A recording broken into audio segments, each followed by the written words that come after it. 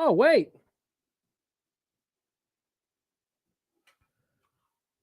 Light it up. Hey. Hi, everyone.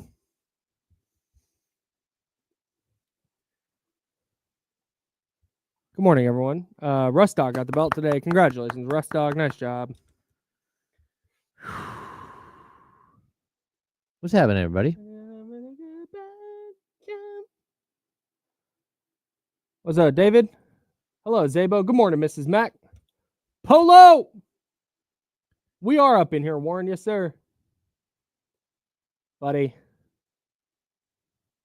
What up, David? Good morning, Wheezy.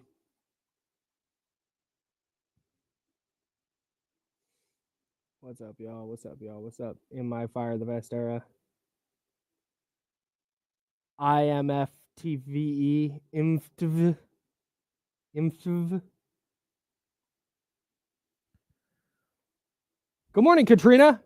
Hello, friends. What's up, Akis? What's up, Bryce? Hello, hello, hello. What's up, Pat?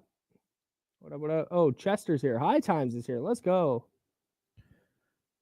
And all kinds of Show's friends. just more fun when the Kings win. Vibes are up. All right, we got 15 seconds. Hit illegal. Kicking it old school. No Joe today. What's up, securing a 12 pick? What's up, Brian? Hey, Adam.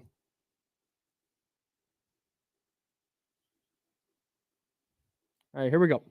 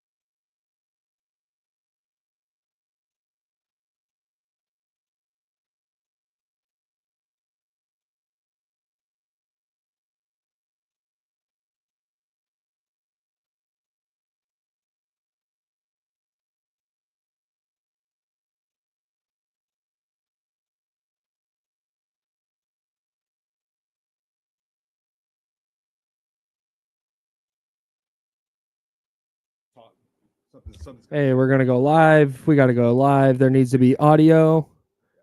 Okay, I'm going to try one more time. Okay, checking. I'm checking. I'm going to try and go live. I can't take the board live until there's audio. So I'm having Jonathan fix it because I forgot how to do this part of my job. I got music I can play. Yeah, we just need anything. Yep. Where are we at?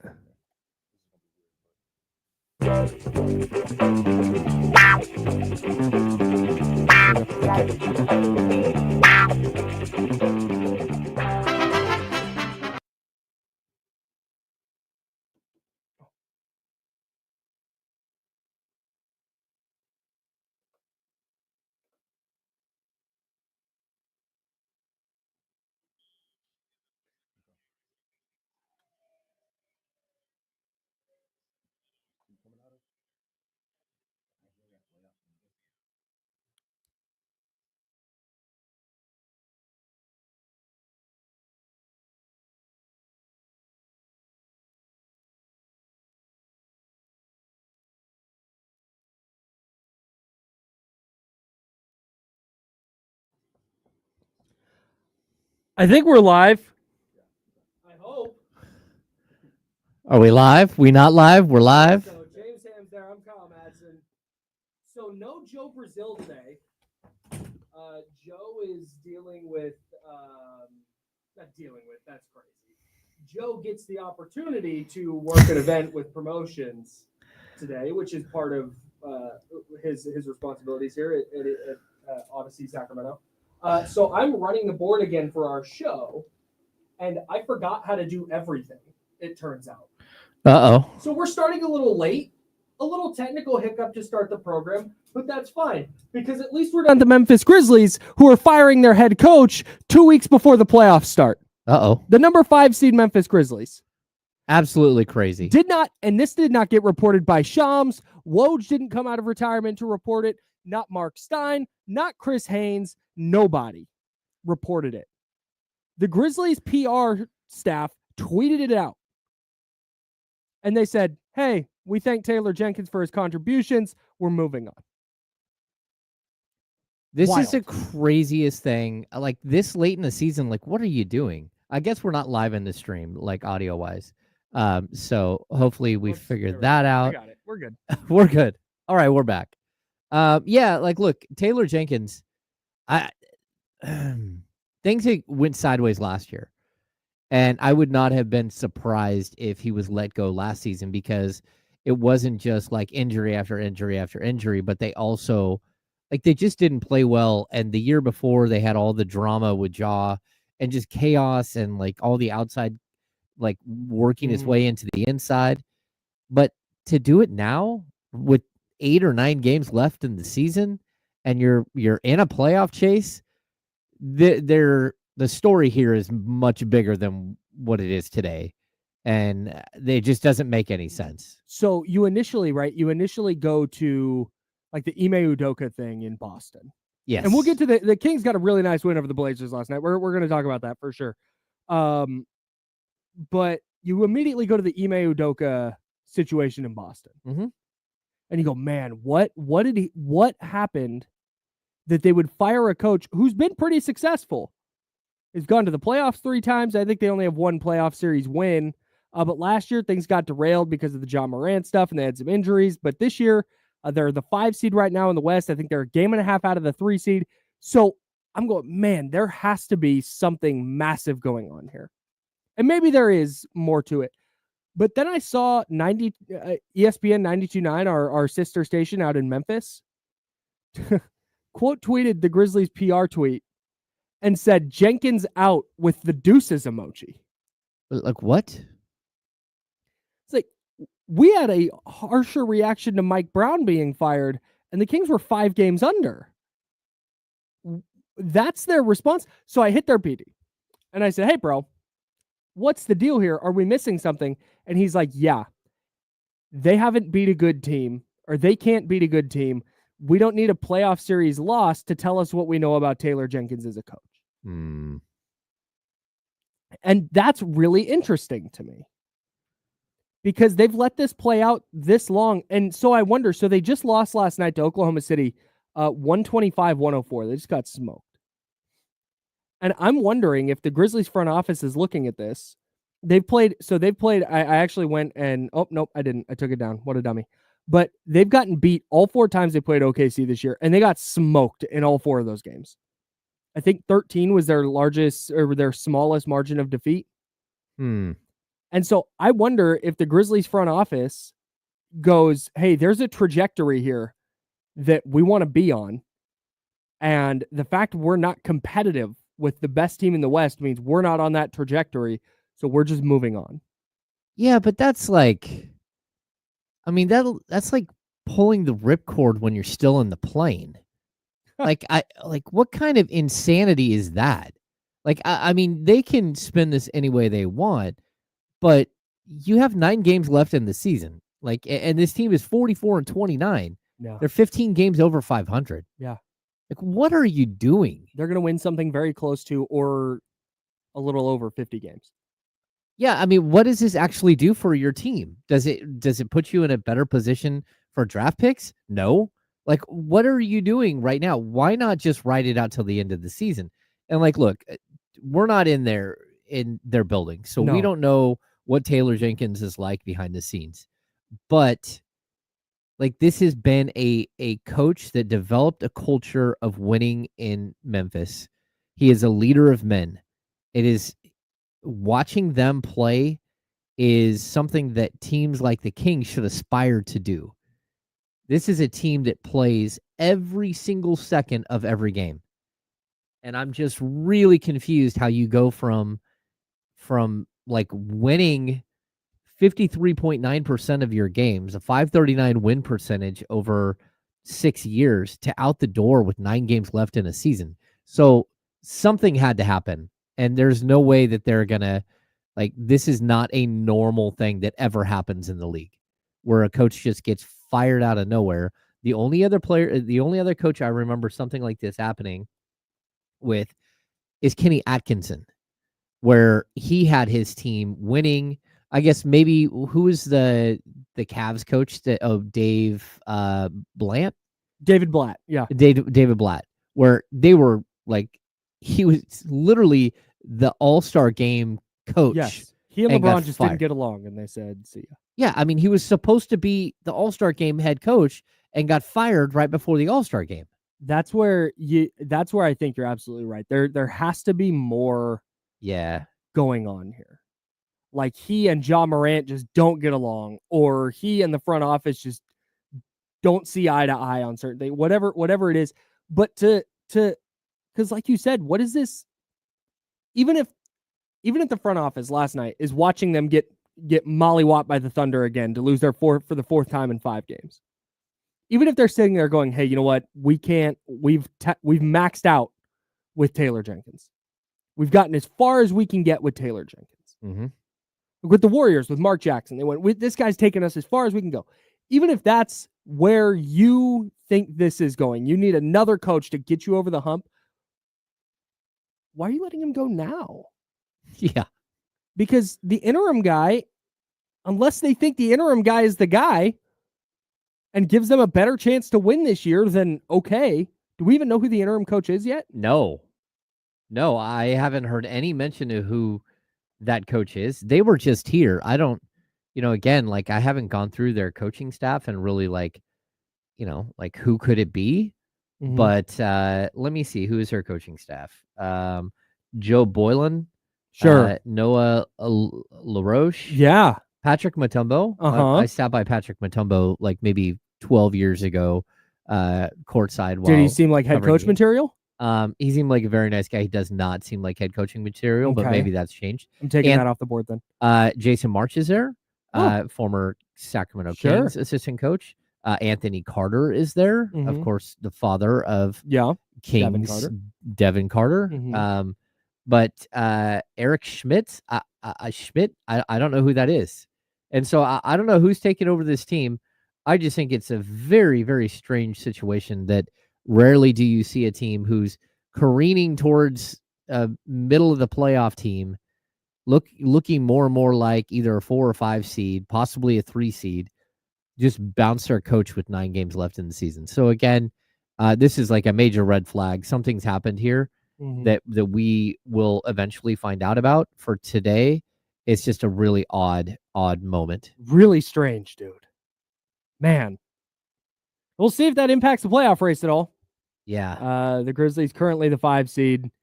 Just a strange decision. But like I said, person I talked to in Memphis was like, yep, totally expected this. They're 8-11 since the All-Star break. Still, I don't understand it. Yeah, they were 35-16, and now they're 44-29. Mm. They're, what is that, 9-13 over the last 22? But just let them play out the string. Yeah, start working on it next year. I mean, that's where you're at. I mean, that usually you just clean house right after the season. Man, a weird day. Getting a jump start on it. Yeah. Not a weird start for the Kings last night. They beat a little bit of a weird start, actually. I take that back. A very strange start. 128-107 the final. You guys, people covering the game, you get a sheet of paper with the starting lineups on it. Okay, so... And please explain how this all went down. Yeah, so we get not only do they print it out and they bring it to like our media seats. I'm not usually at my media seat until maybe 5 minutes, 10 minutes before the game. So I don't usually wait for the piece of paper. We have a media Twitter account that they send out to only media members, right? So we get starting lineups, a sheet, but a virtual sheet through Twitter every game. Now, for whatever reason, they didn't give us that sheet last game. And it's... No, the previous game, we didn't get the sheet. So last night, sitting there waiting because I just basically copy paste, put starters and tweet it out. It's what I do every game. Yep. Right? Part of the routine. It is. And so I'm waiting and I'm looking around like, hey, why are we getting the starter sheet? So all of a sudden it usually comes out at 6:30 because that's when the lineups have to be in through the league. They have to be in at 6:30. So 6:31, 6:32, they send this thing out via Twitter to us on a private account, right? On a locked account, right? So we're sitting there, we're waiting. We finally at like 6:58, we get the sheet sent to us. 2 minutes before the game. 2 minutes before the game. Well, the game usually starts around 7. It's supposed to start at 7, but really games start at like 7:05 or 7:07, whatever. 2 minutes before scheduled tip. Yeah, exactly. So all of a sudden we look at the sheet and the starting lineup is Malik Monk, Zach LaVine, Keegan Murray, DeMar DeRozan, and Domantas Sabonis. Book it. Ready to go. Yep. Malik Monk is back. The Scott Moak announces the starters. You're starting 5. Your starting 5, Sacramento Kings. Announces Malik Monk, but instead of Malik Monk coming out and giving high fives and jumping up and all that, it's Keon Ellis. Then we go to start the game, and Keon Ellis is, getting ready, taking off the warm-ups and like walking out with the starters, and we're like, okay, what is going on here? You look at, so your first instinct is, oh, well, maybe Monk got sick again. Right. Look, first thing you do, you look down on the bench, there's Malik Monk. Like, okay, Monk's on the bench, Keon's in the game. Anyway, the opening tip happens and Keon Ellis is starting and not Malik Monk. And I don't know if this is I'm pretty sure it's a league violation. I'm not sure exactly what this is. I'm sure the league is going to have something to say about it. I'm sure the Blazers weren't too happy about it. And I don't know if this was gamesmanship or what, but when I asked Doug Christie about it in postgame, he said, oh yeah, this was the plan to start Keon. It's like, then who messed up? Because somewhere along the way, somebody messed up because that's not the way it goes. So do you think they put out the starting lineup with Malik on purpose? I don't know. I mean, isn't this the second time they've had some issue with their starting lineup this year? Yes. That the other time they said that was, they tried to blame it on a PR staff or something. Like the last time it happened was they said, oh, it was a typo. And that was a weird one. This here, I have no idea what to say. If it's actually gamesmanship, if that's what they were going for here, because you're not going to play that card a lot of times. Because you're right, they're probably going to catch some kind of fine for that.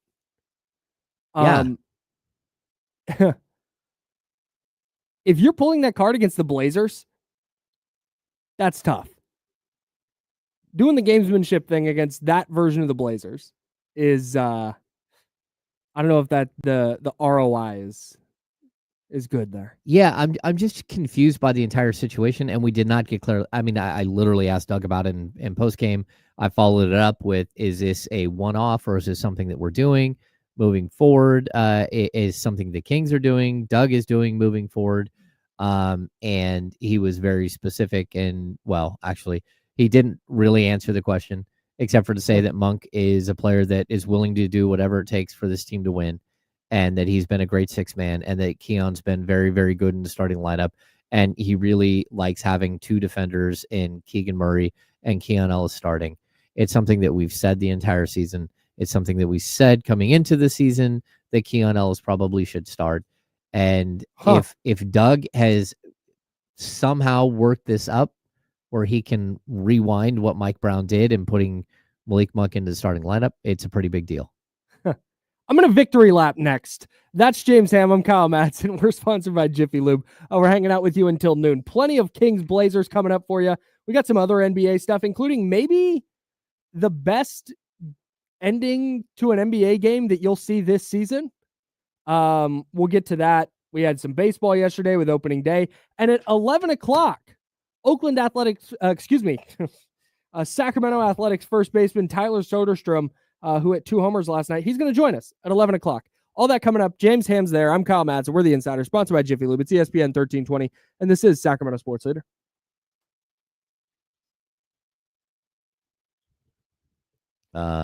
Let's see. I think I have everything done correctly.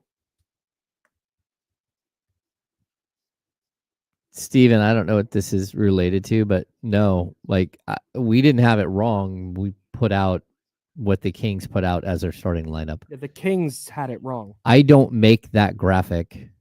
And if I did and everybody else in the media area like copied the same graphic, that would be weird. But yeah.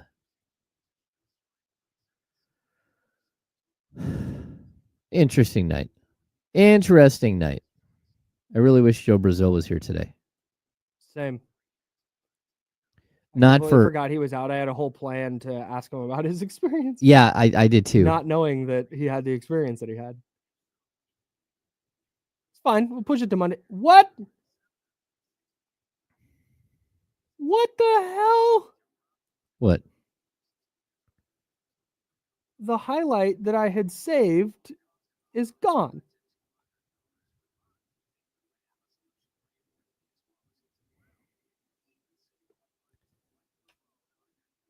Yeah, super confused by the starting lineup situation. Again, if you were going to try to do weird gamesmanship, you probably should have sent out the lineup at 6:30.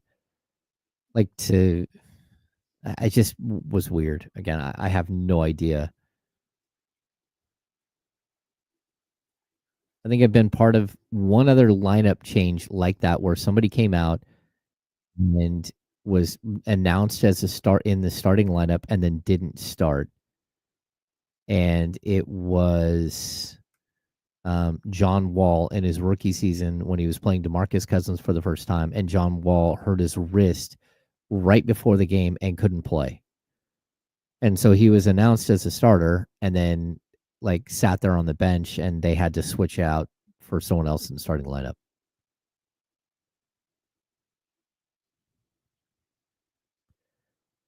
Yeah. Paul, it doesn't feel like that. I got to be honest, because Scott Moak, the PA announcer, doesn't mess up who's in the starting lineup because he's a team employee and he gets that information so they can have the track, the video, and everything on the scoreboard set up with the starting lineup because it coincides with when Scott Moak says Domantas Sabonis shows up on the screen up above. That's scripted. It's pre-done. It's not a last second, hey, hit the Keon Ellis button quick. That's who's in the starting lineup.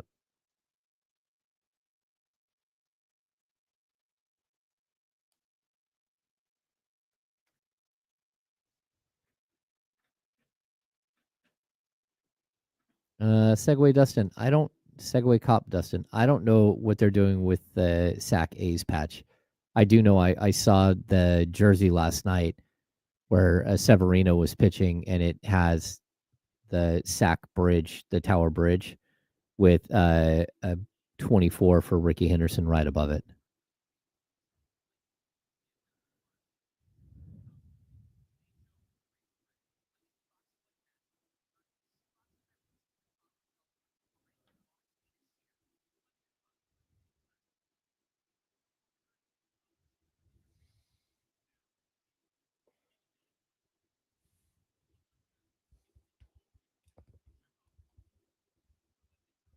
Huh. Yeah, it's right up there.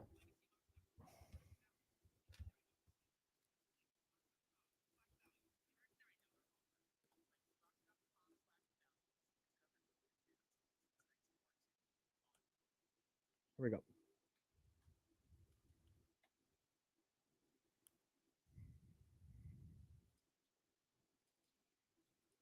Now, back to the Insiders with James Ham and Kyle Madson, brought to you by Jiffy Lube on ESPN 1320.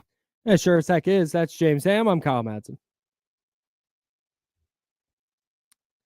The Kings beat the Blazers 128-107 last night. And I got to tell you, it was as good as the Kings have looked in a month, a few weeks. I mean, they did have the big win over Cleveland. Yeah, I guess that was just a couple weeks ago. Last week? A couple weeks ago? Yeah, but I still feel like just watching them play, this was the most connected I've seen the team. And it was almost frustrating. Because they don't do it all the time? Yeah, where has this been? Yeah. That looked like that that looked like what we've been talking about when we say, well, if X, Y, and Z happen, then yeah, this can all work.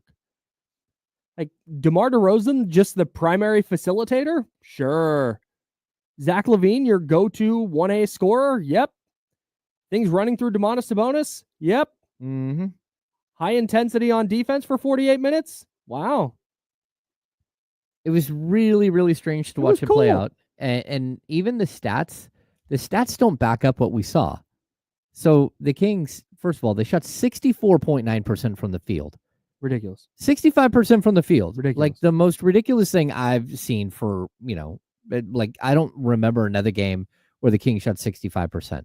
Maybe there has been a couple of games in the entire time I've covered this team, but not that many. I'm committed to finding this out right now. I am neck deep in StatHead. Okay, cool. Go ahead. So here's the crazy thing. You shoot 65% from the field, which means that your offense is just rolling. And not only did they only shot 10 of 27 from 3. So it wasn't a whole bunch of 3-point shots. They have 74 shot attempts in this game. That's it, which is wild. They had 14 less shot attempts than the Memphis Grizzlies. I mean, then the Portland Trailblazers. But the key thing here, Kyle, they only had 24 assists. If you're going to shoot 65%, and the way we watched the ball hop all over the court, it was so spectacular. The extra pass, everything was beautiful. Somehow you only end up with 24 assists. I don't, again, the mathematics don't work out to me. Yeah, it didn't look that way for sure. If you'd said how many assists did the Kings have last night, it'd been like 40. 38. Yeah. 3 other times in Kings history have they shot 64.9% or better. The last time it happened, March 20th of 2001. Okay, yeah, so... And the other 2 times were in Kansas City. Yeah, so yeah, I've covered the team for 15 years. It's never happened during my time. Yeah, shooting 65% in an NBA game is crazy. Yeah, I mean, I remember them shooting over 60, but there's a big difference between 60 and 65%. Yeah, absolutely. Man.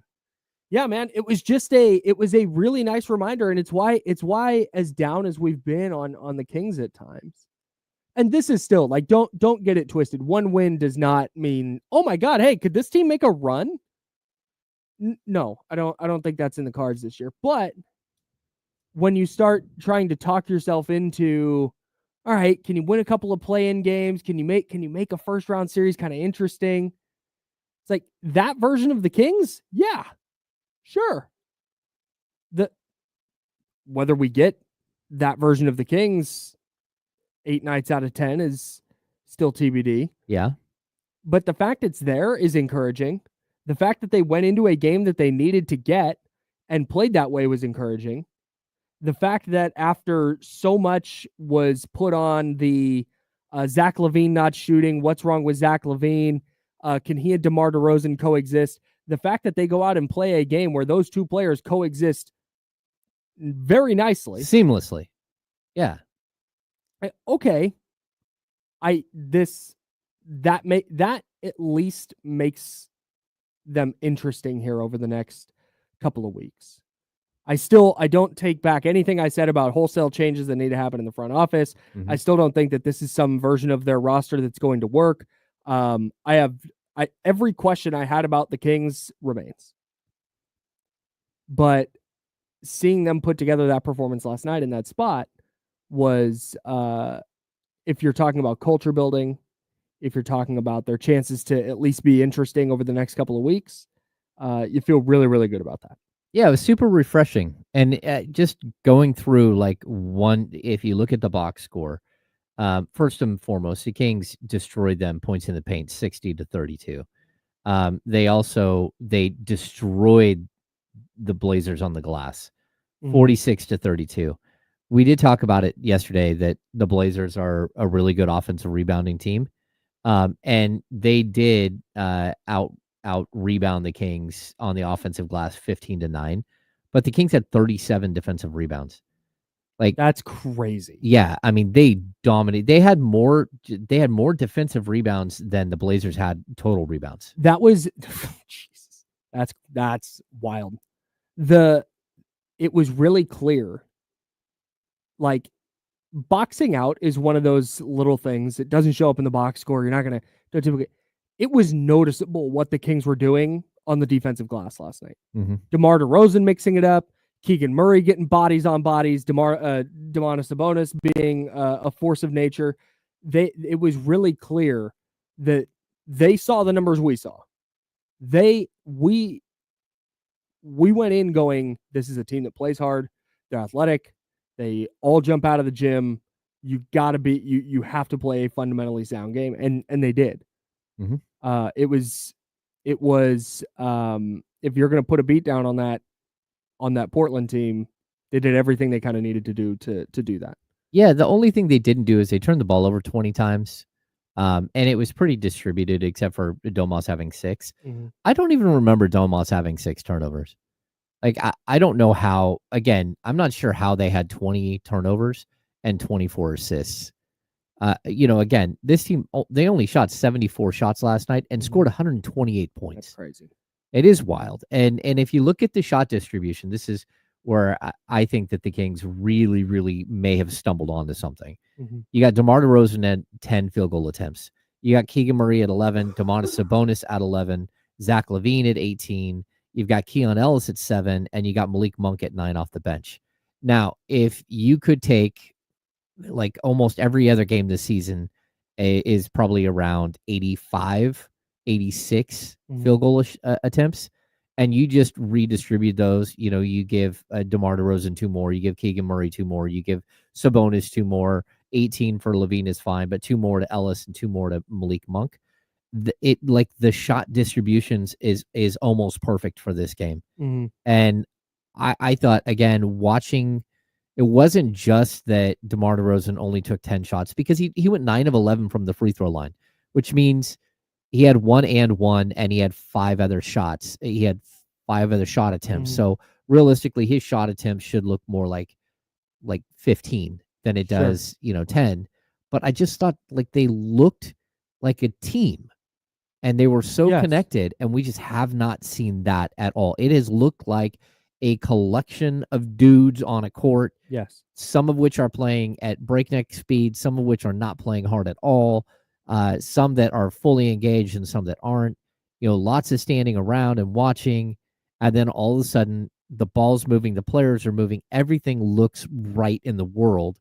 And it's for one night against a very marginal team at this point. Sure. But still a team that has won at quite a few games and looked really good over the last maybe month and a half.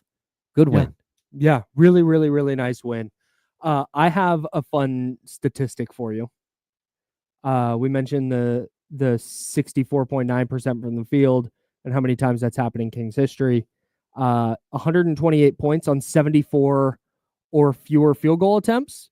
That has only happened now 27 times in NBA history. Wow. And the Kings did it last night. The Kings have done it 3 times as an organization. Do you know when the last time they did it was? Nope. April 21st of 2021. Allow me to tell you who the starting lineup was for the Kings. April 21st, 2021. Okay, that's pandemic? No. That's year after pandemic. But it's still the 72 game season? Yes. Okay, go ahead. Now, this is all right. De'Aaron Fox, Buddy Hield, Harrison Barnes, Mo Harkless, and Hassan Whiteside. Oh my gosh. That was the starting 5 the last time the Kings did a thing that's only happened 27 times in NBA history. That's crazy. Dog, what? Well, it makes sense that they only shot that many times because Mo Harkless was in the starting lineup. He went 3 of 4 from the field, 1 of 1 from beyond the arc. Yeah. Buddy Hield, 7 of 11 from 3, 11 of 16 from the field for Buddy in that game. Cooking. 29 points. De'Aaron had 30. De'Aaron went to the free throw line just back it up. times. Read me that stat line again. Buddies? Yeah. 11 of 16 from the field. Okay. 7 of 11 from 3. Okay. 29 points. 29 points, 6 boards, 5 assists. It just really sounded very similar to what Zach LaVine did last night. What was LaVine's? 13 of 18? Yeah, he was 13 of 18, 2 of 5 from 3, and he had 29 points. Wow. Yeah, I mean, like, look, there is a way that this team to distribute the shot attempts like this, to have it be like, again, I have no problems at all with Zach LaVine taking 18 shots. He should take 18 shots every game, but to have him go 13 of 18, I know he was asked in post game if he should have shot more threes. He's like, bro, we shot like 65% from the field and won by 20. No, Yeah, that's I'm perfectly fine with my shot attempts. Yeah, and that's where, if because we've been talking about the Kings need to shoot more threes, they need to shoot more threes. What'd they get up last night? 27? Yeah, they only got up 27. But if you're going to the rack and you're scoring at the rate you were scoring, would they have 60 points in the paint last night? Yeah, 60. If you're Dominant. if you're scoring 60 in the paint, then yeah, maybe you don't need to put up as many threes. Yeah, I think those in a game like last night, I'm far less concerned about didn't get enough threes up. Yeah. You're not going to score 60 in the paint every night, and you're going to have to get more threes up if you want to win play-in games and be competitive in the postseason. But they found something. We talked yesterday, like exploiting mismatches. They found something that was working, and they just kept hammering it. Yeah, I mean, like to perfection. And I think long term, like you looked at the Blazers, all of a sudden looked again like that super young team that they are. Mm-hmm. They didn't have Jeremy Grant, they didn't have DeAndre Ayton, they didn't have some of their veteran players, but overall they had enough juice, they had enough players to actually compete, at least the way that they have since the All-Star break. Yeah. And you were just able to put a stamp on it. The Kings on the season averaged 90.2 field goal attempts per game. Man, that's a lot of field goal attempts that were left on the table last night, and that's okay. Yeah. Like again, like the Kings just played extremely well, and everybody played well, and everybody shared the ball, and there was always an extra pass. And that was just like the most eye-catching thing. It's like, oh, that's a good shot. Nope, that's a better shot. Oh, hit it. It was also you mentioned the turnovers. I think a lot of those were from overpassing. And I mean that's going to happen sometimes. But I thought last night was about as encouraged as I've been in. I mean the win over the Cavs was really nice, but just the fact that they didn't let Portland hang around. Portland didn't win a quarter. You win the first quarter by 9. You're up 18 at the end of the first half, and then there was no letting off the gas. And that was, if you're looking for tangible progress, like that's something that we just watched them against Chicago. And Chicago's been playing better lately, but we watched them blow a 19-point lead against Chicago. And so for them to come out and turn an 18-point halftime lead into a 21-point win, like great. I'm looking for improvements from Doug Christie and the coaching staff. I'm looking for improvements from Keegan Murray and Keon Ellis and individuals. I don't know, man. They beat the hell out of the Blazers. They did. They did. And I think it's interesting. The Keegan Murray thing goes 7-11 from the field, 2-6 from 3. Since his brother got into the league, he has played so poorly against Portland. Every time he plays against Portland, whether his brother's on the court or not, he has been absolutely atrocious. So this season against Portland, he came in shooting, well, I think this is after last night's. Yeah, it is after last night's game. Okay. On the season, he's shooting 38.5% and 26.3% from 3 against Portland. And that's after last night's 7 of 11 performance. The year before, I believe, was even worse. Yikes. Chris's rookie season against Portland, against Keegan shot 25% from the field and 20% from 3, and that's in 3 starts. Yikes. He played 94 That's minutes. so weird. Yeah, he just really struggled and I know it's more than just his brother, because his parents fly in for those games. So Kenyon Murray was there last night, and he was there to watch them. Yeah. Maybe that's part of it, just like the overall, like everyone's there and he's distracted a little bit, but that is not the player we saw last night. He came out in the first quarter, was so aggressive and so dominant. Then he went dormant for like 2.5 quarters, as he is wont to do.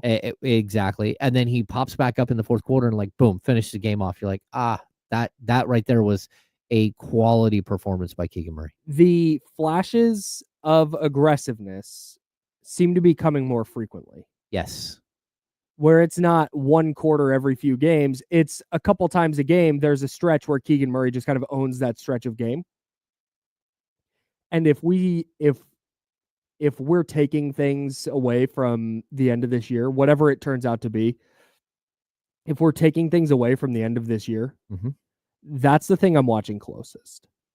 Because Keegan Murray, since March 1, that's 15 games, is averaging 14 points, 6 boards, 1.5 assists on 47.1% from the field and 40% from three. In his last 8 games, he scored double figures in each game. It's his longest stretch of games this year, scoring double figures. 15.5 points, 7.1 boards, 1.5 assists, 49.5% from the field, 44.1% from three. And like I said, and then there's just the visual. There's the eye test of when you're watching a Kings game. There's going to be a stretch at some point where Keegan Murray grabs a big rebound, hits a couple of threes, gets to the rack, throws down a dunk, and you go, oh, there's Keegan. Is it as consistently as we might like? No, probably not. Like you said, he was really good in the first and then didn't show up again until what, like late third quarter? Yeah, late Sometime third or early fourth. Yeah. Late in the game, it's, oh, hey, there, look, Keegan's back. He didn't take a shot in the third quarter. Okay. So 7 minutes. Okay. And I believe he took in the second quarter, he took 1 shot in the second quarter. He went 5 of 6 in the first, 4 or 5 in the first quarter, I believe, and then 4 of 6 for the half. Didn't take another shot until the fourth quarter, and then the fourth quarter he wakes up and you're like, hey, there he is again. Right. You know? So he goes 3 of 5, hits a 3, scores 8 points in the fourth. Yeah. We'll keep diving into the Keegan Murray stuff.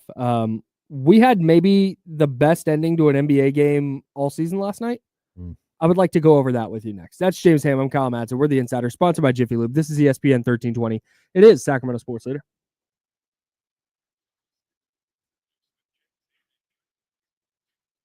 Clear.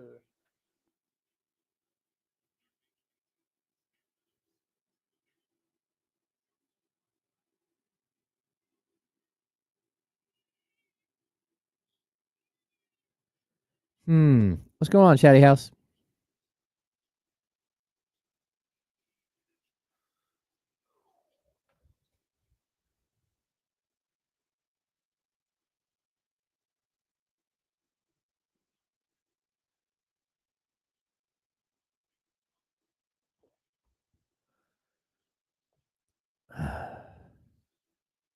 Boombox Benny, we don't know why Taylor Jenkins got fired outside of the fact that they haven't played well since the All-Star break. They're like 8-11 since the All-Star break, and they can't beat good teams. Adrian Sanchez, that's just a strange question. How tall am I? I'm 5'11" without shoes on. 6 foot. Miss Mac, I don't know where he's gonna end up next. It's a good question. Yeah, it's a good question. Like I think, you know, again, if the Kings don't retain Doug Christie, there's always a possibility of him landing here. But I think we're gonna want to know, like the Paul Harvey, the rest of the story before you make a judgment on that. This was very, very disappointing, Wheezy. The relievers giving up home runs late. Because I thought Severino was incredible. Really good. Bartcat69, what is my favorite soup? I don't know. I make a really, really good chicken. Your own soup is your favorite soup? It might be. Wow. It's a good soup. Maybe I'll bring it in for you one day, Kyle. The chicken tortilla soup from Chapala in Brentwood. The old chicken tortilla soup from El Torito was bomb. I really like clam chowder. I don't know. A good clam chowder rocks. Yeah.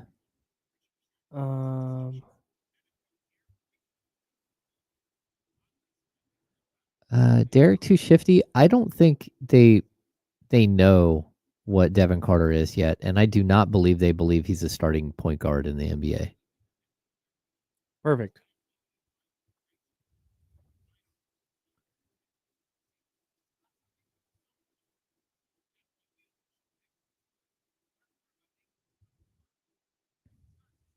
It's funny. I may have brought up Paul Harvey in a text earlier this morning, and that's why it was in my head. Kyle probably doesn't know who Paul Harvey is. No. Actually, you would appreciate him. He would do storytelling about like an event that everyone knows about, but then he would tell the rest of the story, like because there's always more to every story that we know, and he would explain, and it was always Paul Harvey, the rest of the story. Oh, yeah, that's cool. I do like French onion soup, Adam L. Love a French onion soup. I don't think Paul Harvey's still alive. I mean, maybe. I don't think so. Yeah, I'm going to guess he's been gone. He died in 2009 at the age of 91, I believe. 90.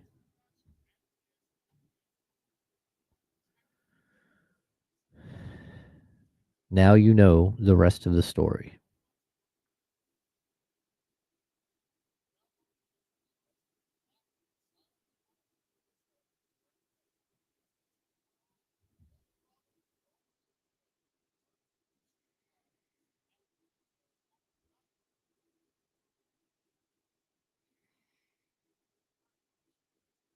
Yeah, you like the El Torito pool? Yeah.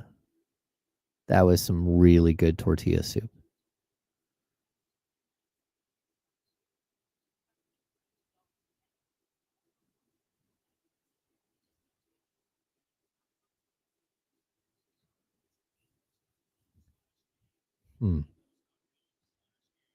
Here we go.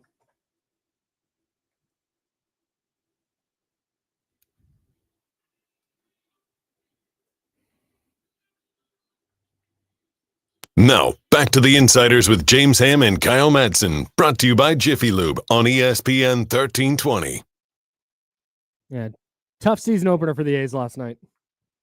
Yeah. Fell 4-2 to the Seattle Mariners in about 15 minutes. A's first baseman Tyler Soderstrom, who hit 2 home runs last night, puts him on pace for 324 homers. Something like that. Yeah.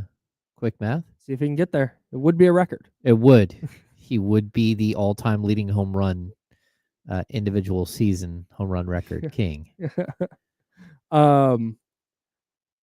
I don't know if you caught the end of this Bulls-Lakers game, but the Bulls were down 18 in the fourth quarter.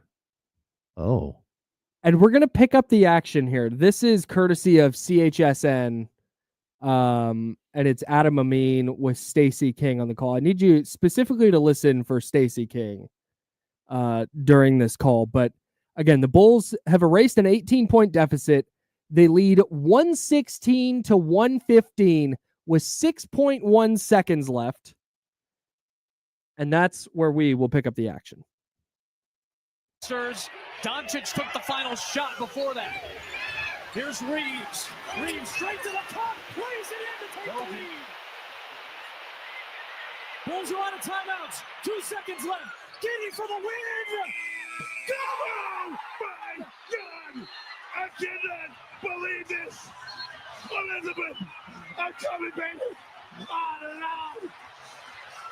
Improbable. Watch this guy. Watch this guy. This is great right here. Magic Giddy. Good day, mate. Somewhere in Australia, Sydney, or Melbourne, Paul Hogan and somebody at Crocodile Dundee. Oh, Lord. Doncic took the Stacey final. King is losing his mind. Stacey King completely lost his mind. It's incredible. Josh Giddey, hitting a 40-footer for the win. That was amazing. I thought Stacey King would be a Sacramento King back in the 1989 NBA draft. Oh. The Kings had the first overall pick, and there was no consensus number 1 overall pick. Oh, the worst. And it was between guys like Stacey King and Purvis Ellison. The Kings didn't even visit Purvis Ellison. They just drafted him with sight unseen. Perfect. And when they got him in the building, realized that he really didn't much care to play basketball. He just happened to be a tall guy who was talented, and that wasn't really his jam. But yeah, interesting stuff. It's so funny because you see this a lot, like during the NFL draft process.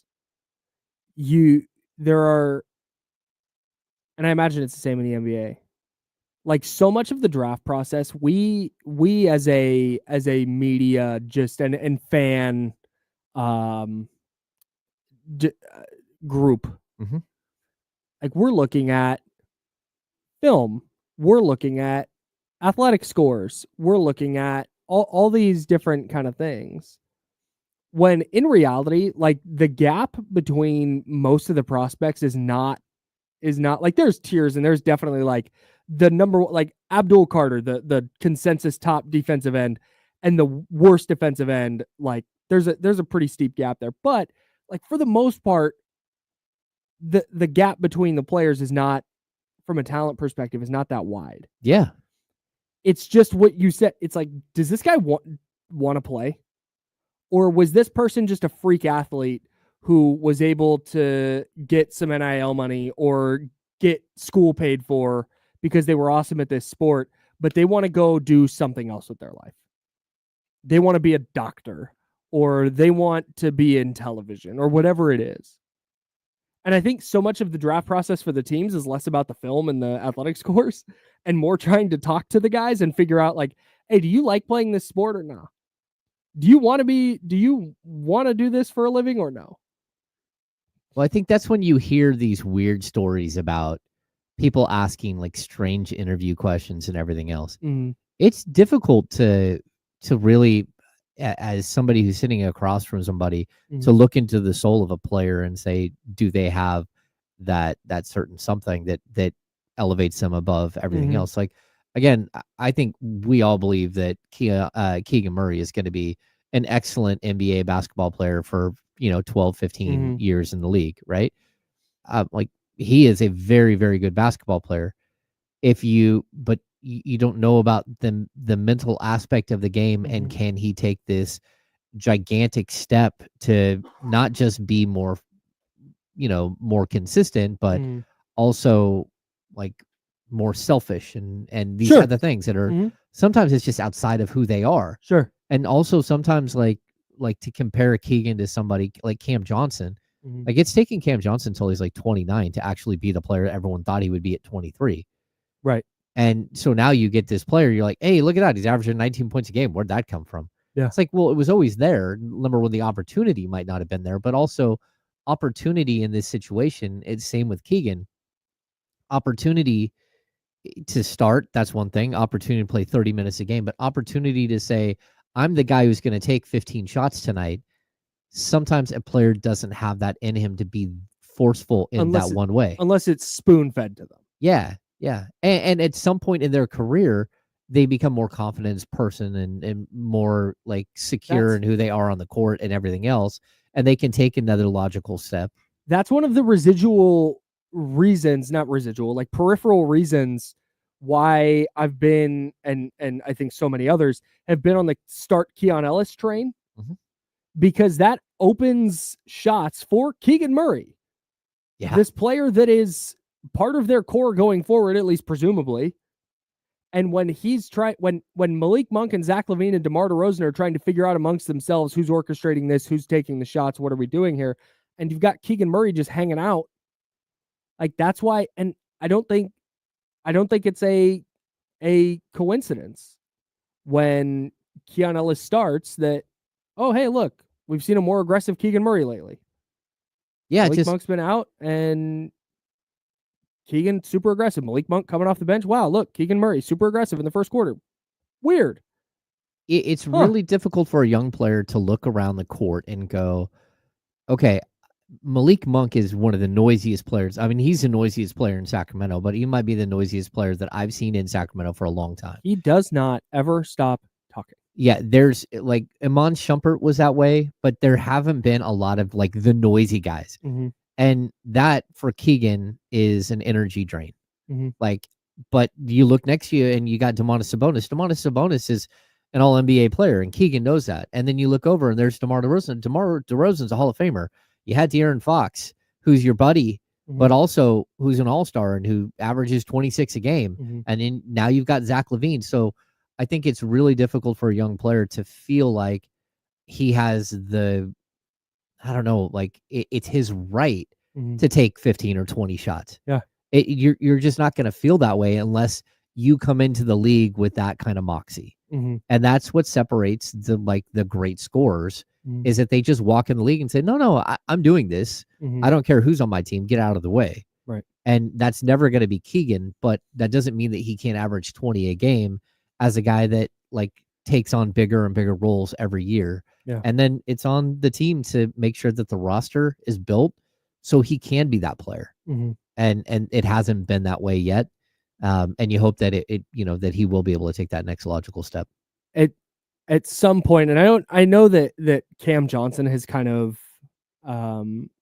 he's a direct argument against what I'm about to say, but I feel like for a lot of guys, at some point, you just kind of are who you are in the league. Mm-hmm. And with Keegan at 25 years old, you're running up really close to that. And that's why when we talk, what does this look like going forward and beyond this year, I think you really have to take that into consideration. Is this going to be just strictly a 3-and-D guy? Or is this going to be a really good defender who's also going to score 20 points a night? Mm-hmm. Is this going to be one of your primary offensive players where he's creating for himself a little bit? Because we see that. Like, the problem with Keegan to me is not, I shouldn't say the problem. Whatever. The problem with Keegan for me is not the skill set. It's not, hey, can he dribble?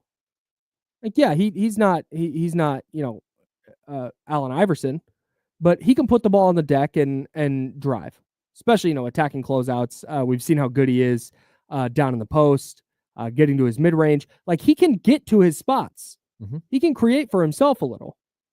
The problem is not the skill set. The problem is that it's all right, hey, this is not going to be Anthony Edwards. This is not a person who's going to look Barack Obama in the face and go, nah, I'm nice as hell. Like, don't let them, I don't know what they're talking about. Mm-hmm. Like, he's not going to be that. He's not, people go, he needs to just go take his shots. He's not going to. He's not. He's never going to be that person. Because now we're talking off the court. Now we're getting away from what's he doing between the lines. Now we're getting into what's his personality, which is what you're talking about. Yeah. And he's just never going to be that guy who's like, I don't care who's on my team. There's no amount of player development that's going to make him that person. And he's going to need to be spoon-fed these opportunities a little bit. Yeah, I mean, I think there is a point where he's going to get more and more and more confident as he goes on in his career, and where he's allowed to flourish a little bit more, depending on where he's at, like depending on who's around him and all that stuff. But I also think that there needs to be like a major determination and a major understanding that there's a difference between being a top 3 scorer on a team and being a top 3 most important person on a team, most important player on a team. Mm-hmm. And for me, it's Domas, it's probably Malik, and the next one is Keegan Murray. I don't think that they're, we talk about it with the 49ers, like how valuable Trent Williams is. Like, he might not be the best player on the team. He might be, but there's also, like, without a player like that, everything else falls apart. And that's who Keegan is for this team. And you just hope that he gets better and better and better at the comfortability point where he's okay becoming more and more to a team. Mm-hmm. And I think he is getting there. I just think again, you keep mixing things up for him, and that's not what's best for like an introverted person to keep switching everything and the players around you and everything else. He doesn't feel comfortable. Sure. And that's understandable. All right. That's James Ham. I'm Kyle Madson. We are the Insiders. We got plenty more Kings coming up. Really nice win over the Blazers last night. What does that mean for Sacramento? We'll look at the standings. But before we do that, we're going to talk a little baseball with A's first baseman Tyler Soderstrom. He hit 2 home runs for them last night in their loss to the Seattle Mariners. He's going to join us next before we get back into some Sacramento Kings. So that's James Ham. I'm Kyle Madson. We're the Insider, sponsored by Jiffy Lube. This is ESPN 1320, Sacramento Sports Hitter. Clear. Oh, we do have Jesse. Oh, good. That lady just won $43,212 on The Price is Right. Wow.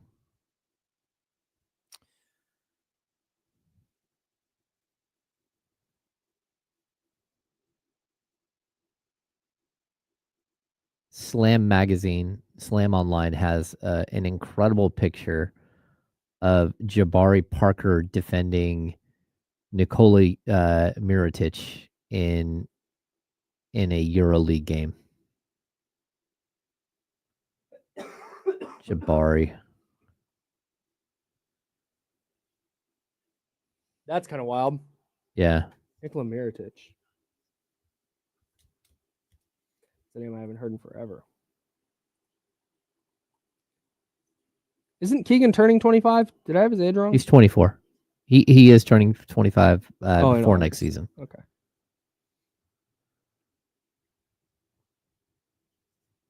I don't know if Jabari said that Euroball is better than NBA. Probably for him. Yeah. Yeah, Brian, I don't know why The Price is Right is on. It's just, it is here in the studio. We don't mess with the remote because the remote's broken and you have to keep plugging in and unplugging it. It's silly.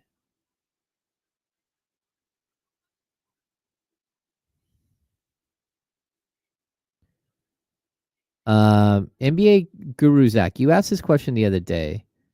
If was Fox's value during the Tyrese trade higher or lower than the value that they got for him last month?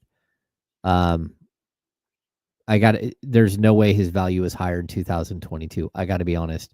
Like there was an option there for, it to be Fox that was traded for Sabonis and not Halliburton. And because of his contract, because of everything else, he was not, coming off a very, like a spectacular season. His value, I believe, is higher today than it was then.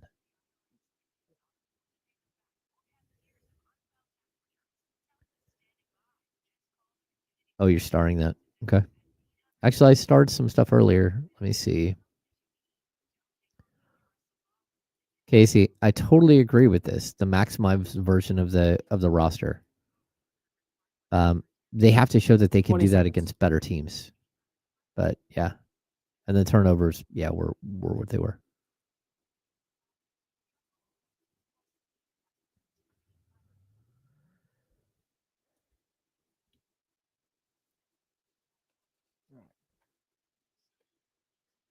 Here we go.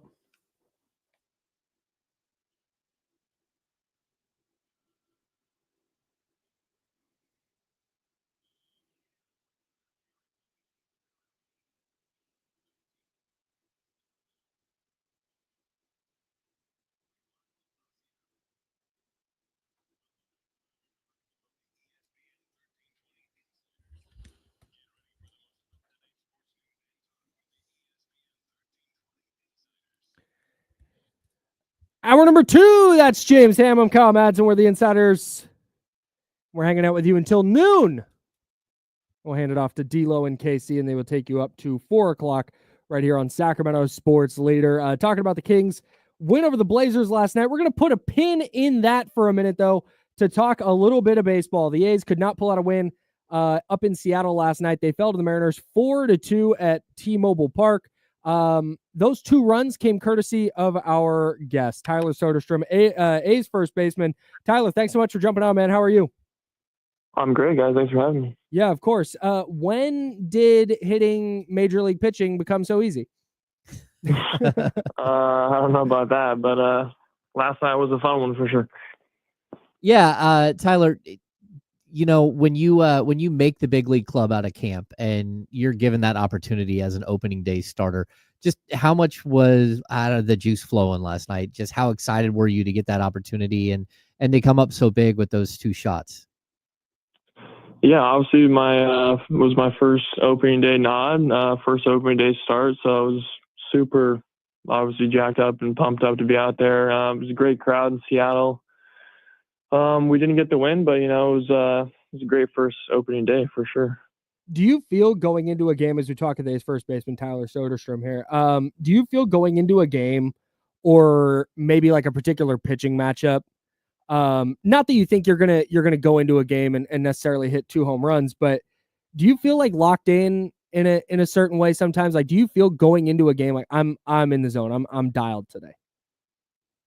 I don't think you ever necessarily think that going into any particular game. I mean, everyone, in a big league pitching staff, is always pretty good. So, I mean, you always got to be locked in, during every at bat, whether it's in the first or ninth inning. So I think I was just trying to go up there with a good mindset, trying to put good swings on it, see the pitch in the zone, and it ended up working out. So I think you just got to keep it pretty simple up there for sure. Tyler, you're making the transition from catcher to first base, and you not only did you hit the 2 knocks last night, but you also had that incredible play in the field. And just how difficult has that transition been? How much you enjoy playing first base as opposed to sitting back behind the plate and squatting and getting your legs all tightened up and slowing you down everywhere else? Just how cool has that transition been for you? Yeah, I feel like I've been a pretty versatile player kind of my whole career growing up. As a baseball player, I played multiple positions growing up. So, it's nothing new to me. I've been in that situation before. Obviously getting into pro ball, most of it was kind of early on. It was definitely a lot of catching. I definitely played a little bit of first here and there. But yeah, I think the transition's been good. I feel like my athleticism can really, take me to where I want to be at any position. So I think the reps I've been putting in with Emart, our infield guy, has been good, and just continuing to learn the small things that first base has to offer. So it's been good. Is first baseman Tyler Soderstrom joining us now here on ESPN 1320. Tyler, I have a 2-part question for you. Are you superstitious at all? Not really. I went and got a coffee and a breakfast burrito at the hotel breakfast place yesterday, so I went and actually did the same thing today. So I guess you could say a little bit, but I don't have any really superstitions out of that. If I tell you a statistic that I found, it's not going to bother you? No. Okay, great. Are you aware that you've never played in a game in Seattle where you didn't have a hit? Nope, I'm not aware of that. Well, guess what? That's a fact. So, no, but I do wonder, is there something with that ballpark? Is it just a favorable matchup, you think? Is it just kind of happenstance that it happened that way? I don't know. I feel like the Seattle pitching staff's usually pretty solid all around. So that's pretty cool. But yeah, I don't know. Nothing in particular that stands out. I guess I just kind of they got good pitching, so you gotta really stay dialed in to play. Just raking in Seattle. Nice. Yeah, Tyler, you are a local kid. You grew up in Turlock, and like I have, my grandparents growing up lived in Modesto. I had a great uncle in Keys. Like I know the area pretty well. Just how cool is it for you to be able to make it up to the bigs in sort of your home area, whether it was Oakland last year or now Sacramento this season? Yeah, it's awesome, man. I ask myself the same question. Sometimes it doesn't really feel real. I got to kind of take a step back and really think about it. But yeah, it's awesome to make it up to the big leagues. I was in Oakland, which is close to home, and now Sacramento, which is considered the Central Valley. So it's awesome. I try and do the best I can to kind of be a role model for guys in my city of Turlock, and I think it's pretty special that I get this opportunity, and I'm really thankful for it for sure. Do you expect to have a lot of people in the building next Monday when you open at home here against the Cubs? Yeah, I'm sure I'll have a good support system for sure, root me on. I know friends, family will be there for sure. I'm looking forward to it. And I'm also just looking forward, to see the fans in Sacramento come out and support too. So that's going to be awesome as well. Tyler, that's something I wanted to ask you. Like when you walk into that building, I'm sure you've played there before in your minor league experience, but what are you expecting? I know that they've made changes and all that stuff, but as someone who has covered the Sacramento Kings for a long time, I know how crazy Sacramento fans are, how passionate they are, and it's going to be a really intimate setting, but also I think that passion will come through when you guys are on the field. Yeah, we've got a little sneak peek of what they've done. They've done a super, really, really good job with kind of the scenario that they were handed. Like you said, too, I've had some experience at Sutter Health Park and in AAA. So, there's some familiarity there for sure. And like you said, too, like the Kings fans, I got to go to a Kings game the other night before we got to Seattle, and it was a great environment, and I think they do it really well. So we're definitely excited.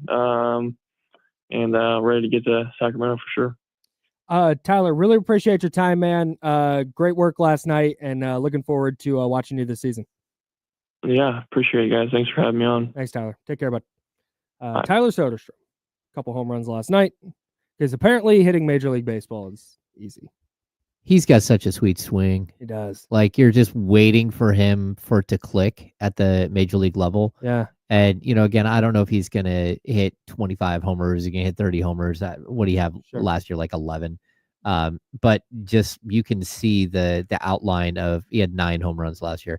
You can see the outline of what could be an incredible player. Yeah. And I think for one day in his career, he can now say he leads Major League Baseball in home runs. Yeah. Like, something that you or I can never say. That's facts. Yeah. I think we're going to see a lot of games for the A's that go like last night did, where you get a really quality start from your starter. Mm-hmm. Somebody hits a couple of home runs, and then they lose because their bullpen can't get enough outs. I hope that that's not the case. I hope that they've put enough money and energy into finding the right arms in a bullpen. Mm-hmm. And I think the A's, throughout their history, have always been good at finding just a random guy at the AAA level or the AA level that they can bring up that does something specific that helps their bullpen. Mm-hmm. They have created quite a few relievers, really good relievers. I would hate to see their season be derailed completely by a bad bullpen. Yeah. That would just be tough. The bullpen last night, 2 innings, 2 hits, 4 runs, 3 earned, 3 walks, and a strikeout. Oh. And Jose Leclerc, the guy who gave up the home runs, he's been up and down in his career. We've seen him be a really good reliever at times for the Rangers. This is his first year with the A's. We've seen him be a really good reliever at times, and we've seen him have some ups and downs. Obviously not the way he wanted to start this season, giving up the 2 homers last night. But that's my greatest concern with the A's. Yeah, the bullpen. Yeah. And just overall, like I think if you're expecting a team that, and this was really the case last year, I compared them to a slow pitch softball team. Mm-hmm. Like they are 3 true outcomes. They are walk, home run, strikeout. And so you're going to get a lot of games where maybe a couple solo homers, and then you're going to get a lot of games like this from Brent Rooker where he goes 0 for 4 with 4 strikeouts. Yeah, that was tough. Yeah, I did not think that they were seeing the ball well last night. Like, Logan Gilbert's a good player. Yeah, there was a lot of strikeouts in that game. I don't know what the box score, like how many times they struck out as a team, but it felt like, because we were watching 10. the game. Logan Gilbert had 8. Yeah, 7 innings. I think watching that whole game play out last night was like, okay, this is who they are for right now.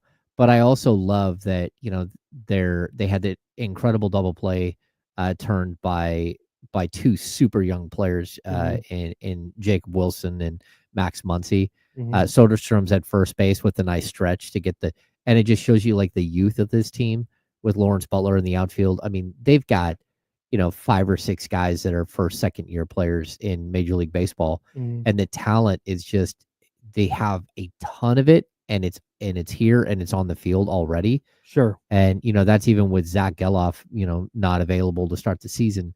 But yeah, a bunch of young players that if they can keep this core together, they do have the potential to be something special. Yeah, just 3 hits last night. They allowed 5, of course, the 2 big home runs.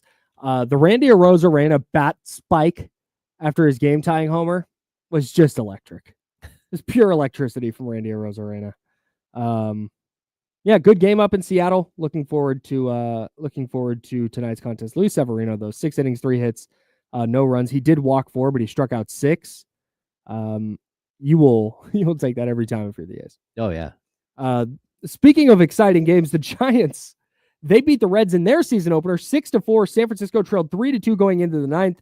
They get a walk from Jung-Hoo Lee. They get a single from Matt Chapman. Then with 2 outs, Patrick Bailey comes up. He ties the game with a single. Wilmer Flores comes up, hits a 3-run homer to give the Giants a lead, and they walk out of Cincinnati with a 6-4 victory on opening day. Trying to keep pace with the Dodgers, who are going to win 140 freaking games. Yeah, it's gonna be tough. Yeah. Everybody, Good start for the Giants, though, man. Yeah, it's gonna be very difficult. We do have some small breaking news. Ooh. The Memphis Grizzlies are naming assistant Tomas Lisalo Careful. as I think that's what the name is, as the interim head coach. Sure. He is a native of Finland. Shout out. And he was a coach of the Paris basketball in 2024, winning the Euro Cup and Euro Cup Coach of the Year. You said he's from Finland? Yeah. So he's going to finish this season as the Grizzlies head coach? Oh, yeah. Hey, come on, air horns. Where we at? He's also a ginger, so shout out to gingers. And then the Bovado official has put out their odds right now for where Taylor Jenkins will land next.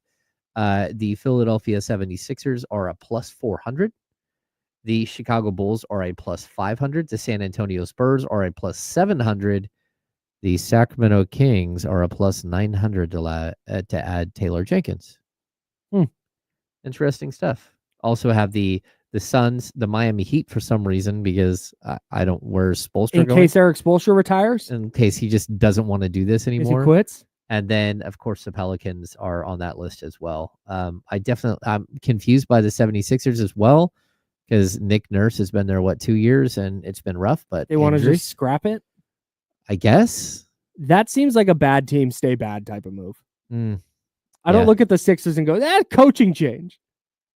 Yeah, I mean, that would open the door for some interesting stuff that could possibly happen there with, Bobby Jackson being a lead assistant there. One Sure. of the lead assistants, Brian Gates, being one of the lead assistants, multi-time assistant coach in Sacramento, Brian Gates, one of the all-time good dudes.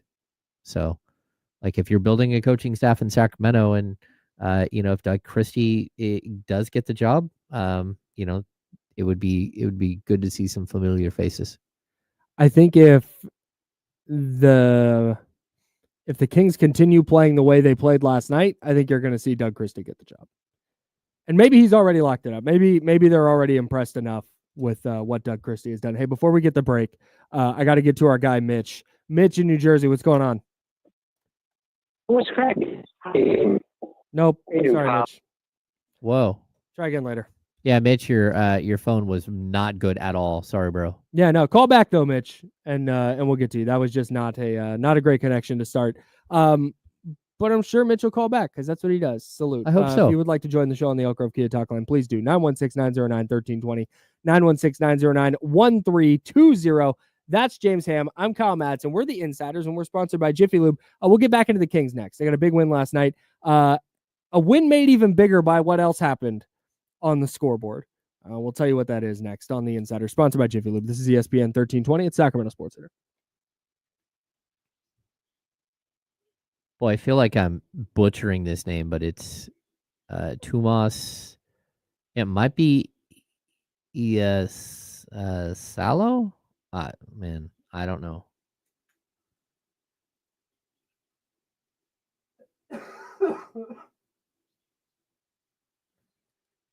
Was he on their staff before?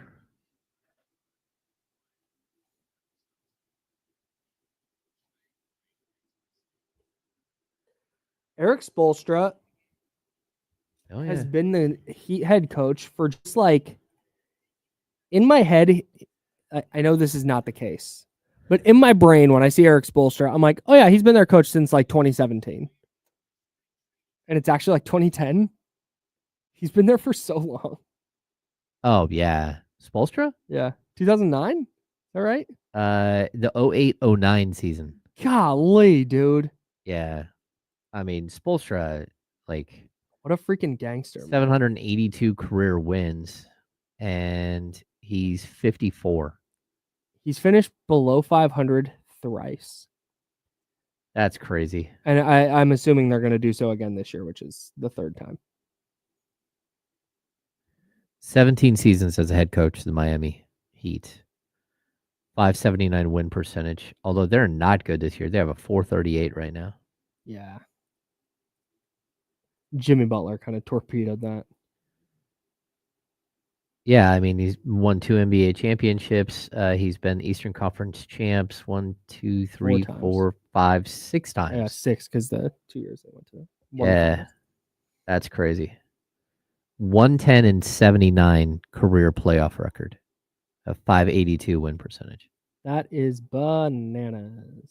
Especially when you consider the 2022-23 season when they made it, they were the Eastern Conference champs. They were the 8th seed in the playoffs. Man. Oh. Pat Riley went 44-38 in 06-07, and then the next year they went 15-67. Ooh.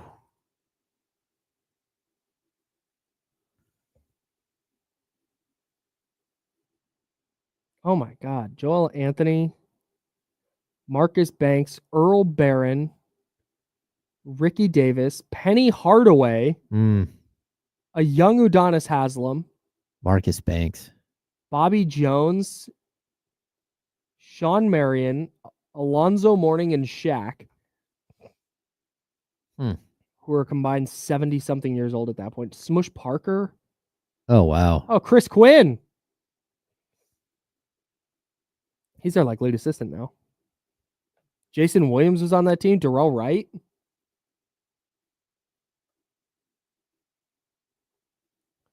We got to do the giveaway here. You know, let me forget that. Oh, yeah.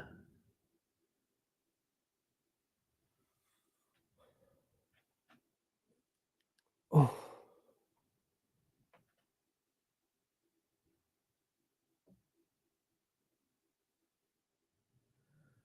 Oh, yeah, I forgot.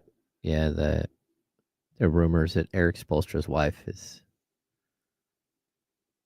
There are rumors that she's dating Jaime Jaquez.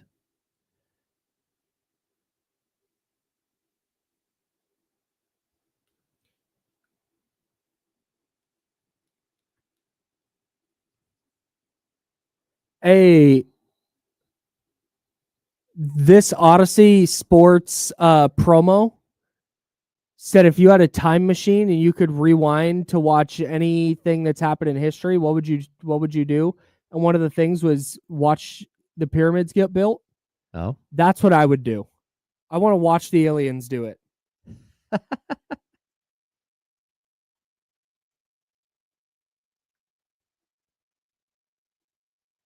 Now, back to the Insiders with James Ham and Kyle Madson, brought to you by Jiffy Lube on ESPN 1320.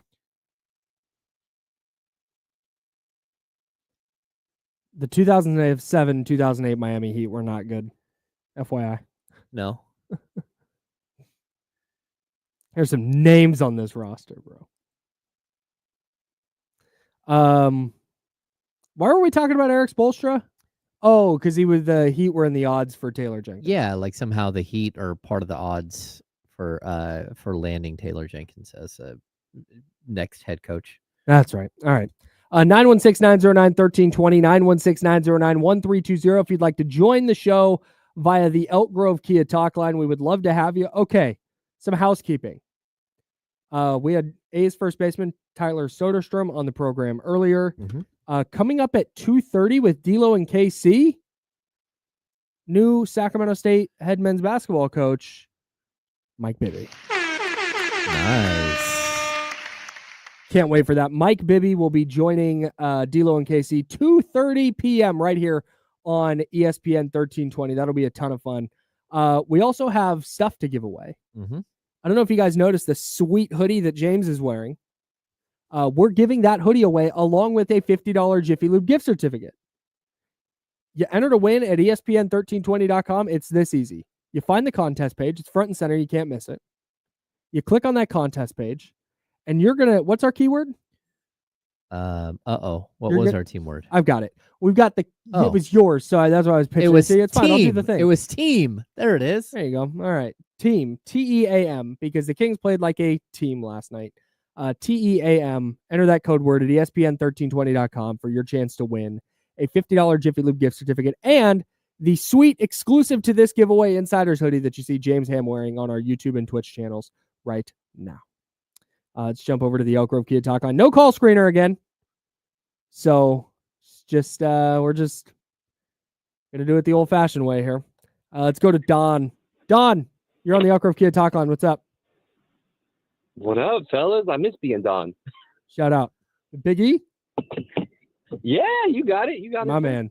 What do we got?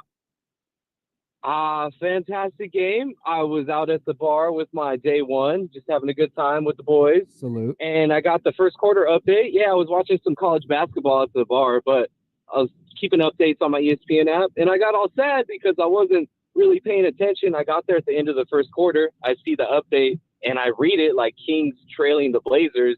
And I got, like, really down. And then I read again, and I was as static as can be looking that they're blowing out the team already. And just this fun, toxic relationship I have with the team can really swing my emotions. But I love to see them, and I hope they keep the momentum going forward. Thanks, Biggie. Appreciate the call. Yeah, man. I think it's funny because it was probably the Kings Trailblazers. Nice, James. That's a good one. Trailblazers. Nice. Good Yes. work. Yes. Um, They didn't trail the Blazers. They were up on the Trailblazers. they did. Yeah. Yeah, totally. Yeah. Yeah. I kept waiting for the moment last night where, like the Bulls game, the end of that second quarter against the Bulls, it was this collective, like this is going to be uncomfortable. And that moment never happened last night. Yeah, I kind of feel like we have had so many of those moments this year where you feel the momentum slip away.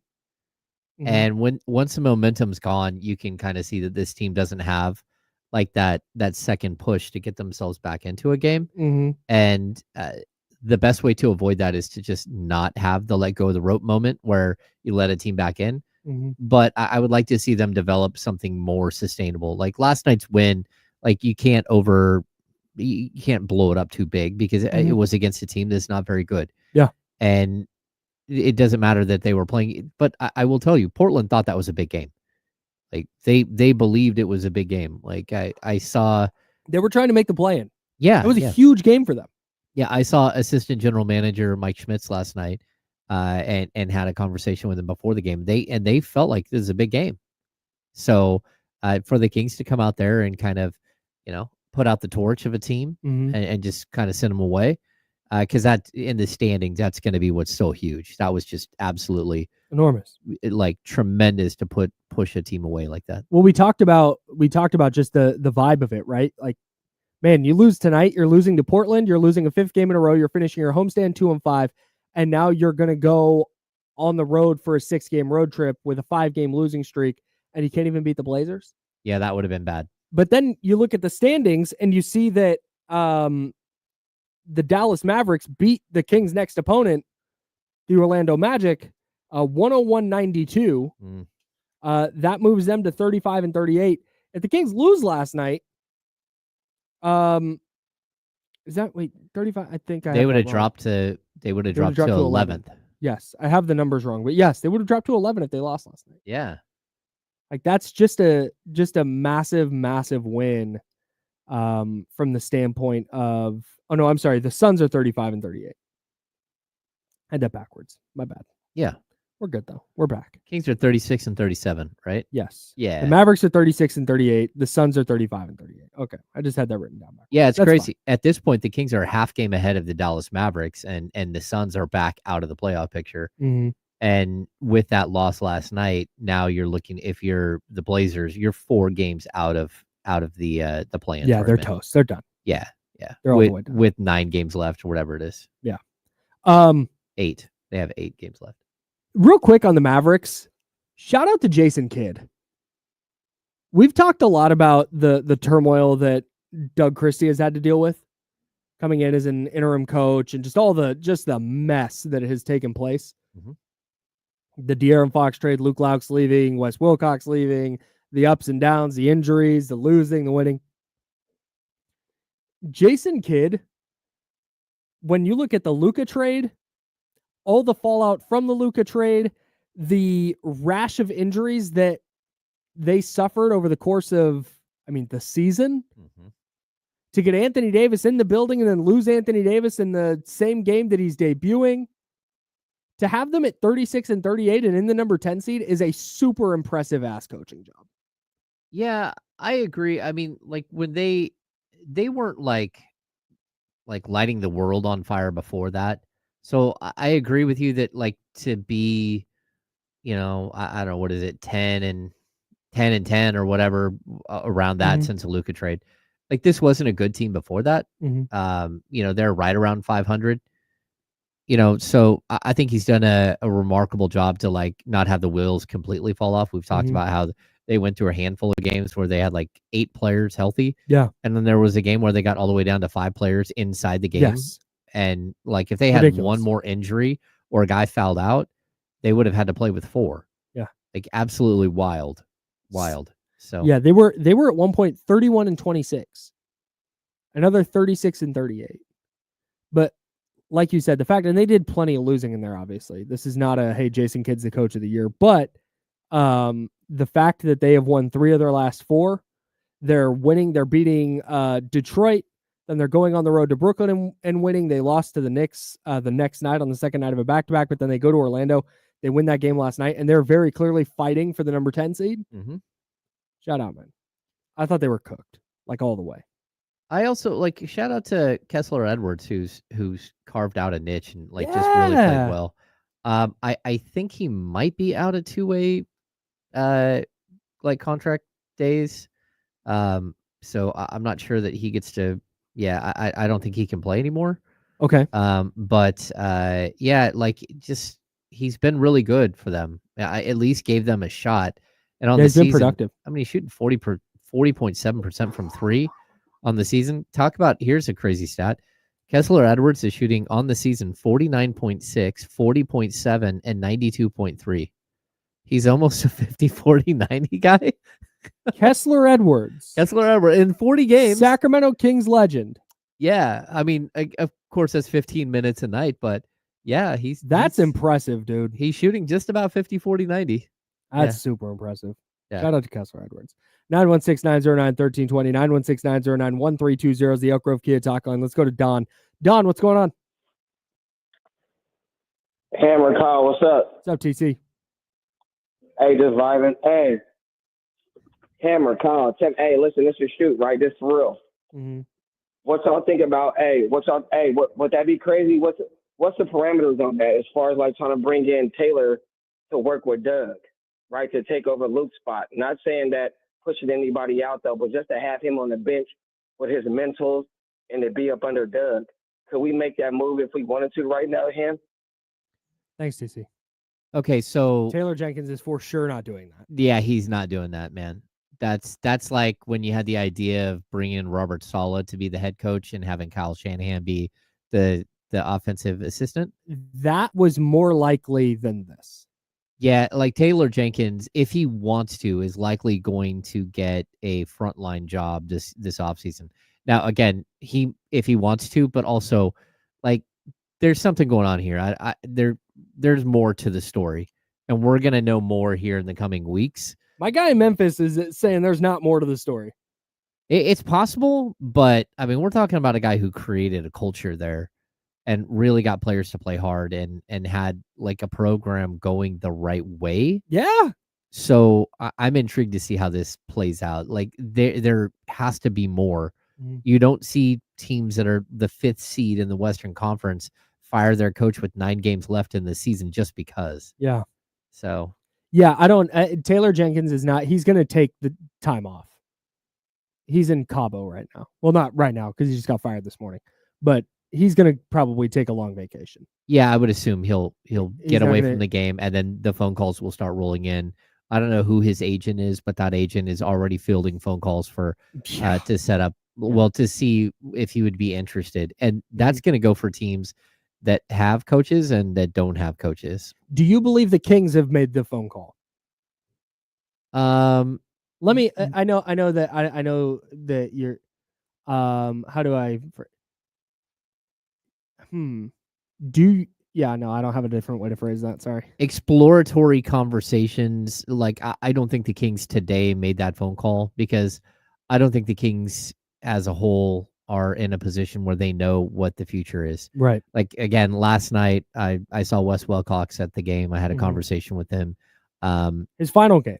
And that was his final game. And they have, like, it's crazy. He said something like they have until like April 6th to spend all of their NIL money or it goes away. And so the portal's open and they've got to go out and be like super aggressive. And, he's got to learn what all that means because he hasn't been in the college game. But like there is a lot of uncertainty here overall with the Kings. Who's going to be making these decisions? What kind of decisions would be made? And Taylor Jenkins might walk into the offseason and a coach could get fired and he could get hired 5 days later. And I don't think the Kings are in a position where they would do something like that. But maybe I'm wrong. Sure. Like, if you think he's the guy, you'd want to be aggressive and everything else. Yeah. Just kind of have to figure out, what direction you want to go. I'm interested to see if there are teams like Milwaukee. Does Milwaukee think that Taylor Jenkins is a better coach than Doc Rivers and can get the Bucks to a different place? Or the Suns? Do they fire Mike Budenholzer in hopes of hiring Taylor Jenkins to keep Kevin Durant in Phoenix? Or whatever. I don't know.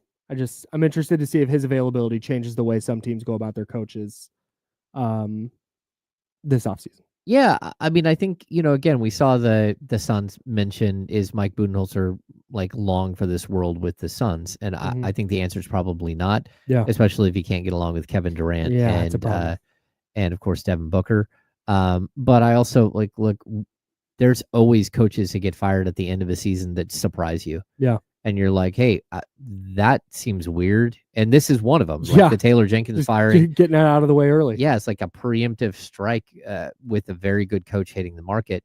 But I also think that there's going to be a lot of coaches that don't feel particularly good right now. Yeah. In their place in the world, whether it's, again, Budenholzer, whether it's Nick Nurse, whether it's, there's a bunch of guys that probably don't feel all that comfortable with their standing. For sure. And we don't even know what's going to happen in San Antonio. We don't know what's going to happen in Sacramento. Yeah. Like as of we can start talking. That's 5 head coaching jobs right there. Just off the bat. Yeah. Yeah. That basically are unfilled going into the offseason. If they, again, Philly and the Suns go different direction. Right. Let's get out to the Elk Grove Kia Talk line. 916-909-1320. Don, you're on the Insiders. What's up? Hello? Yeah. Hey, Don, what's up? Hey, Kyle, did you hit the ace first baseman 2 knocks last night on your bets? No, I didn't. And it's not betting; it's daily fantasy. But yeah, no, didn't get that one. I did. I got it. Nice, dude. Well done.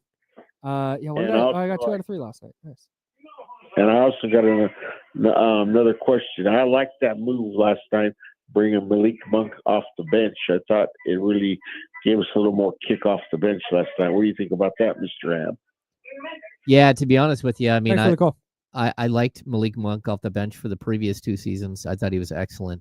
I thought the move to put him in the starting lineup at the time was the only move that Mike Brown kind of had. He'd ran out of options, and desperate times call for desperate measures. But look, I think this team is better in its current construction. Like there could be a different construction next season that makes it easier to move Malik Monk back into a starting role. But for today, I actually this is a winner go home move by Doug Christie. And I thought game 1, it looked really good. And we expected it to look really good. Malik Monk is an exceptional 6-man, and just the energy change that he brings. I mean, it's tough. It's tough to have these conversations, but they just make more sense. No, they do. It all makes more sense. The pieces fit together better when they are aligned in the way that they were aligned last night. Yeah, and I think, basically by Malik Monk having the toe injury followed by missing 3 games with an illness, it opened the door for this to be a possibility again. Sure. And again, it's not like the Kings burned the world down with Malik Monk out of action. No, but Malik Monk went back to the bench. Whether this is he's been sick, they're easing him into minutes, whatever. This is temporary. But Malik Monk went back to the bench. The world didn't end. Nobody cried. Nobody quit. Nobody demanded a trade. We walked into the locker room last night. I didn't get Malik. We had to go back and get Doug Christie, but because there was this question we had to ask, right, of Doug about the switch. Sure. And Malik was in watching Arkansas play. So Malik has two teams. He has Arkansas because he's from Arkansas, but he Sure. also has Kentucky because he played at Kentucky. Sure. And Arkansas, of course, lost When a Coach overtime. Cal, of course, was Yeah. in Kentucky when with was Malik. Yeah. So I thought it was interesting to watch it all play out when we were watching the game in the locker room in post game, and then all scurried back over to get Doug. Interesting night, but again, I think Malik has a personality that he probably isn't going to show how much that bothers him, that he's no longer the starter or that he isn't the starter as of yesterday. But tomorrow's another game. Then we don't know what it's going to look like if Doug is going to stick with this or not.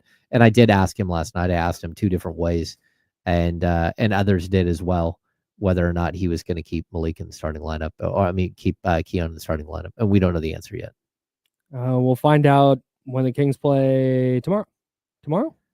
When do they play? All the days I don't know when together. They Kyle. really do. I thought today was Thursday for a lot of it.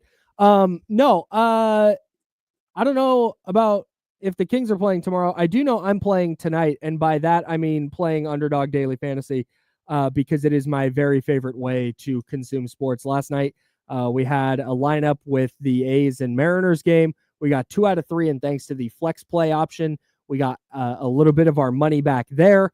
But it's super easy with Underdog's pick'em game. You pick 2 or more players, you pick higher or lower on their stats. We've been over it a million times. It is a ton of fun. Here's where I'm rocking tonight. I'm going back up to the Pacific Northwest. A's Mariners. Our guy Tyler Soderstrom. I'm going higher than half a hit, run, and RBI. So if he gets a hit, scores a run, or has an RBI, that's a W for me. Luis Castillo, the pitcher for the Mariners, very, very good starter. I'm going higher than 17.5 pitching outs. I need him to get through 6 innings. I think he'll do that. A's starter Jeffrey Springs, who they acquired from the Rays, I'm going lower than half a first inning run allowed. I don't think the M's will score in the first inning. And then Brent Rooker, I'm going higher than half a total base because I don't think he's going hitless 2 games in a row to start the season. So I'm going Brent Rooker with at least 1 total base. I would love for you to play along with me. Download the Underdog app and sign up now using promo code Kyle M to unlock a special offer of up to $1,000 in bonus cash when you make your first deposit. Join in on the fun when you sign up with promo code Kyle M. Claim your special offer today and get up to $1,000 in bonus cash instantly upon first deposit. Must be 18 plus and present in a state where Underdog Fantasy operates. Terms apply. Void in Colorado. Concerned with your play? Call 1-800-GAMBLER or visit www.ncpgambling.org. In Arizona, call 1-800-NEXT-STEP or text NEXT STEP to 53342. In New York, call the 24/7 HOPE line at 1-877-8-HOPE-NY or text HOPE-NY. All right, the handoff with one of D-lowercase coming up next. That's James Ham. I'm Kyle Madson. We're the Insiders. Jiffy Lube sponsors this program, and it's ESPN 1320, Sacramento Sports Center.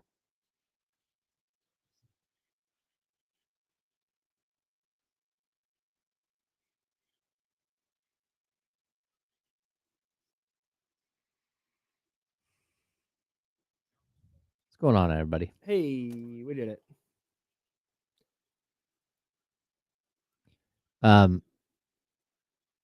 Joe, we're kind of bummed out Joe's not here today. Joe went to the game and shadowed me for a bunch of the game last night, and sat with Charlie, and then shadowed me after the game.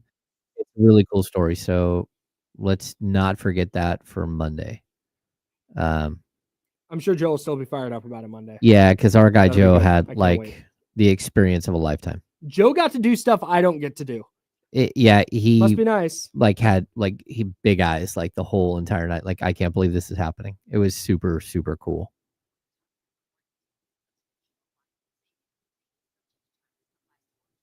Joe said, I will not forget to talk about it on Monday. Yeah, super cool stuff.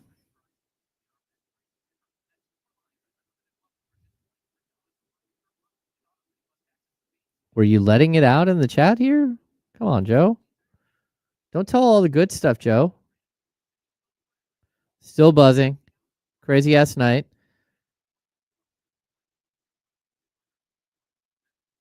Yeah, that was Joe from Elk Grove.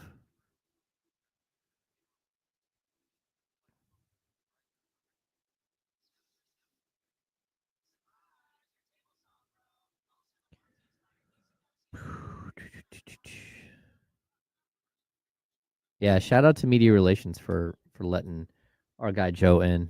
We wanted to make sure that he kind of got the experience and saw some of what it's like to cover a game on a nightly basis.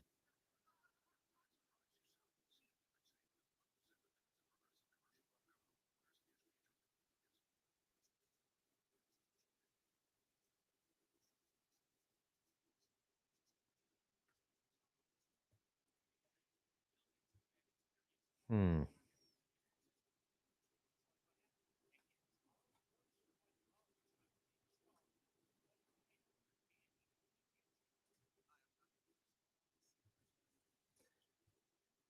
hungry. I'm hungry. Oh, 2.5 minutes. That's time to go grab a snack. Still 2.5 minutes? Yep. That's a long break. What in the world? My bad, guys. Fortress Snackitude.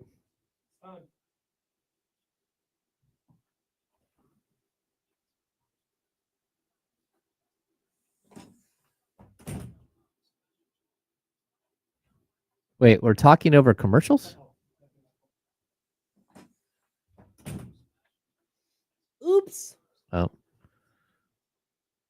Kyle's out of practice. That's all right.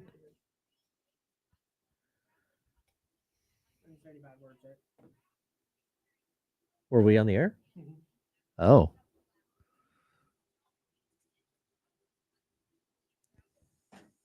All right. I guess we're on the air.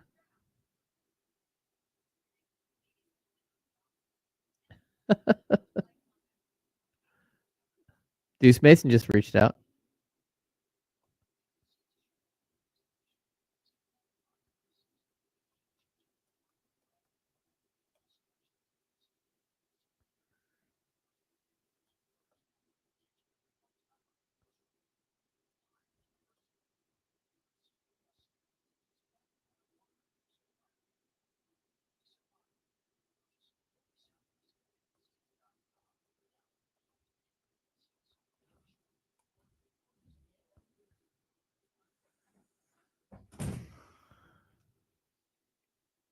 Sweet.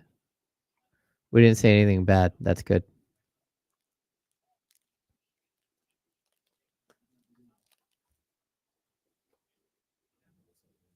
Hey, what's up, dude?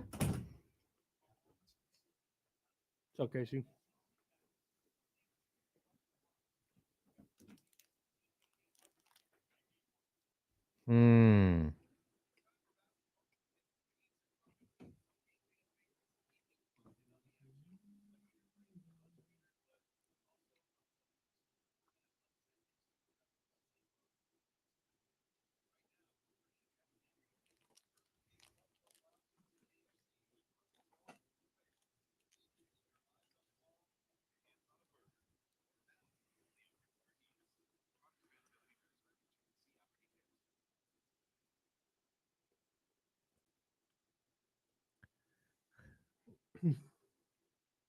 Now, back to the Insiders with James Ham and Kyle Madson, brought to you by Jiffy Lube on ESPN 1320. Yeah, we are. James Ham, Kyle Madson, and Kenny's here. What up? What up? Kenny Caraway of D-Lo and KC. I already had your mic turned on, then you went to turn on your mic and it turned it off. I think that's what just happened. I ain't touched the mic. Oh, okay. Maybe I forgot to turn yours on. That's my bad. Kenny Caraway. What up, though? The man with jewelry snap. on his hat. I'm sorry, I'm distracted. What's it's up? on and popping now. Young and the Restless is on in the studio. Look at Nick and what? That's not Nick. What is the other girls? These are Newmans. These are Victor's kids. Wow, they've been on there forever. Oh, wow. These aren't the people. It's the Victoria, I think is her name. Get these guys off the screen. This is probably Chloe and somebody else. But Nick and Victoria, those two, like Nick right there. Oh, look at Victor. Look at my boy Victor Newman. He's still kicking. Let's go. Look, that's the kids. That's Nick and Victoria. This is wild. Come on, man. That's crazy. They've been on the show for at least 25, 30 years. Look at Victor Newman. No. And Nikki. They've been on the show for probably 50, 60 years. This is crazy. I don't want it to happen, but when they pass away, the show needs to end. Like, you can't have Young and the Restless without Victor Newman. That's all. I got distracted. You good? It's all good. I'm great. I'm great. Look at the GOAT. All right. Victor Newman. We do have an injury update. Oh. The Sacramento Kings forward Jake LaRavia completed imaging on his left thumb after taking a fall in the third quarter versus the Oklahoma City Thunder on Tuesday, March 25th. Imaging concluded LaRavia suffered a bone contusion. LaRavia will be listed as out and will be reevaluated in 7 to 10 days. Son of a gun. Was that the play where Caruso, he didn't foul him, actually. It was actually a clean play. It's just Jake fell all crazy. But was it that play maybe? Probably. Yeah. It makes sense. He hit the ground pretty hard. He did. I think he hit the stanchion pretty. Yeah, he whacked hard. his head. Oh, that's right. He flew into the stanchion. Mm-hmm. Yeah. And it was just it wasn't a foul. I think Zach was looking for, but the replay show wasn't a foul. It was Alex just a Caruso's weird, so sick. Weird. That was such a silly play. Yeah. Like, how do you get a hand on just basketball there? Anyways, doesn't matter. Just got it. What's that? Same thing. Oh, okay. Awesome. Thanks, Charlie. Good win for the Kings last night. Yeah, man. It's what they needed to do last night against a team that, they got a lot of talent on that Portland team. But, if you're the Kings and you're ninth seed, you're trying to be in the play-in at home before you go on a road trip, you got to handle that one. So they did what they had to do. And it was good to see, everybody play well, shoot the ball well before they go out on this road trip. So yeah, good stuff. Yeah, for sure. Good stuff, man. You got a Kings win. You got a Giants win yesterday. I did, man. Comeback Giants win, 9th inning rally. Let's go. Let's go. I was hyped. It's ridiculous. Sorry to my A's though. They are my A's as long as they're here. They're my A's. We talked about this yesterday, and there's a lot of people like this. I talked to a lot of Sacramento resident Giants fans who were like, "We're not gonna fake the funk, but as long as they're here, it's love. Like, we're rocking with them. Like, it's cool." So I actually think there's gonna be a lot more of that than even I originally thought. Of people who live here who are like, I wasn't an A's fan before, but as long as they're here in Sacramento, I'm gonna want to see them win. I go to the games. Yeah. I might even wear gear and stuff like that. I think there's gonna be. Are you gonna wear A's gear to A's games? Yeah, I'm not opposed to it. You do have an A's hat. You already have one. Got the A's hat. Maybe a Ricky Henderson jersey. Oh, maybe a Lawrence Butler, because that's my boy Lawrence Butler. Yeah, one of my favorite players in the league right now. Tough in my daily fantasy lineup last night. He couldn't get a hit for me, but that's fine. It's fine. We'll get past that. Damn. We're moving past. Did you see in my guy still. In D'Lo's daily fantasy? Oh goodness, Kyle's gonna go, guys. He's gonna go. This is the big one. This is the end. I could just pull the muscle in my side. Well, sneezing and coughing are very violent acts. I know. Yeah, be careful, big dog. Oblique. Kyle's injured himself. Kyle's out. Go ahead. I'm just stretching. He'll be reevaluated in 7 to 10 days. Kyle Laravia over here. But in D'Lo's daily fantasy lineup, they had Shohei Ohtani at half a home run. I think he took less. Wait, that wasn't a special play? No. For those of you not super deep into the weeds on these shows, we both have daily fantasy endorsements with different companies, so we can't specifically.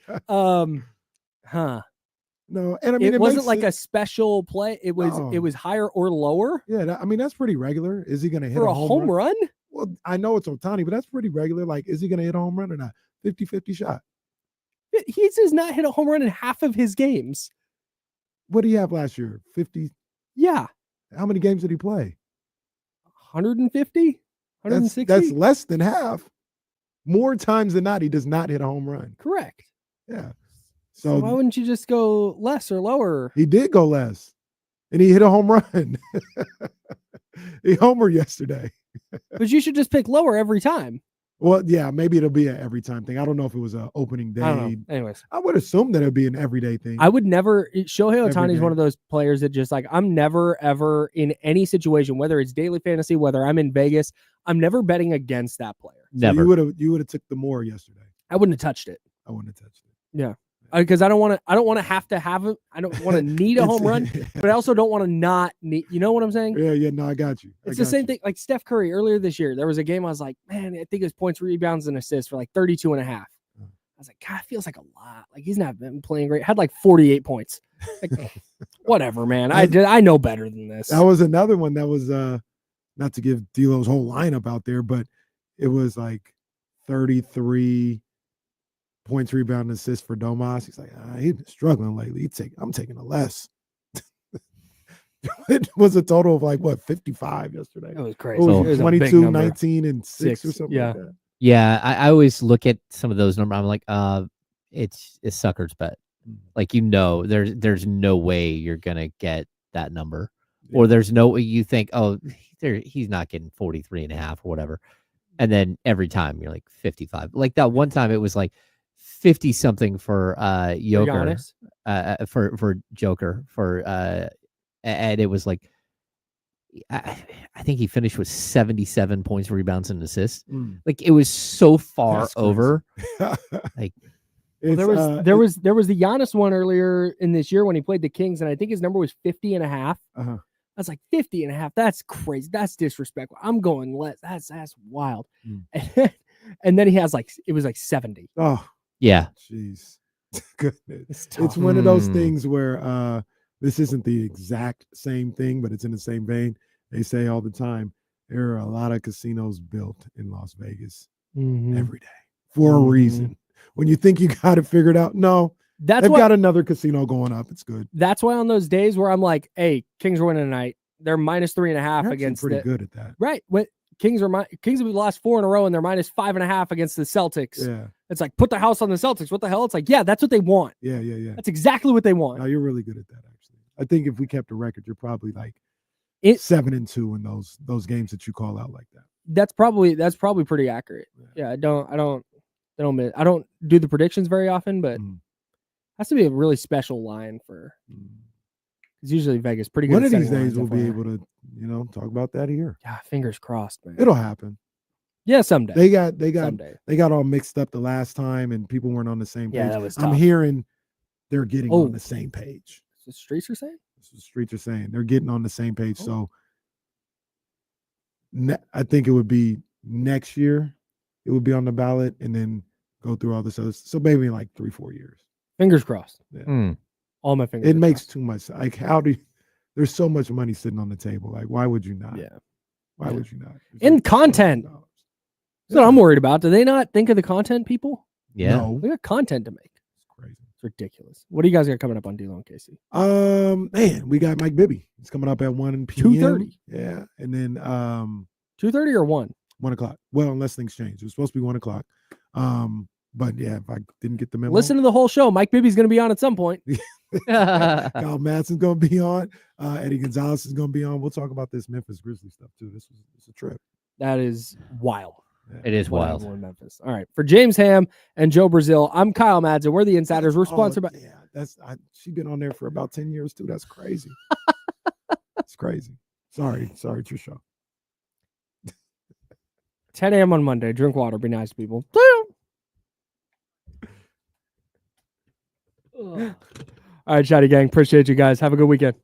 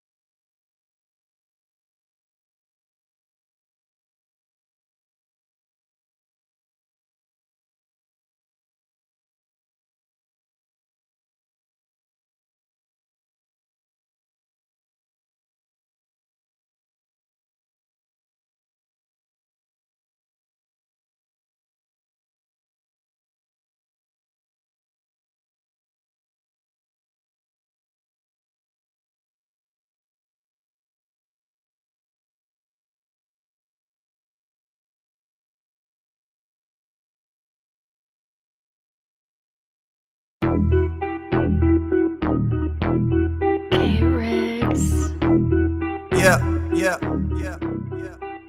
We got them screaming D-Lo, KC, D-Lo, KC, D-Lo, KC, D-Lo. We got them screaming D-Lo, KC, D-Lo, KC, D-Lo, D-Lo.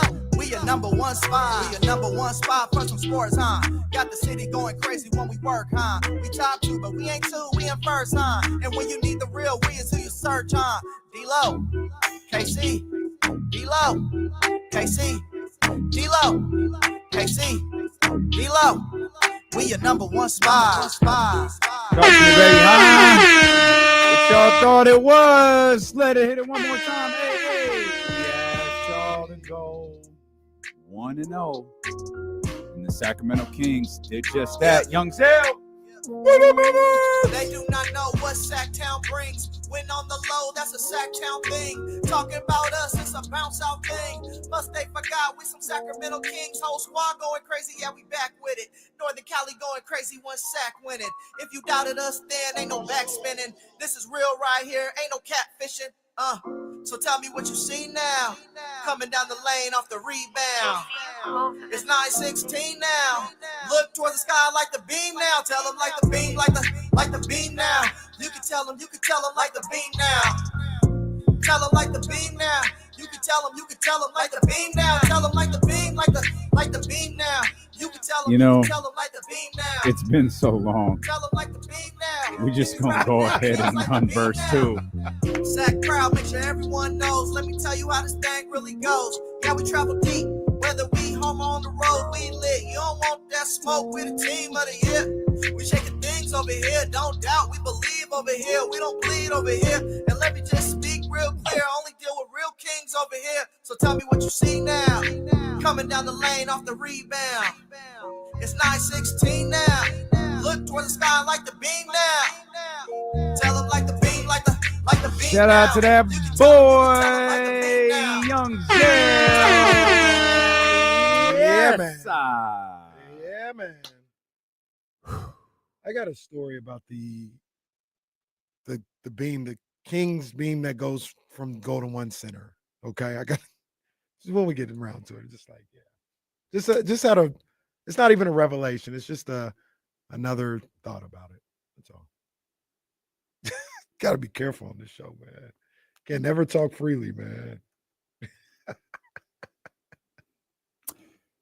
We welcome you in here to the Friday, March 28th edition of D-Lo and KC. I'm Damian Barley. The ultimate needle mover in God mode himself. He's Kenny Caraway. Yes, sir. Acknowledge me. Here we are live. The worst slums of Sacramento. Since we talking about March 28th. Hey. Couple of happy birthday wishes. Our boy Kevin from the Wake Up Call. And our girl Katie from the Wake Up Call.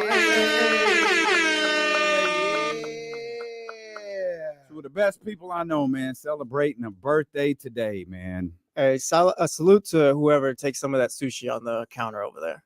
Salute to what? Salute to whoever takes some of the sushi that was out on the counter over there. Whoever takes it. I have one. You had one? It's safe. Is it? Well, I don't doubt it's safe. It looks like it's been sitting there for a little bit. Well, as the person who brought it here, it got here at 4 a.m. That's what I'm saying. Yeah, so I have one. I'm still here. No. I kept telling them, no, don't grab a sushi roll, Jazz. Don't do it. No, go get it. You good? You good? It's fine. It's fine. It's safe. Yes, it has been out since 4 a.m., but I think other than that, it's fine. And the Katie eats sushi for breakfast. I don't know what to tell you. Like fine. I had to. No, I get that. I just do think it takes a special type of person to eat it at 5 in the morning. Like you never had like a pizza slice in the morning either? It's like the same thing. Yeah, when I was 20. All right, or 10. When I was 28. All right, well, salute. For the record, I don't know what I got. I just saw it.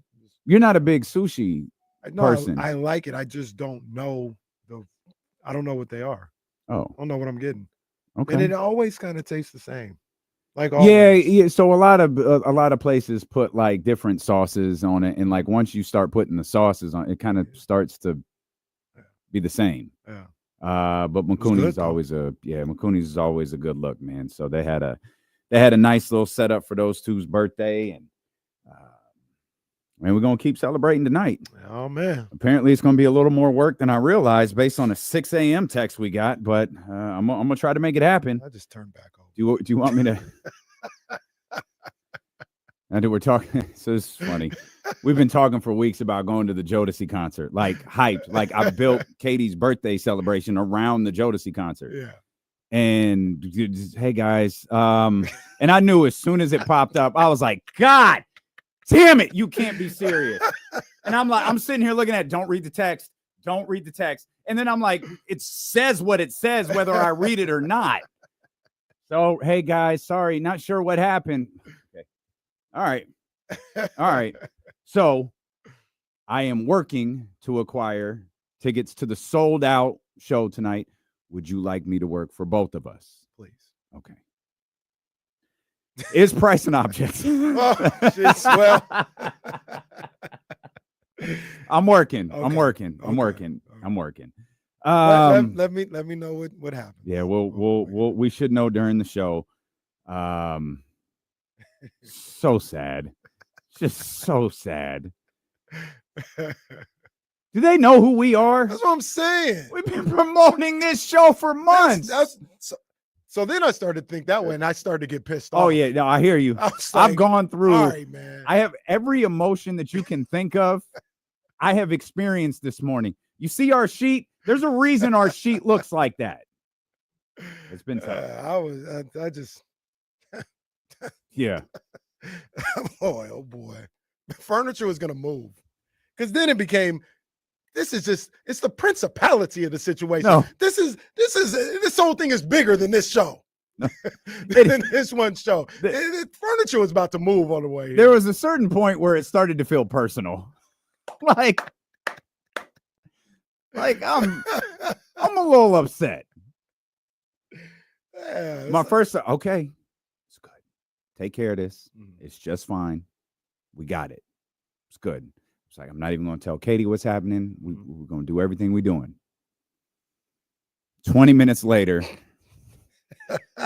I threw something across the gym garage because I'm looking at secondary prices now. I'm looking at the resale prices. Now I'm furious. All right. All right. I got it. Hey, they should walk us in there. They would never do this to Carmichael Dave. They're over here treating D'Lo and KC. They should walk us in there, man. You know what I mean? You know that show is sold out because of us. And that's what I'm going to tell people. And you're not far off because there's other shows that happen that aren't sold out. Every time we do something, it's sold out. Oh, that's crazy. Every time we do something, it's sold out. So you mean every time they put someone else's name on a show, they can't give away tickets? Crazy. Every time we do something, what we done something a handful of times, maybe less, maybe 4. Every time. And this is the thanks that we get. This is the respect they show us. Now I'm getting pissed off all over again. David Lopez said, Katie had the casino put in 2 extra seats in the front row for Boys to Men back in the day. Why do I believe that? Why do I believe that absolutely did happen? That's a move KC would pull. See, I hang out with the right people. You got to hang out with people with more influence than you. And I got KC and I got Katie. Oh, man. Yeah, name begins with a K. I'm rocking with you. We gonna make it happen. Kevin from the Wake Up Call. Shout out Kevin, man. Happy birthday to Kevin. Yeah. I hope my man had a good day, man. Kevin's a great dude. He makes me laugh, too. I hope they both have a great day. We're all having a great day because the Kings won a basketball game last night. That's all we asked them to do, go 1-0 on a Thursday. Mm-hmm. And they did just that, man. And they won in a way that I think a lot of people are happy with. They are better than the Portland Trailblazers. Yeah, you called that yesterday. Yeah, I don't think that they are. Yeah. And the guys, we went over a specific list of guys. Okay. I don't do this very often. Mm-hmm. I don't do the prize pick stuff the way that, I do. I kept track of your lineup yesterday. Well. And one just really stuck out like, yo. Yeah. So to Domantas Sabonis. That wasn't even the one I was talking about, but. Which one were you talking about? Shohei. Didn't you go less? No, you couldn't. Oh, you couldn't go. No. Oh, it's a demon. That's right. So you picked it. Yeah, I got it. I got it. That's crazy. So I didn't realize this until I looked. For those that remember, it was DeMar DeRozan Demon at 29.5. He got it. Mm-hmm. It was Zach LaVine, 2.5 turnovers. That was the one we waffled on. Yeah. And what'd you end up doing? I said on the air, I took the over. That's what I thought I did. Yeah. I didn't. Oh, no. I took less. Oh, no. He had 2 turnovers. He was throwing the ball all over. He only had 2 turnovers. Wait, I thought he had 4. I saw it wrong then. No, I don't think so. I think he had 2.5. Right, cool. We good. I think he had 2. The number was 2.5. Yeah. Oh, yeah, 4 fouls. That's what I had seen. What's his name? Denny. 3.5. He cooked. Mm-hmm. It was a $200 payoff. The individual that kept me from $2,700 yesterday was Domantas Sabonis. I noticed. Domantas Sabonis, for reasons known to no human being on earth, decided to go for 22, 19, and 6. The number was 39.5. Blew the more or less away. Yeah. So to Domantas Sabonis. Let's go. Consider it even. The true up bill would have been paid. That was exactly why he did that. My apologies. He'd been listening. Thank you to Zach LaVine for coming through for me, because I would have gotten like $40 if he had turned the ball over one more time. But I got a decent payout. It was Domas, and shout out to Domas because he didn't even keep me in suspense. It was like the end of the 3rd or beginning of the 4th where it was like, okay, that one's gone, so my shot at that is over. And then it was just holding on. Zach LaVine charged. I'm like, y'all, all right. I'm never setting a lineup with the Kings again if this goes south. But to Domas, my brother, my apologies. Hey, and look, I hear you. I see you. Shout out Domas as well. I hit them all. I had a perfect lineup last night. I didn't put a lot of money down, so I didn't win a lot of money. Any demons? It was a goblin. That's probably what kept me from winning a lot of money. Yeah, the goblins cut the payoff. Zach LaVine 1.5 3-pointers. I went more on Sabonis rebounds, which was 12.5. Denny 19.5 points. How many threes did LaVine hit? Oh, he hit 2. I was like, he only took 5. Yeah. But yeah, Denny 19.5 points, one more, and then shout out to Cooper Flag, boy. That was easy work. I had some thoughts about it. I had some thoughts about Cooper Flag, and then, on the show yesterday, and then I got a story to tell, boy. Oh boy. I got a story to tell. It could wait till after Kyle too, but Kyle Madson joins us next. We'll talk Kings basketball. We'll talk Domantas Sabonis. We'll talk starting lineup change. We're just getting started. Eddie Gonzalez is with us today. He's with us at 3. Mike Bibby is scheduled to be with us at 2:30. Kyle Madson is with us next on Sacramento Sports Leader, ESPN 1320. Nah, I got it. I did it this morning. Thank you.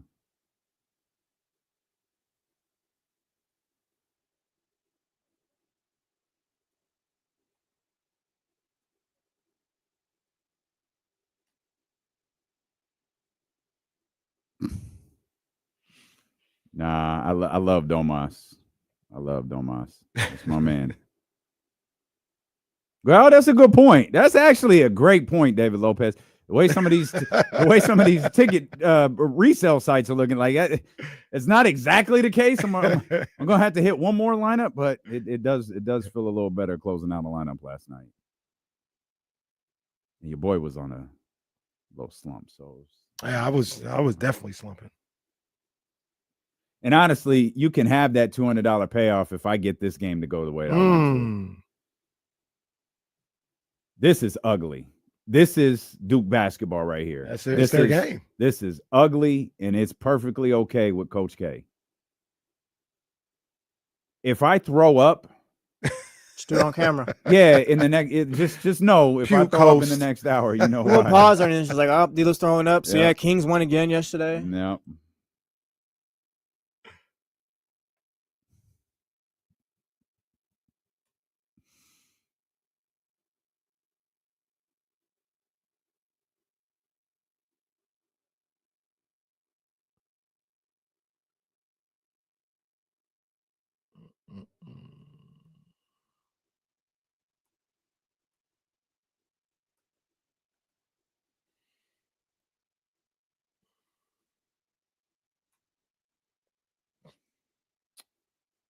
TCG, the pool is full. It's been treated. It is it's incredible. The brushing thing is a little harder than I thought. That is not easy. Yeah, that's true too. I'm gonna have to hit a whole bunch of Prize Picks lineup. Shout out to Scooter 916 who's helping me out with this. But yeah, I need to hit a couple more lineups.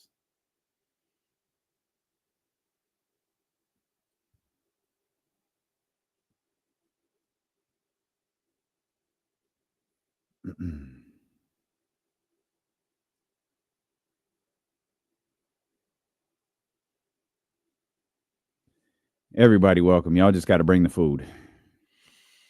Bring the food.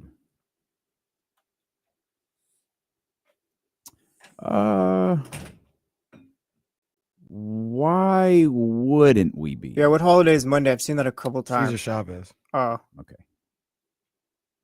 We'll be here. It's a state holiday, I think. Well, I don't know. I'm not sure. Should I have? Is that a mistake?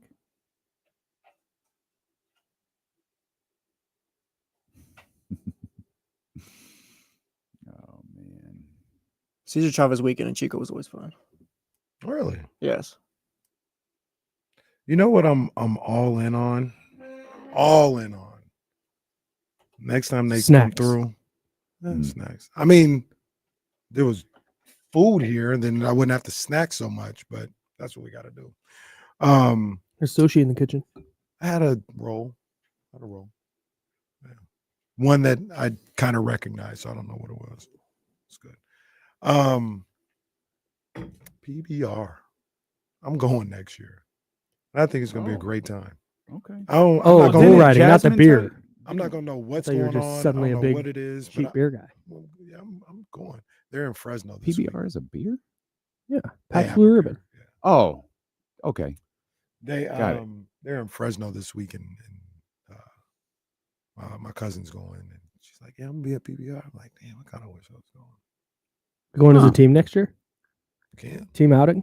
I'll be down. Yeah, we can. Field trip. You enjoyed it more than you thought you would, huh?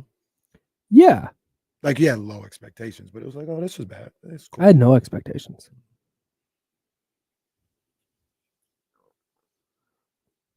We're back in here. Our man Kyle Madson joining us. It's gonna be one of them shows. I can already feel it. I'm all for it though. It's a Friday. I love Friday. Kings win. We celebrating birthdays all over the building. Yeah, It's a man. good. Love to see it. It's a good day. It's a good day. Oh yeah. Okay, let's start here. Uh-oh. Keon Truthers unite. Let's go. Let's go. We did it.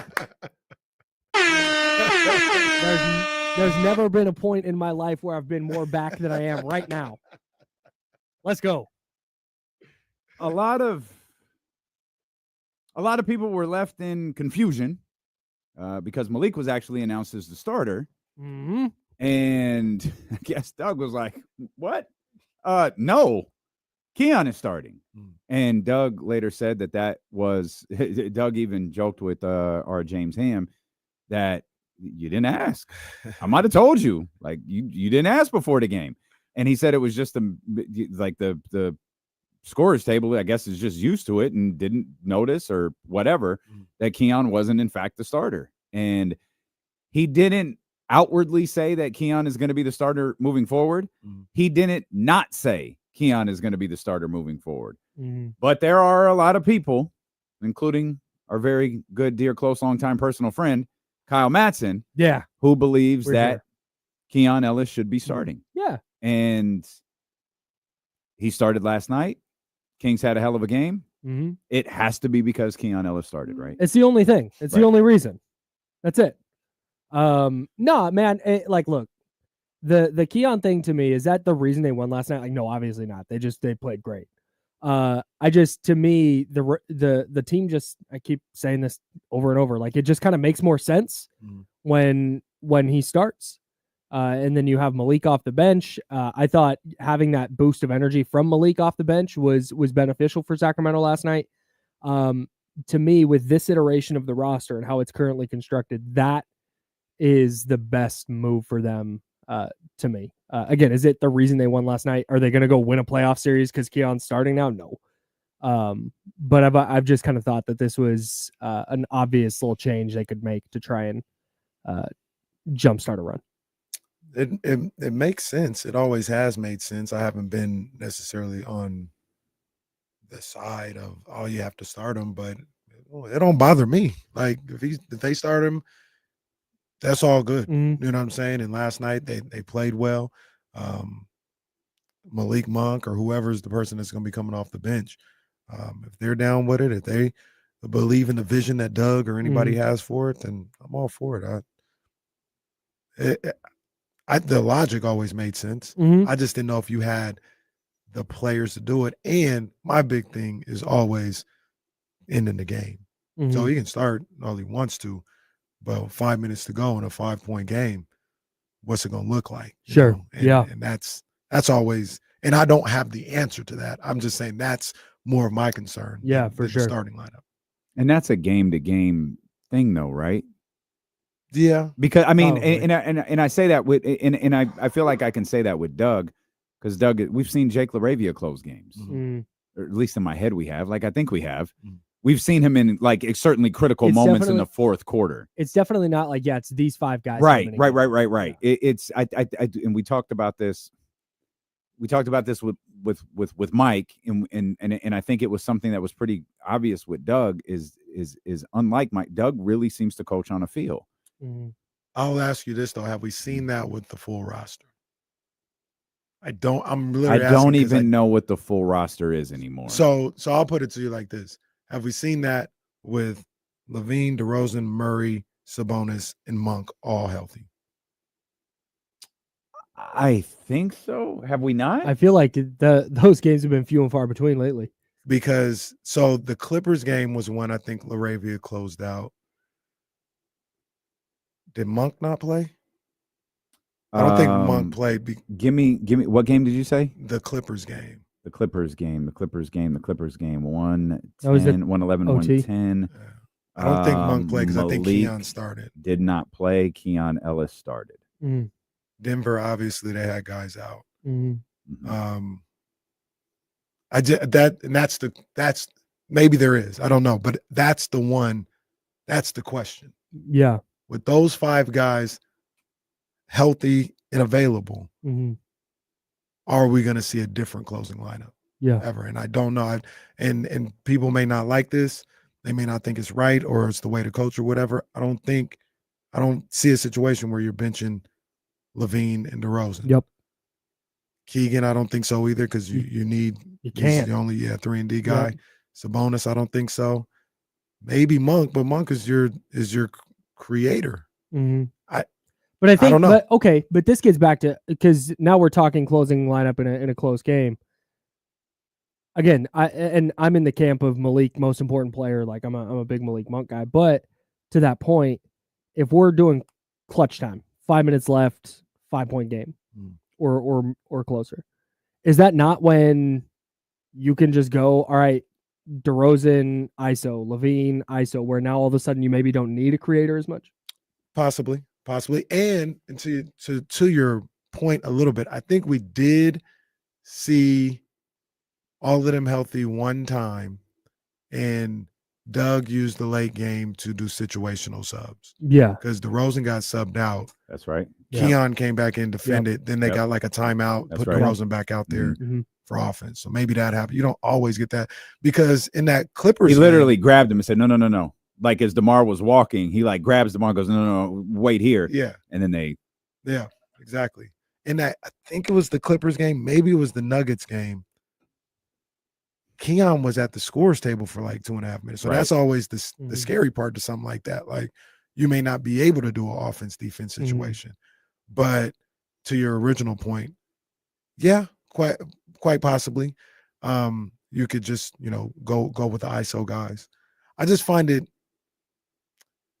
hard to see any of those guys not being in the game in the closing minutes. So here's whether they should or not is a different argument, but I just yeah, I'm running into this thing with the Kings where like it's what I like the reality of it and what I kind of want.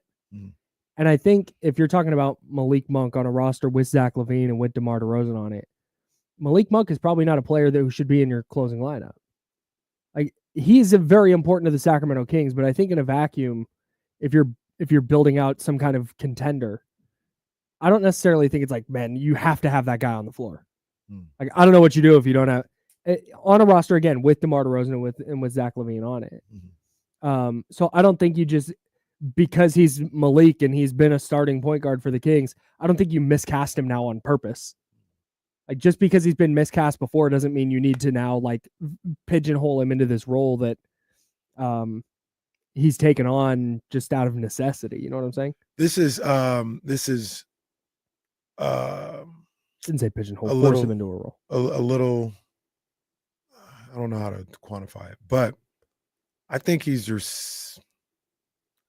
in theory, he's your second best shot creator and shot maker on all three levels. He might be your best because you don't really know mentally and aggressive wise what you're getting from Zach LaVine. That's why I couldn't take him out. Like DeRozan, he is, but he's not three levels. He's not going to shot make off the bounce from beyond the arc. Monk can do it from three, from mid, and get to the bucket. And late in the games, I think you need that type of versatility. I think you do. Once again, I could be wrong. There's no rule to it. I think about if I was in that coaching spot, I'd be comfortable with Malik out there. And I know it would take away from defense a little bit, but that shot creation, that in those moments, they're just a little, they matter. They matter. I think back to the Cleveland game when they buckled down on DeRozan, got that ball to Monk. He created that shot at the free throw line, with a nice little behind the back, step back, doing that. Zach can do that, but I don't know what Zach's going to do. I don't know if he's going to shoot the ball or not. Right. Yeah. Right. Well, at least DeMar found a way to get to the line last night. Like DeMar had 10 field goal attempts, but 11 free throws. Yeah. Like that man worked last night.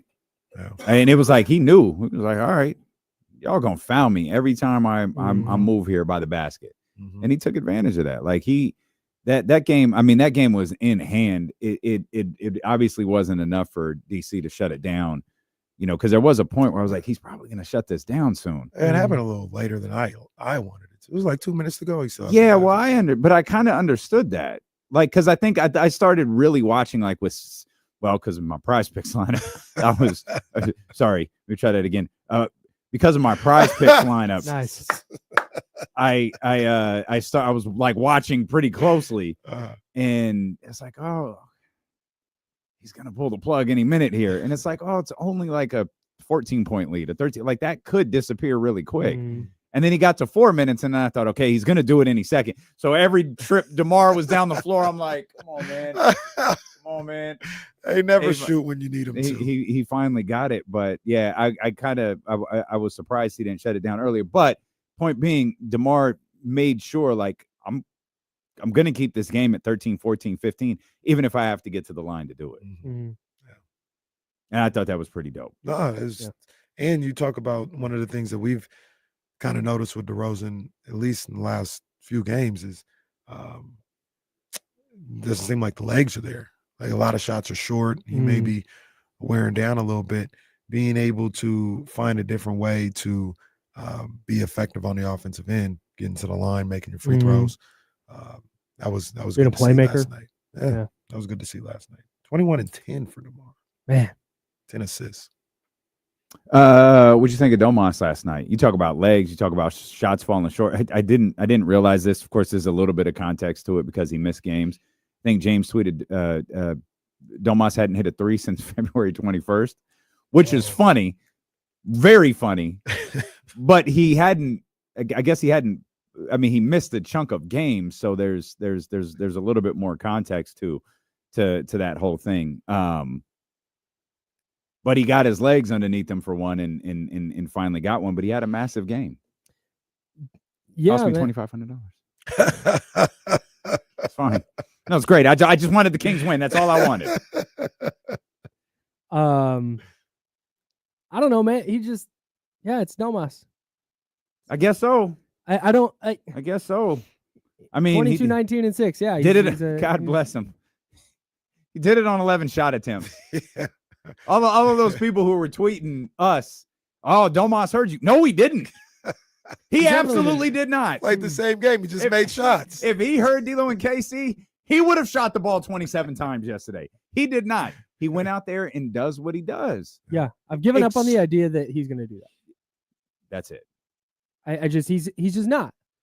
That's not his bag. That's not the way he's not a shot creator. And so this is kind of what you're going to get. He's not going to go demand the ball. He's not going to go get down on the post, and he's just not pause. It's not his game. He's going to get 11-ish shots. And that's the bottom line. Yeah. Yeah. And look, I mean, I don't want to say that's okay, but in theory, it would be fine if you get the level of aggression that you got last night from Zach LaVine. Like if you got Zach LaVine shooting it the way he does, and I'm just talking about like the shot attempts, the Rosen around this 10 to 15 attempt range, Monk, he got 9 last night, but anywhere between 9 to 13. Yeah. Like that's fine if Domas wants to shoot 8 times in that situation. But there's times when Zach isn't shooting, and granted, he had been gone for a little bit. Sabonis it was. But there's times when Zach's not shooting. Maybe Monk is out, and he's still at 6 shot attempts. It's like, wait a minute, come on, you got to read the room a little bit, big fella. You're going to need to get that up to 15, 17 shot attempts tonight. And sometimes you don't do that. So that's the only real frustrating aspect to his shot attempt game for me, is when he doesn't read what's going on. He's like the 5th option offensively. But like, because he wants to, because that's what he does. Prefers. Yeah. So like, all right, man, get your rebounds. You're going to score if he 12 to 20 points, depending on how many shots he makes. If he, I guess maybe the better question is it him who decides? We say he's the 5th option. Is it him that decides, no, I'm going to be the 3rd option? Is that his decision? Is that really where the shot attempts go up 2, 3, 4 per game when he makes the decision? No, I'm going to be more of an offensive threat. Because I'm with you in the regard, like he's doing what he wants. This is how he wants to play. Yeah. He's a high IQ basketball player who's going to look for the right play, and he's going to demand the most of his teammates. And it's not going to be force a shot or maybe take a couple of extra dribbles to get his own shot. Yeah, it reminds me a little bit, and this is going to, I'm sorry, just bear with me, please. I promise. Domantas Sabonis is a sizably better offensive player than the person I'm about to talk about. Okay. Significantly better offensive player. Okay. No question. Disrespect on deck. Okay. No, I'm just, it's not, I don't. Draymond Green one time. Oh, he got asked. He got asked though why he wasn't shooting threes, and he was like, "Why would I take a 3 when I can wait a couple seconds and Steph Curry or Klay Thompson is going to get open and I can get them a 3?" I think that's how Domas views this. Like I said, he's obviously way more skilled scoring the basketball, but I think he's like, "All right, I've got it at the elbow. I can take this shot, or I can direct traffic for a second and I can get Zach LaVine in the corner, or I can get Keegan Murray on a back cut for a dunk." I think that's where his brain goes more than I just need to get a shot on the rim. Yeah. Like he's going to use as much of the shot clock as he needs to use to find an open shot or to just keep the flow of the offense moving. And that absolutely makes sense. That thinking, like you seeing that or equating that to Domantas Sabonis and his train of thought with that makes perfect sense. It's just sometimes I think about that. Like if I was working with Domas or on that coaching staff, I'd say, hey, sometimes you almost have to take that shot so we can get these guys open more easily.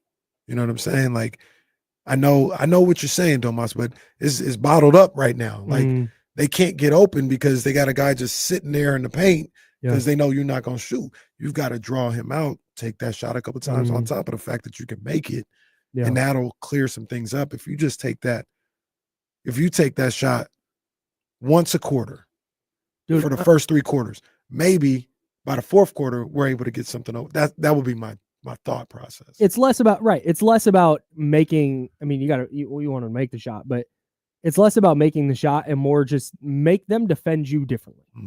Make them do something different than what they're doing. I'm with you. It's got to be a threat. Agreed. We're of the belief, just go 1-0 every day.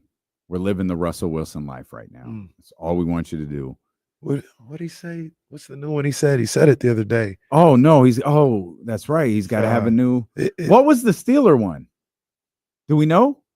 Still something? You're making stuff up. Still County? I don't. That's a weird dude, man.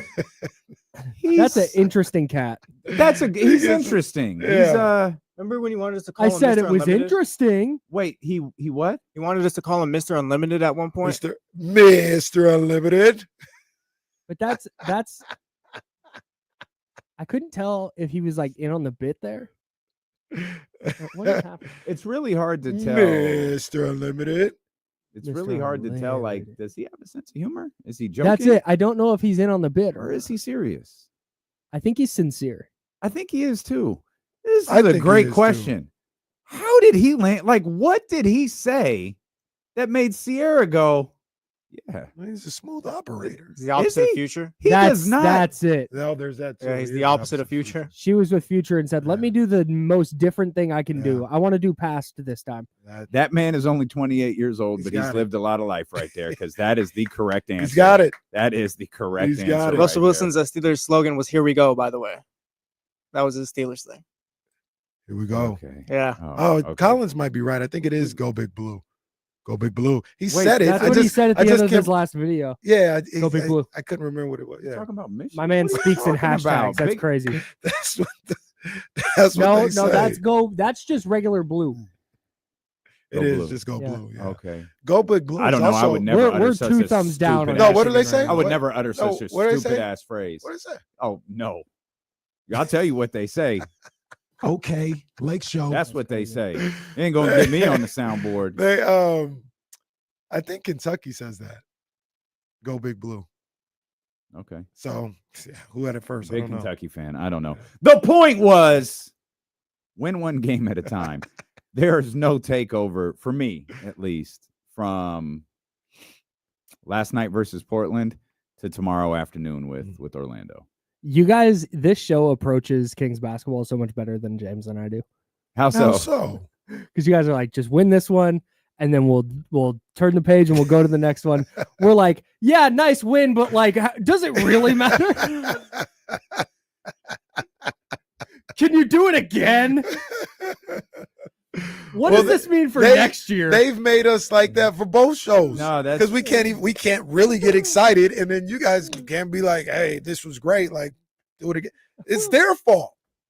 It's their fault. We were fighting with each other like 3 days ago. Like, we are not the barometer for how to approach Kings It's their basketball. fault. Chatty House members were fighting with each other.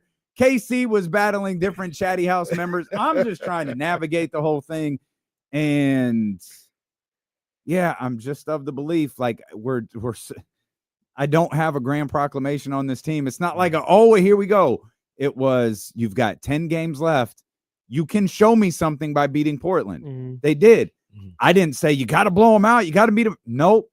Go beat Portland on your home floor. They wound up closing out this 7-game stretch that everybody had been dreading at home. Normally it's a 7-game road trip everybody dreads, but it was a 7-game homestand. They wound up finishing at 3-4. Mm-hmm. That's not the end of the world. Mm-hmm. It looks worse because of what happened before the road trip. You weren't able to get. I'm sorry, before the homestand. Right, 3-4 in the context of starting 2-0 is tough. Yeah, sure. Yeah. And you got, and you know, this is what we said. It changes when you beat Cleveland and you've got Chicago. Split these 2 games with Cleveland and Chicago. When you get the Cleveland one, expectations change, pal. And then you're up 19 late in the second quarter against Chicago. It looked like there was carryover. Yep. Oh, these guys are feeling it. Like, okay, okay. And then they weren't. Yep. And then they're up 13 at the half on the Bucks. Okay, they're back. Nope. Yeah. That's why last night was great because when the Kings are playing well, they're super fun. And when the Kings play like they did last night, you go, okay, if you get that in 2 play-in games, you're in the playoffs. Mm-hmm. But I have the question for me is not, hey, are they capable of playing well? Yeah, of course. Yeah. It's just on a given night, know. I have no idea. Yeah, you never know. You just never I knew know. they were going to lose to OKC. That one I felt good about. But like Boston, like tell me they lose by 30 or 1 by 10. I'm sure, man. I feel that way about every game going forward. I feel like, too, you can tell pretty quickly. Like the OKC game, not trying to crap on the third quarter. Mm-hmm. I didn't buy it. I'm not saying it didn't get my attention. It definitely got my attention. But I was like, they played so bad for 2 quarters. Like, I don't trust them to play an entire second half of great basketball. And they didn't. They played an amazing third quarter. They actually didn't play bad in the fourth quarter, but Oklahoma City played a lot better. Yeah. And when you get yourself into a 25-point deficit, you can't really afford that. Yeah. And so, like, I feel like when games start, you can tell, pretty quickly, like, what they have. The Milwaukee game, Bucks aren't really playing very good. Yeah. What's going to happen if kind of accelerate here a little bit? They don't have Dame. They're going to need somebody to, and they did. And so, turns out Giannis pretty good. Is he? Mm-hmm. You wouldn't know that if you, you know what, Giannis? I read an article in The Athletic. Giannis, it's okay to acknowledge you want the MVP. They said someone else too. It might have been. Oh, it was Shea, because Shea's like team success. Yeah. And it was your boy, the little barista. He wrote the article. Definitely. I was thinking, why did I tune that article out so quickly? Oh, that's why. But not my boy. Huh? That ain't my boy. That's his boy. That ain't my boy. He even went to Jesuit. So yeah, ain't my boy. Guy. That's crazy. Yeah, I know. Not It's at all. okay to acknowledge you want the MVP. Like, all right, man. This is where we are. Okay. Settle down. The disrespect to my boy Giannis is crazy, bro. Great stuff Crazy. from. Real quick. Yep. 10 seconds, Kyle. 10 seconds. There's a report out there that Talk as long as you want to, for the record. there's a report out there that Brandon Ayuk, progress going well. This is great. He should be here by mid-season. And I say, so you're basically getting nothing from him this year. Is that accurate? I wouldn't say basically nothing, but yeah, you're not getting, if you're ever getting full strength Brandon Ayuk again, it's not going to probably be in 2025 if he's coming back mid-season. But that'd be good for 2026. Year after the year after, right? See what they talk about draft day. Make a lot of money. They're not trading him. If he's not traded by April 1st, he's like a $60 million. Oh yeah, they got that stupid. That's like rule. 3 days away. They got that stupid rule in the stupid CBA where they still count on your cap. He's not even on my team anymore. I traded him away. Stupid. There's a good chance I'm going to throw up while this game is on. They're on like a 33 to that 11. It was 10 run. Nothing. They're on a 33 to 10 run. 33 to 14. 33 to 12, actually. But see, look, but like Duke just doesn't score a lot of points. Like they win defensively. Oh, how have we not talked about Taylor Jenkins getting fired yet? This is the team that you do what I do with the. Okay, I see. I see. Okay. It's a 33 to 16 run right now, and you're freaking out. I get okay. Yeah. Well, it is a 6-1 it game. Started out 11-0. We'll come back. It's a hell of a day to tune into the stream. And we will talk about Taylor Jenkins. And I want to tell you my story from last night. Okay. Steelo and KC on ESPN 1320. Can I real quick say something about Taylor Jenkins? Mm-hmm. Sure. Hate him. No, but anyways. Just like Pisces, can't stand it. I was shocked by that news, as I think everyone else was, right? Sure. You guys might have been listening when I said this on the Insiders, but our sister station, 92.9 ESPN in Memphis. Oh, no, yeah. I'm aware. Yeah. I went to the streets. Yeah, dude. They tweeted out. They quote tweeted the Grizzlies PR tweet Mhm. with Jenkins out and a deuces emoji. Like it is. I had the same thing, so I went there too and was listening, and immediately they're like, "Yeah, it's the move." I hit their should have happened. I hit their PD and I was like, "Hey, was this expected?" And he said, "Absolutely." And then went into some detail. Wow. Yeah, I listened to them for about an hour. Said no shock, time to go. Trending down since February. Okay, as a coach, this is a coaching decision. Yes. Okay. Because I sure thought hasn't beat a good I sure team. thought we were going to wind up with a Sam Amick report in about an hour. No, hasn't beat a good team. They don't need a series loss in playoffs to confirm that. Time to go. Trending down since early. So they said the players had quit. Jesus Christ, I'm so sorry. Who's their head coach? Their associate? I mean the interim. It's a Finnish Euro guy. Oh yeah, Finnish guy. Charlie O. Means they're going to finish the season. Do you need mics off? Oh, okay. Can you get a hold of Marshall and have him get with Jonathan? Yep. They need to decide what time they're going to meet here at Yep. the building. Do that right now. Goodbye, everyone. Okay. Yep, I'll do it right now. Appreciate it.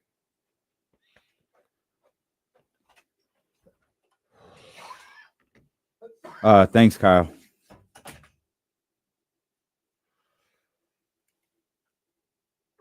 I love the way that Charlie communicated this to me.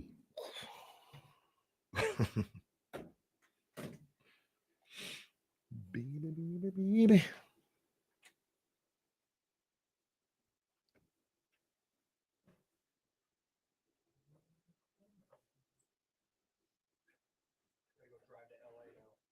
For real? For real? Disney? On Sunday. Our friend's birthday is tomorrow, though. Nice. Our friend's birthday is today. We're celebrating. Very nice. Man, everybody's celebrating birthdays today. March 28th, popular day for everybody. I guess so. My man. See you. Have a good weekend, man. Safe drive, man. See you. Did you stop by our Jiffy Lube? I'm sorry? Yeah, you know, the one that's by the crib. You said you always stop at that Jiffy Lube. Yeah, a little different now because of my car, but yeah. Oh, okay. All right. Electric vehicle. I didn't know you had. You got one of them things? Yeah. Oh. Wow. First of all, pause. That's Second not- of all, whoa, no. That's What not are you regular. doing? What are you That's not a doing? Hold on. flag. That's not a flag. That's not a flag. I Not got a you, Jesse. flag. Yeah. Thanks, flag. No, Thanks. That's a flag. no, Gosh. hell no, What no, are you doing? no. Don't make that call. Don't make that call. Too late. Okay. All right.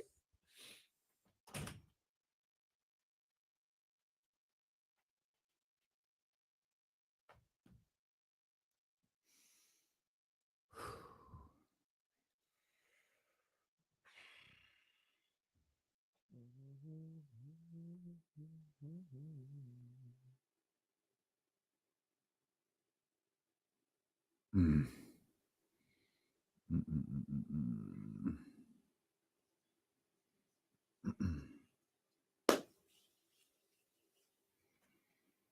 All right, we back in here. Do you want to tell your story from last night? By the way, Mike Bibby was originally scheduled to join us at 1:00. He's going to be with us at 2:30. There we go. I think he's in Atlanta.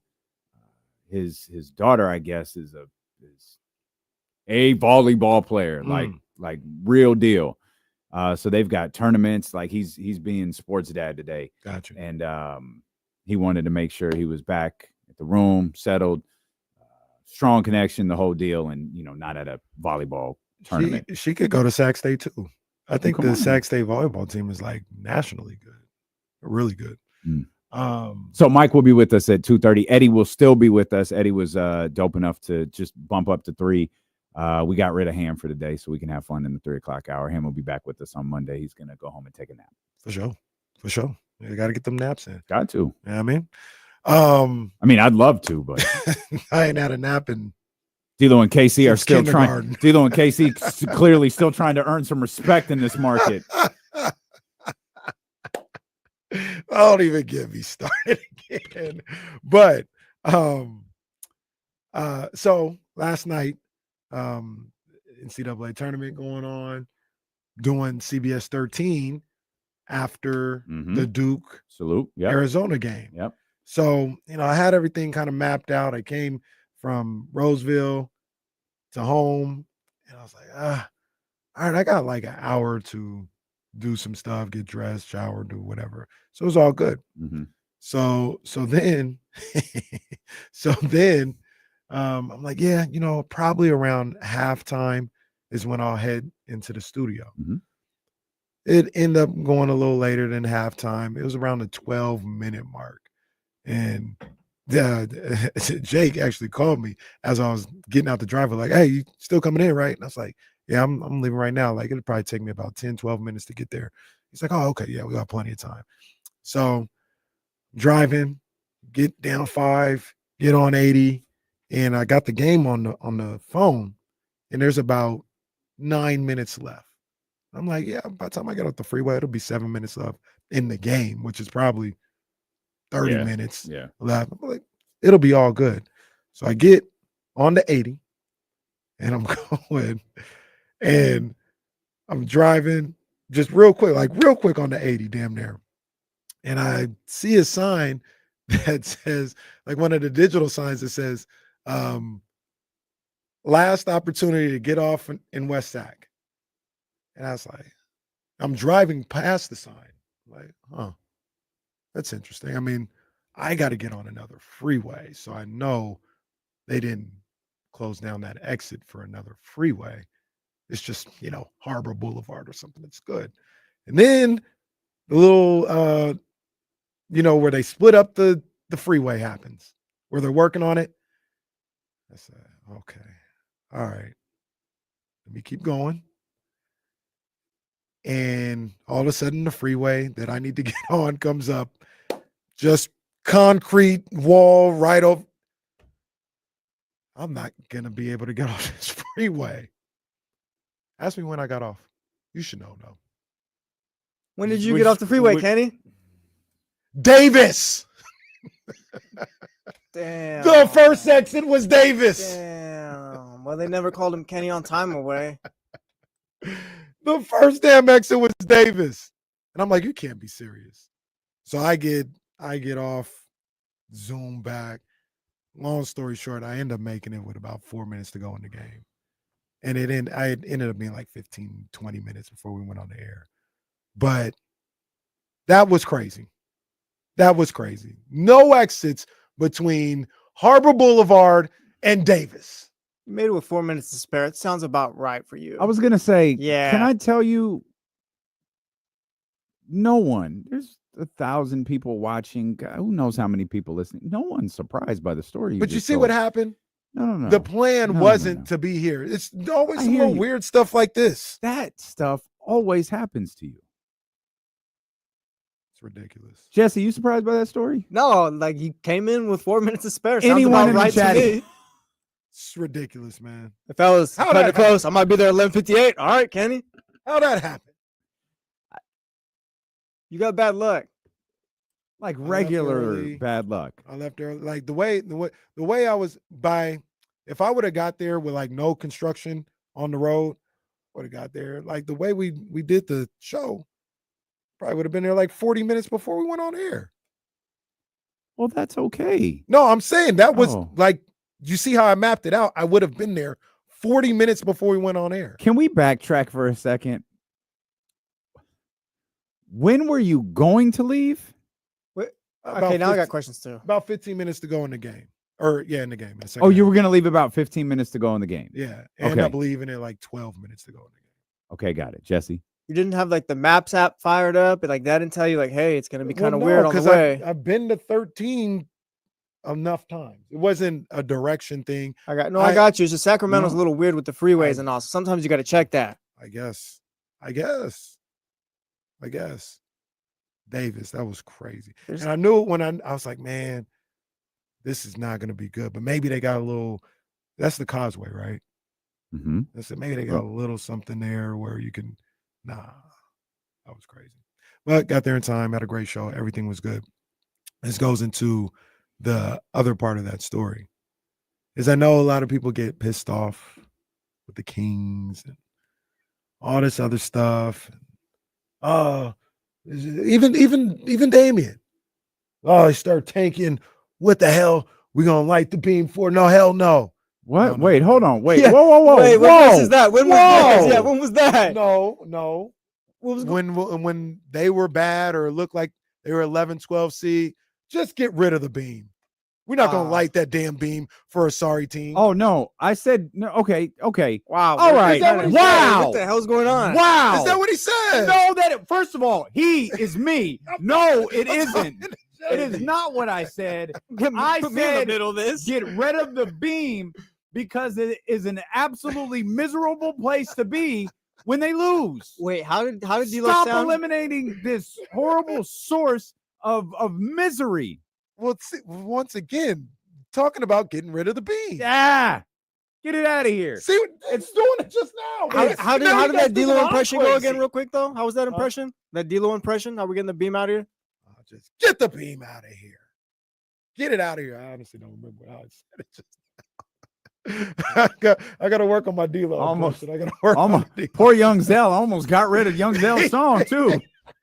I'd about had it with that goddamn team. You played Young Zell's song and you hit the rock hotkey after that. That's a little disrespectful. That's a true story. Oh, that's hilarious. man. But the whole point is you're not. Hey, we played 2 verses today. Come on. You were not the only one, and you were not far from the most definitive person. I've heard this a lot. Got a little emotion. I've heard this. Oh, we start tanking. We don't need no stupid beam. Well, we're gonna celebrate a 13-win team. Sometimes you see things from a different vantage point. And I'm driving through West Sac, and I see this ultralight beam over the whole damn city. Like, I don't really see it like that. Obviously, when we go to the games and stuff like that, you see it. But I don't really pay that much attention as I'm driving away, all this other stuff. I'm in Elk Grove. Like, you can see it faint in the distance. But being, like, on the other side of that American River and seeing, like, I saw the beam clear as day at, like, Harbor Boulevard. I was like, oh, this can't never go. Yeah, like This can't ever go anywhere. I don't care if they're tanking. I don't care if they break the record of those 76ers and win 9 games. That beam can never leave. With like that's their thing. Like Zabo says, like the Cubs, like they didn't win a World Series for like 100 and something years. You still fly the W. Yeah, that beam can. I don't want to hear that anymore. It's never going anywhere unless you can't play the light bill. First of all, don't tell me what to do. Well, you're not doing it. Second of all, they would be getting rid of it. I don't really want the beam to go anywhere. I want to stop going to games with people who want to see the beam and they lose. Well, that is depressing. My sister has made 2 trips. Okay. No, it didn't. My little punk nephew got what he wanted. Hey, he's a good kid. Leave him alone. He's a good kid. Little Celtics fan. Again, I'm happier he's a Celtics fan than a Warriors fan. I don't know how that happened because he was a fan before Kara started coaching there. So I'm not sure, but I'll take it. Yeah. I will take a Celtics fan over a Warriors fan, but he left happy. My sister wanted to see the purple light in the sky. Mm-hmm. My sister has showed up twice to see that purple light outside of the Golden One Center and failed. Tragic. I've taken Katie to 3 games. She has not seen. Do you know how sad it is? No, hold on. We're talking. You might be the problem, brother. Oof, well, send them to the game. You don't go. I've seen. They taught us this in math class. There's a constant. I've seen the beam in the sky plenty of times. I was there the first time. I was like, what the hell is that purple light? You were there for the first home. Yeah. Wow, really? Yeah, I think it was a Heat game, right? Oh, that's cool. Well, that was maybe it during the was. day. I don't know. Wait a minute. All right, hold on. Because we were at Punch Bowl stuff after the game as well. So after you were hanging out a little bit. Yeah, we were out in the bus. So Stacey was about to bust your ass. He was about to call cap on the whole thing. He basically just said you're a liar. Hey, when have I ever lied on this show? I don't question my credibility. Don't ever question me. He basically really did, huh? He basically just said you're full of crap. No, I said he was outside. I was like, oh, so were you jealous? You jealous? I'm more Kings. I'm Kings. Casey's not Kings. I'm Kings. Hey, who's been the maddest all week? Wasn't Kenny. That's facts. We're gonna get some real change around here. Wasn't even D'Lo. What day was I? Well, Jesse was pissed off multiple days. What was it? Wednesday? I think we were both pissed off that day. Yeah, Was that the day? That was the Nick DeMar V- DeRozan day, I Nick think. Yeah. V, Was that? Daniel got fact checked. We checked the Carfax on Daniel's call. TC.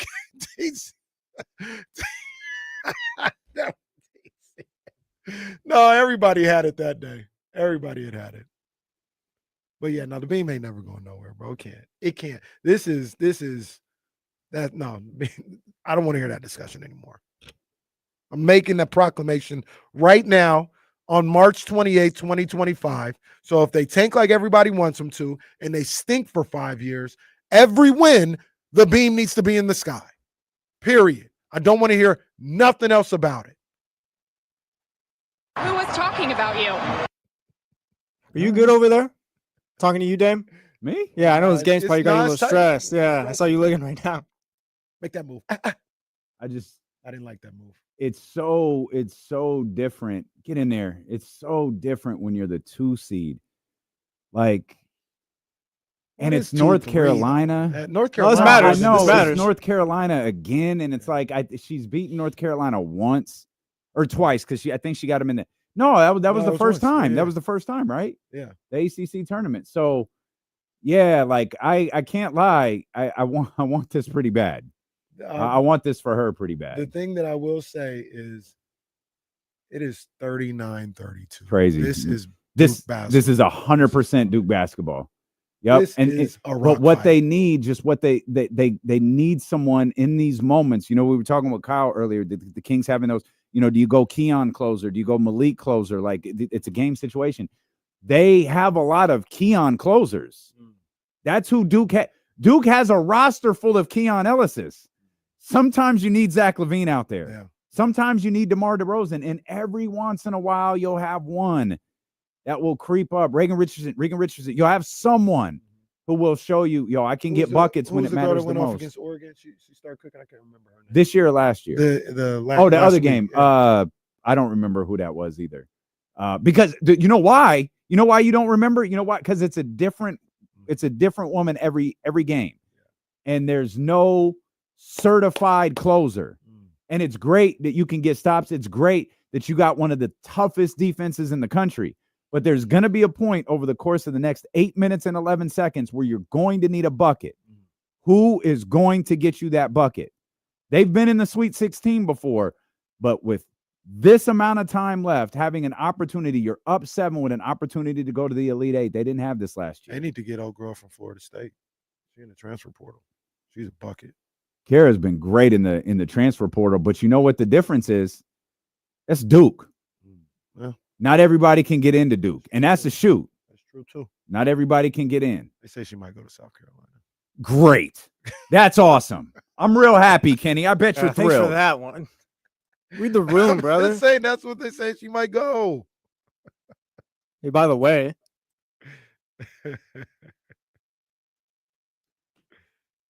All right. Oh, speaking real quick though, like not real quick, but since we're talking about college basketball, my bad, I didn't even put this in here, but man, Cooper Flagg was amazing last night. He was amazing last night. Yeah, he's special. he's as advertised. He absolutely is. Advertised. I talked He about absolutely is. it on the post game show. It really feels like Carmelo, like when what he's doing, the way he plays, the way he can dominate a game, the poise, the IQ. As a freshman, I haven't seen that as a freshman since Carmelo Anthony, and he took them to the national championship. Cooper is that. I thought maybe I was speaking in hyperbole, but there was a lot of people, college basketball writers and stuff like that last night. Were like, yo, that was one of the great freshman performances we've ever seen in the tournament. Like that was great. Let's go a step further. Grant Hill, the greatest Duke Blue Devil of all time. We had this discussion as well. So maybe I said Cooper's top 5. Okay, but you're looking. My fault. Okay, let me try this again. Let me try this again. Grant Hill, the greatest professional Duke Blue Devil of all time? I think that's safe to say. Grant Hill okay, go ahead. For now. So that's what I was. So that's what I'm asking. That's where I was going right there. Grant Hill had maybe inarguably the most explosive, impactful first 6 years. Aside from the Jordans and LeBron, Magic, like Grant Hill's first, they were that.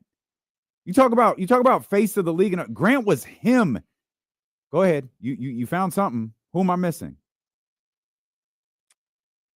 That's what I'm saying. For now, Tatum might take that soon, if not this year. I forgot about Tatum too. He's 4-time All-NBA already, 6-time All-Star. Give me 5-time All-NBA. But I understand what you're saying. Grant Hill. Hold on.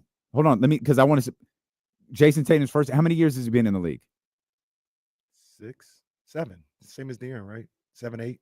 8. This is 8th. 8th year. 4-time All-NBA. It'll be 5 this year. Grant Hill, first 6 seasons, he was All-NBA 5 times. And it's fine. Maybe Tatum does wind up being the great. But when you talk about the first 6 years, Grant Hill was him. He was next. No, he was. And I wonder, is that what we're looking at with the brother we saw last night? Could be. Figurative brother, of course. Could be. Could be.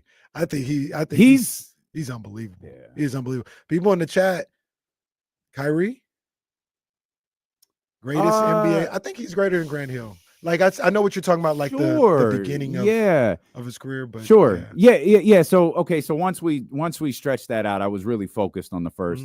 But yeah, Tatum, maybe it is Kyrie. Maybe Kyrie is the greatest. I think he's I think you know what I think people have trouble with, and maybe I don't want to lump anybody else into my category. How many games did he play? 11? 11. I keep on thinking 7, but I think it was a little bit more than that. And it was Kyrie or who? Derek Williams. That's what it was. I remember it because, our good friend, Io Taylor. I don't know. Is it Derek Williams? Is it Kyrie? We sure it's Kyrie? 3-time All-NBA, 9-time All-Star? I think Kyrie's left out of those. Ability? No, I think Kyrie's left off of some of that stuff for other reasons. Of course, he has the injuries too. Yeah. He has the injuries too. I'm not here. I won't make a definitive statement because my argument was centered on Grant Hill and the start of Grant Hill's career. If you want to make the argument that it's Jason Tatum, I probably won't fight you on that. If you want to make the argument that's Kyrie Irving, I won't fight you on that. We can lump this into a group conversation. Yeah. How quickly can Cooper Flagg integrate that group? Pretty. I give him 6-7 years. I think right now. I think it could be quicker. Maybe I'm prisoner of the moment potentially. I think right now he's top 5 at Duke ever. I don't think that's crazy. Yeah, I don't think. Wait, that's are we talking? Are we talking just Duke in the NBA or just Duke players now? Just Duke players. Oh, okay. Duke players. I think he's top 5. I mean, I know you got Elton Brand did some great things. Boozer did some great things. Zion went to a Final Four, or did they lose in the Elite 8? Zion was great for the year he was there. I don't think Zion went to a Final Four, did he? Was it the Elite 8? It must have been the Elite 8. Elite 8. Yeah. It was? Okay. He played in one of those. Because I feel like the Final Four would have been mass hysteria. Yeah, no, CBS Sports kind of tough. Zion Williamson disappears in an Elite 8 loss. Damn. Oh, come on. Duke's best player only managed 2 points over the final 6 minutes of action in the loss. That's tough. Come on. That's funny. I didn't even think of Zion as one of the best. Palo on there too. Yeah, Palo's nasty. Palo. But the crazy thing about Palo, he is still, despite Orlando's struggles right now. Oh, okay, I'll tell it. You talk about stories to tell. Mine's dumb. It's not nearly as impactful as yours is. Well, it was funny though. It was funny. I think we were together. Were we together yesterday? For a little bit. Did we do KSF? Yeah, late day. I checked the Orlando game once, and I'm pretty sure I said out loud, Orlando's kicking Dallas's ass. Never looked again, and was so confused this morning why Dallas was only half a game behind. Like, seriously, I kept refreshing the browser like, oh, this must be up from yesterday's show. Why isn't it changing? Go look at the score and see that Dallas essentially blew them out in the second half, and Orlando blew that lead. Get in there. There you go. 44-32, 5.5 left. Come on, man. Let go. Orlando might be the most disappointing team in the league this year. Well, No, stop it. I'm sorry. The Philadelphia 76ers have 23 wins. Yeah, but Orlando got their guys back. And let's also relax, Jesse. We'll have this discussion on Monday. Great point. We respect the Orlando Magic around here, True pal. champions. Oh, my fault. Yeah, Orlando Magic, great. Yeah, we I love Disney World. We respect the Orlando Magic around here. Shout out Ray Froston. Shout out Hedo. Shout out Rashad Lewis. Shout out Dennis Scott and his rant with the kids. Really? Yeah. I think Von Wafer was a Magic Did at one you point. feel like you left someone out? Well, obviously Shaq, Penny, all those guys. Dwight Nick Howard? Anderson, Dwight Howard. Thank you. Well, it's fine. I mean, did you know? I saw this on Inside the NBA one time. Did you know? Well, look, because we're talking about, they got 12 numbers retired. The Magic? Orlando? That feels way worse than the Celtics having 100. No, I'm yeah. saying. Because you got Jameer Nelson's number up there? Shout out Jameer Nelson, St. Joe's in the building. Because it was on Inside the NBA, and they were like, yeah, tonight was Dwight Howard's jersey retirement. He became the 12th or 14th player to ever. Stop. Chuck couldn't even finish the highlights. He said, what? Should be Dwight, Shaq, and Penny. What? Rashard Lewis has a jersey? Whose other numbers are retired? Let's try and guess this Yeah. before we look it up. It's going to be Shaq, Penny. Does Scott Skiles have his number retired? I thought about Scott Skiles. Hedo Turkoglu should have one, I think. T-Mac. You're saying Hedo? I think Hedo, yeah. We got Dwight now. I'm at 5. How are we supposed to get to 13? There's no way. You have to be mistaken. There's no way. That's not possible. I'm gonna look it up right now. That's what Ernie wasn't said. Shaq's the first one? That's what Ernie said. So if I get chatty house, it's from Ernie Johnson. Okay, Ernie got. All right, you hold then. on. I think you did. There's Damn it, two- Kenny! That's what Ernie said. No, it's Bill Russell. This is ridiculous.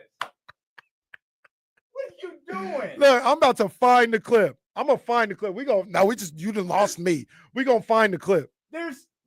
Jesse. We gonna find the clip. What I just pulled up, it had 3 players up there. It was Bill Russell, the 6th man, and Shaq. I don't know if that's accurate because I'm pretty sure Penny got his and Dwight Howard. We're literally looking at it right now. I'm about to look right now. Let me keep looking for this. I don't know why it's so difficult to find. I'm about to look because Ernie said this, and Charles Barkley stopped doing the highlights. We're not going anywhere until we get to the that's bottom all of right. this. Yeah. Call Orlando Magic PR if we have to. Orlando Magic. I remember they played the Chicago Bulls. When did they play the Chicago Bulls last? You got Ernie got Chatty House. Bill Russell, number 6. Shaquille O'Neal, number 32. That's it. I'm looking at the Olympics. I swear when they did Shaq's Orlando jersey, I'm almost positive they said Shaquille O'Neal is the first Orlando Magic player to have his jersey retired. You guys, Russell's league wide. No, too. you guys are right, but we ain't gonna put this on me. I'm gonna find when Ernie said that. No, this is on you. Oh, no, okay. I'm about to find. I look, I done found the episode. I'm Okay. about to get back. Okay. What we talking about? Okay, 14 was no. crazy. You're not looking on your phone. No. I'm I'm on the show. I've got the show. I want it on the stream. All right, we're gonna pull that up. We're gonna pull that up. No, we are. To be clear, we are sitting here until we find this clip. 14 Orlando. Like I would have been like, no, I would have called the show. You guys are wrong. There's no chance. Here we go. No, because they played. No, that ain't it. Well, No, okay. We have to find this right now. They said they played them on what day? Oh, look, he look it now. Yeah, Go to commercial. This is the March 6th episode. Yeah. Oh, this. Okay. Stilo and KC. Man. It's the March 6th episode. There. All right. We got to go a month back. Oh. Hell, y'all talking about? Let me see. Yeah, like this is like the last bit of Kenny's credibility up in the air right here. Man. Like you better find it, dude.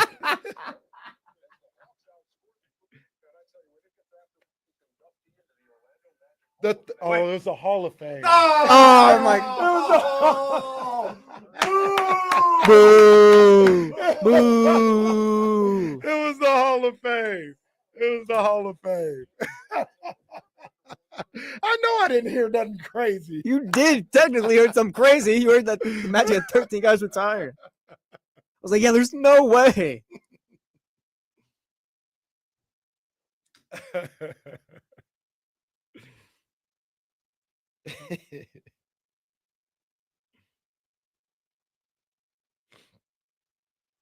Wait, so Penny's number isn't retired then? I guess not. And now that feels disrespectful. Yeah, I guess not. Yeah, they definitely got to have a ceremony for Penny. They definitely. I don't get why you wouldn't, or haven't already. That does seem disrespectful. Maybe you turned it down. Maybe. It's always weird It when should there's. be cool now, though. It's always weird when there's people standing in the window behind me. I never want to turn around. I'm not sure.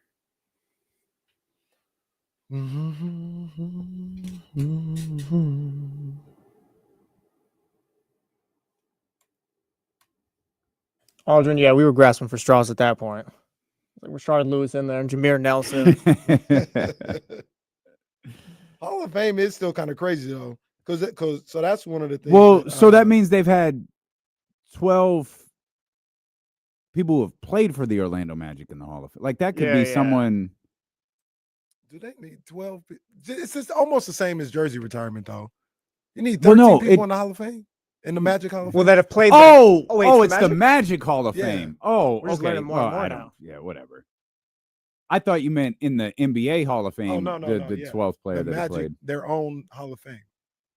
Okay. It's not the same as retiring a jersey, but that's still like, Okay. Whatever, pal.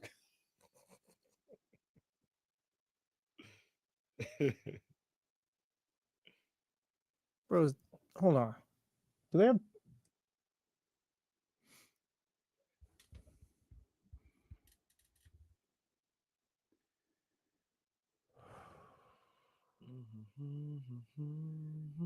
I think you could get a dagger right here.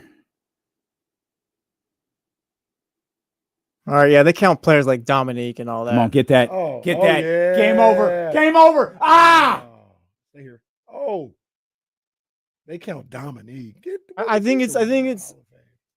No, it's the Orlando Magic Hall of Fame. Yeah, can you name all 13 members of the Orlando Magic Hall of Fame? Dominique Wilkins is in there, I guess. They're crazy. It's like us putting. Unless Vince these are Carter. Hall of Fame members that played for the Magic. It's just a weirdly worded headline. That clip was. Yeah, it Dwight matches up getting with what you said. inducted Into the Yeah, get Magic Dominique Hall out of there. That's crazy. Ben Wallace, Patrick Ewing. Come on. Come on. This feels wrong.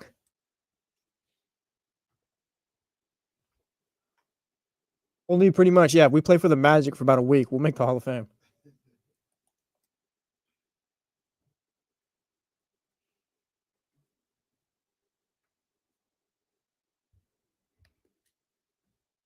Man, they're searching for that one so bad. That's 2 threes in a row. I know they're getting yelled at. Yeah, they trying.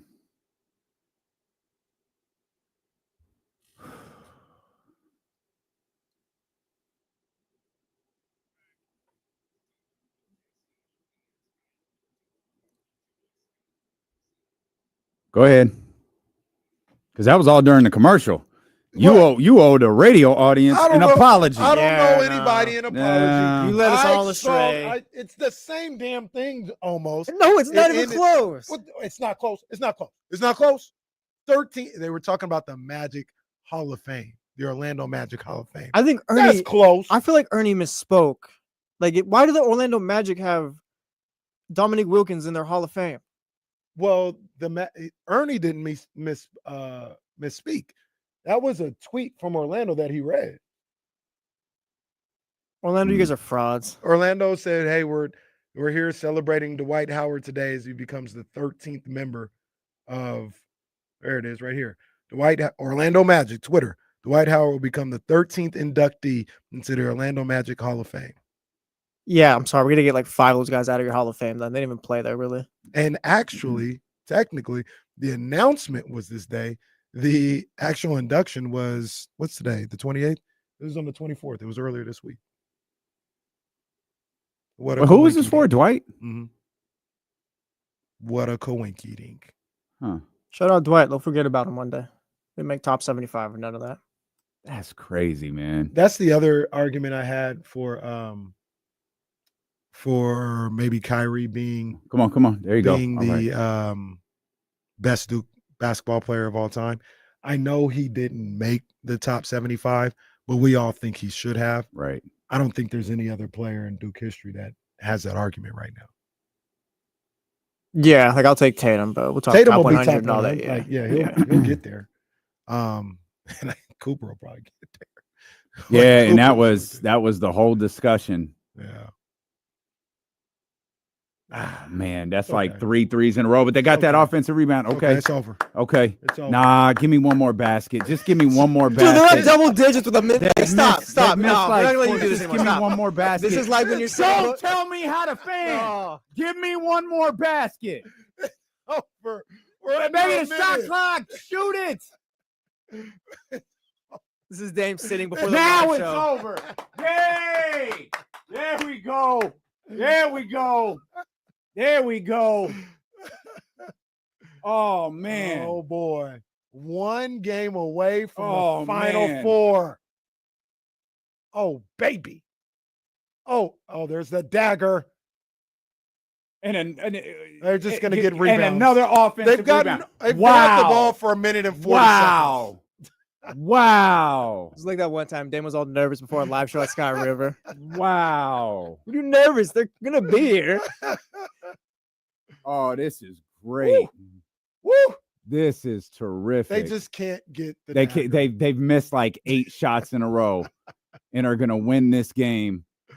Oh, this is Duke tremendous. is going to the Elite Eight to take on the winner of South Carolina and shut Maryland. up. Yeah, who are you rooting for? I'm going for South Carolina in the game today. Yeah, and who are you rooting for in the next Man, one? you know what I do. You know what I'm saying? You know the vibes. Let's go. Matter of fact, I'm going for Duke. I'm going for Duke in the game. Not even South Carolina in 8. You know look what I'm at- saying? They in look, 8. Look at Coach, not even smiling. Just hey, good game. Good game. 8 and 8. I want to see Duke in the Final Four. Are those book ones on the way? No. Oh wow. Those are never on the Oh way. no, man. Kyrie. I mean, I'm sorry. What's Dawn sending you? You tell me. You tell me what Dawn is sending you. No, I'm going for Duke. I want Duke to get to the Final Four. Man, I want Duke to get to the Final Four. They ain't gonna be able to do it. I don't think with 47 points. That's just what this game called for. It was also a conference game, so they're familiar with each other, and that plays a role into that, maybe that low scoring output as well. Man, that is amazing. Yeah, man. That is awesome. Real quick, we kind of mentioned it in passing, talked about it in depth during the break, but for the radio crowd, didn't really hear. Taylor Jenkins in Memphis. That was That's crazy this morning. Yeah, man. I was expecting. I was expecting the New York Times reports come out. like, oh, what did he do? Well, Stanford just fired Coach Taylor. What did they get him for? Right. Apparently, this was a basketball decision. Yeah, nah. So when I heard it, I went straight to the streets. Went to the streets of Memphis, man. Shout out Glorilla. You know what I mean? I was in them trenches. And they were like, "Oh, happy day!" The people in Memphis were like, "This, it's about time." Like, yeah, this is good. And I was telling my wife about this situation. She said, "How many games are left?" I was like, 9 games. She's like, "Why would they do that?" And yeah, the only thing that I could think of, because a lot of the people in Memphis were talking about how they fell this close from calling him Nick Sirianni. They're like, he doesn't run the defense. He doesn't run the offense. What is he even doing here? And that was the thought process. And some people would be like, hey, play the season out, see how it goes. You can move on from him in the offseason. But maybe the general manager, the ownership thinks, hey, we're good this season. Like we can make a run. Maybe I don't know about championship, but we can get to the conference finals. Mm-hmm. We have the talent. We don't have the leader, and there's no guarantee what might happen next year. Mm-hmm. And they sat around and it's like, do you think if we make this move, we still have a chance to get to the conference finals? And if the consensus was yes, I don't think I would have done it. Like maybe I just would be scared to do it. Sure. But yeah, if you think this is an opportunity for you to go for it and win in this postseason, It doesn't matter if there's 2 games left. The team How has you reached do it. the players on that roster have reached their breaking point with him. Then yeah, I think you do it.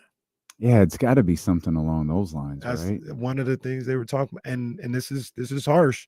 It didn't feel this way, but they were talking about players didn't quit on them.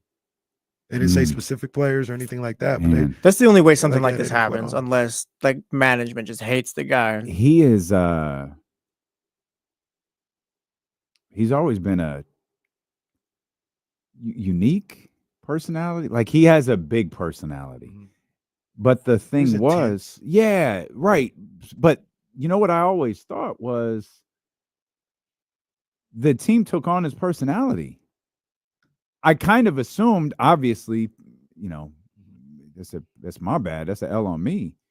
I always assumed that they were all in this together. It certainly doesn't sound like they were digging, regardless of how they act on the floor. They clearly weren't digging Taylor Jenkins' personality. Yeah. And I missed on that one. I thought that was their team identity, and it was set by him, and this was their move. Yeah, I was just like everybody else.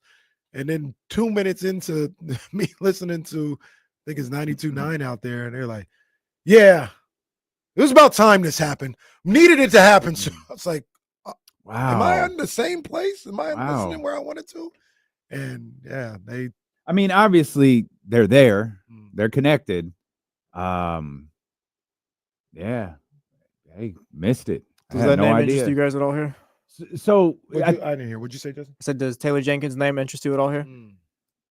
I mean, good. No, go ahead. I just didn't even hear what he said. Well, so there was kind of 2 directions I was going to go with that. Since Jesse took us there, let's go there. No, I think he's a good coach, but is that going to work?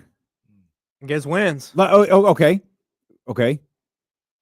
There's probably a multi-layered question. Is that going to work with this roster? Is this roster next year's roster? To answer that second question, it should not be next year's roster. And I think if you retool, like, yeah, you get a good coach. And you're willing to give Doug the boot? I'm willing to keep my options open right now. I don't think Doug has ran away with the job for me. No. That's his job. I understand. Now, I understand. I'm being a little tongue-in-cheek here. I'm being a little S-starter here. But to our conversation yesterday when we talked about Vlade, you did this before and it failed miserably. What do you mean? You took a Grizzlies coach who was really good with Memphis, brought him here, and it didn't work. Taylor Jenkins and Dave Yeager, 2 different people. Why? Why are they 2 different? Because one is Dave Yeager and one's Taylor Jenkins. Dave Yeager had like the same resume. That stuff doesn't. That's like, no, I'm not going to take a quarterback from Alabama because they don't turn out or something. Like, that don't matter to me. But the resume is the same, right? And it didn't lead to success here. And I'm like I said, I'm just being an ass starter. But like that's he got fired for a reason. Yeah, no, it's just like I said, I'll take the Sturk, who's a top 5 seed. 53.9 or 539, excuse me, win percentage. 34 wins, 38 wins, 56, 51. We should tell the whole story. We should tell the whole story. Last year was give 20. Give them credit for those other 3 years. Last year was 27. And they're 44 and 29 this year. 250, 214 is his record. 23 playoff games, 9 and 14 in those 23 playoff games. To answer your question, Jesse, he does interest me. I don't know if I would actually do it, but I think he's a good coach. I guess it really comes down to what I believe in him or Doug Christie. And I don't know, maybe like North Carolina's AD, I just have to leave the room because I believe in Doug Christie, maybe blindly. If you give him the right pieces and give him the right roster to work with, I think he could do great things. Great things. I just believe in his philosophy and the way he approaches the game of basketball. Dave Yeager, 147 and 99, win percentage of 598 in Memphis. What was it, 3 years? seasons. Yeah. Yeah. It's not like Doug's or Yeager's timer was the smoothest either. No, it definitely wasn't.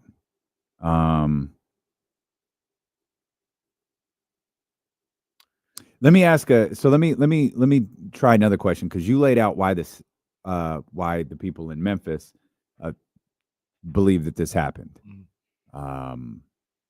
Jesse asked about Taylor Jenkins in Sacramento. The Shams tweet was already hot coaching candidate next year. Do you think Memphis has someone in mind already? I don't know. Maybe not the way Chris Finch, because that was immediate. But do you think Memphis, or did you hear, like, Memphis already is eyeballing someone for next year?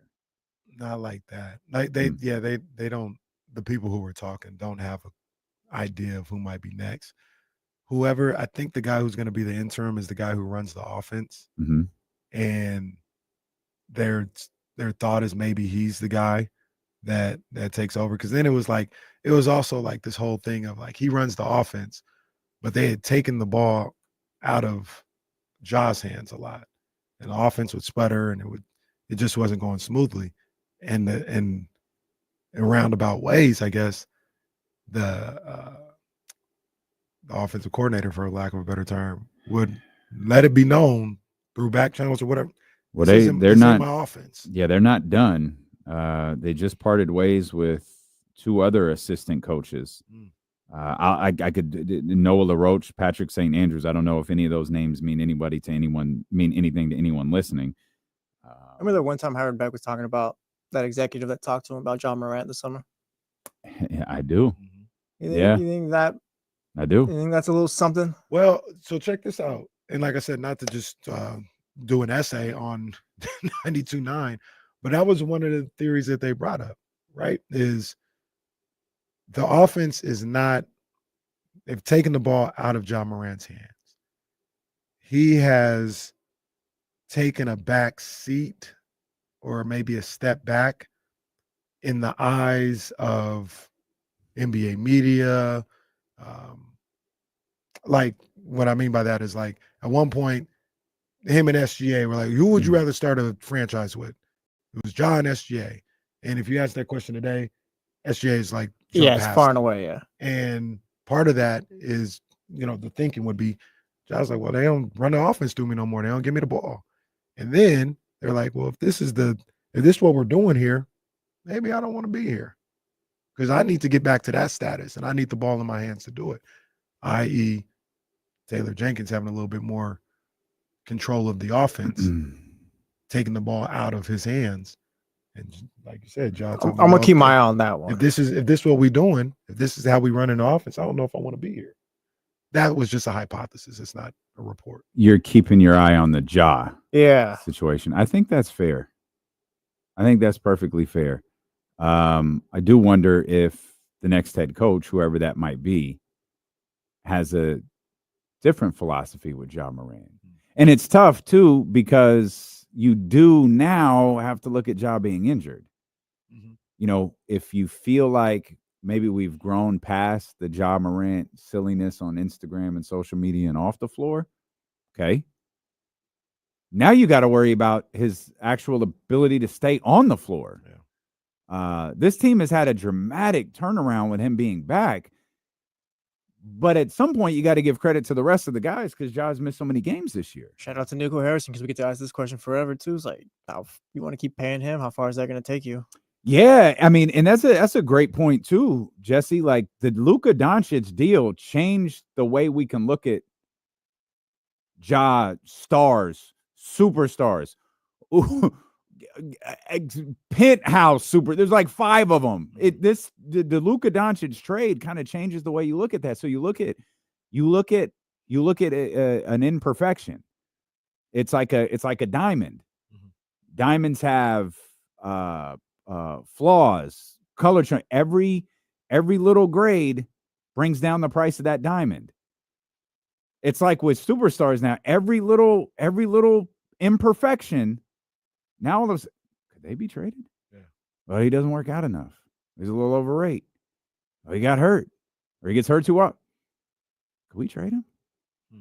It's why, as amazing as he is on the floor, the Zion Williamson conversation is not going to go away. It doesn't matter what Griff says. It's not going to go away, because if a team calls and says, hey, you look at the games played from Zion Williamson. You can look at the impact all you want to, but you look at the number of games that he's played. And you ask yourself, is it worth doing this deal? Because not only the Luka Doncic deal, but the Anthony Davis aspect of this. We can make our Anthony Davis jokes, and we can talk about him not being on the floor and all of this stuff. But if he had his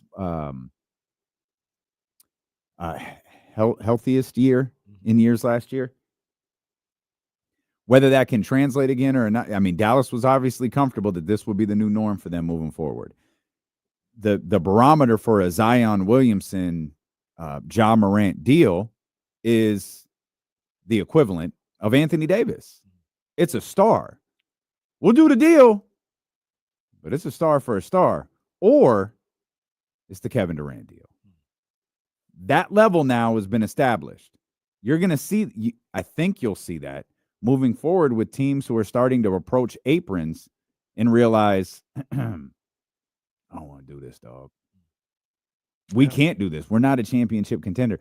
Apron teams have to be championship contenders. Otherwise, you're burning money. Owners, billionaires will burn money to be a champion. They won't do it to go to the second round of the playoffs. At least I don't believe they will. No, because you won't make your money there. Right. And yeah, and this goes back to that CBA that I don't like. That just forces. Draymond was right. He was right in this one. He's definitely right. It forces these guys to make these decisions that are just kind of like that's not even fun, right? Like, oh, well, should we think about trading Luka? What? But like when you break it all down, like I get it, it makes sense, but that's not the way you should be thinking about it. That's not the way these teams should be ran in the NBA. But because of this new CBA, that's the way they seemingly got to do it. Mm-hmm. You remember our guy Anthony Sane who came on the show? Mm-hmm. Yeah. It's like Ja's BFF. Yeah, he had everything. He reported. He didn't report. He's predicting that the guy's name is Tomas Lasalo. Okay. He's going to be the next Grizzlies head coach. That's the assistant that was running. That's the interim head coach. Mm-hmm. Yeah. Okay. He was running the offense, and apparently, as I go through his timeline, he's been out on Taylor for a while. He thinks Taylor's been a problem for a while. So okay. I guess down there, I mean, we look at it here like, why? Like, what's the big deal? A lot of people down there, man, just didn't think Taylor Jenkins was the one. Understood. Okay. Interesting. Let's see what TC thinks. I don't know about whatever he wants to. 916-909-1320. What's happening, TC? What's up with my two brothers, bro? What's up, man? How you doing? All right, nah, man. I sent that Meek Mill to y'all on text, bro. Hey, it ain't a whole song, but hey, he back on his stuff. Okay. Now, that's just on a music note. Hey, on another note, right? I know it's crazy. You know how we get out here. We talk about coaches and players and all that, right? I don't know where he going, but if those two could hook up, Taylor and Doug, bro, that could be scary next season. Yeah. Okay. Thanks, TC. I wonder. I don't know what to do with that. I don't think Taylor Jenkins would come to be assistant. I don't.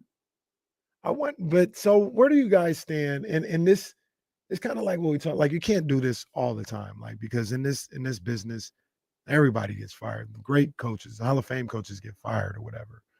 But you look at somebody like Taylor Jenkins, right? And it's like, man, we think he's a good coach, but a lot of people were anxious to get rid of him. Why would we think like this is such a great thing? Well, ran its course there and he wins. Like he just ran its course there. Like bring in different players, different egos, all that stuff. Maybe it'll work here. It may be. Like that's my thing. Like he still wins. If the Grizzlies were a team fighting for the play-in or whatever, just kind of floundering around, it's like, oh, and they have issues, then yeah, I'm cool off of Taylor Jenkins. But is this one of those things where, I mean, guess maybe it's chicken. Who deserves? I mean, Taylor Jenkins, the coach, deserves a lot of credit. Mhm. But let's look at this again. It's 34, 39, 38, and 34. Those are COVID years, both of them. It's 56 and 26, 51 and 31. I understand the team was decimated by injuries last year. The 27 and 55, they're 44 and 29. Lost in the first round, lost in the conference semis, lost in the first round. You really want to? Is he a roll of the dice to you? Like, are you like what's okay? What's your confidence meter? I mean, if I get the right players in here, like a 7 or 8, I'm not going to blame last year on them. They had Really? nobody. They had I nobody understand. last Stop year. yelling at me. No, I'm not yelling. No, I but- get it. So, okay. What would be your confidence meter? And I'm just going to use your term. What would be your confidence meter in Doug with the right players? Well, maybe one under like a 5, 6, 6, 7. I like Doug. I That's like Doug, but Well, I understand I understand you giving credit for Taylor to Taylor for what he's done. Like it was like 351 seasons in there. I get it. Like Doug's coached 40 There's games. more that I could see understand. in front of me with Taylor than there's with Doug. I hear you. I thought KC made a solid point by bringing up Dave Yeager. Dave Yeager was a winning coach in this league before he came here. Well, yeah, but so okay, what is your point with that then? Like, is Taylor Jenkins going to be banning people from practice too, or? Okay, that's not what. Like, it wasn't just Dave Yeager can't coach. Like, there was issues. That's a solid So- reference, but no, that's not what I meant. Is Taylor Jenkins? You might have to deal with some stuff here. Can he? Taylor still- might have to deal with some Right. stuff here. Can he still be do you believe? So we're asking that if if he has to deal with some stuff, he can still be a successful head coach. Do you think? We're asking if he could deal with the Kings dysfunction. Yeah, and I don't still think be anyone good. can win with the Kings dysfunction if we're doing that. and still be good. Now, like I said, I think Dave Yeager dealt with some dysfunction as well. Like there was. Oh, he I definitely remember- did. Well, no. I'm talking about in Memphis. Oh. I remember in Memphis when that happened. I think it was more so when he got hired here in Sacramento. They were talking about how the Memphis owner, I think he's still the owner, or maybe like he was. They talked about him the way they talk about Vivek. They just won games, but they're like this guy different. Like he is not stable, but he was still he dealt with him, was still able to win. You know what I mean? So, do you think you got a guy in Yeager or Doug Christie or whatever who, even if you're dealing in a situation that isn't always stable or great, he can still handle that locker room and make sure those guys win? I don't know. I think If you're presenting that, I'll take Taylor Jenkins still. Ooh, okay. And you and I only ask this: you'll ignore. Feels like this is real early. A lot of people said he's not it. A lot of people are a lot closer to it than we are. That's like somebody trying to tell you about the Celtics or even the Kings. He's not it with that And- group of players, is the way I see it, and that organization. But if Taylor Jenkins comes here and we got a plan, like this is what we're gonna do, let's all be on the same page here. I haven't heard one person, and I haven't listened to a lot or read a lot. Like, did but I this haven't just go heard- bad now too, or has this been the case for the last 4 years? Like, I'd love to know that. That's a Can good we point. can we hit pause?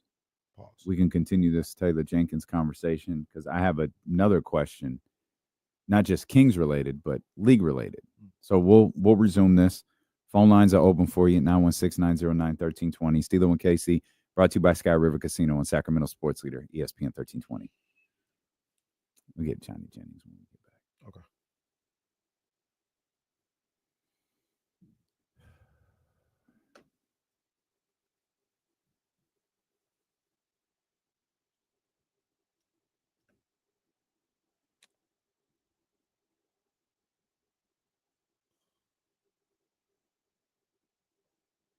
Okay, see, Tucker, think about that. We might not even be able to pay Jake LaRavia.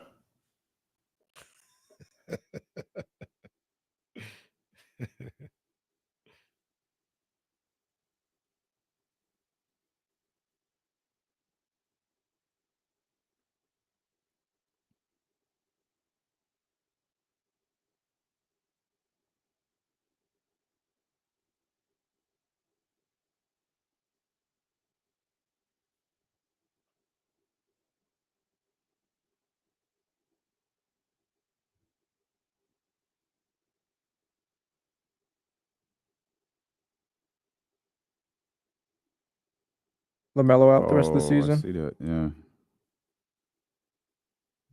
Let's get him out of Charlotte. Yeah. I think we really do need to. I don't want to diss Charles Lee. I feel like he's doing his best, but I don't know if Charlotte's right for them. It almost feels like they need they need to tear it all down. We need to get Kyrie Sage guy. Yeah, they need to tear it all down and start over.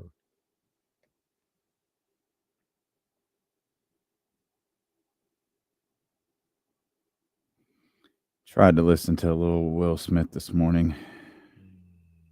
Yeah. Like music? Yeah. He dropped a new album today. Sure you did.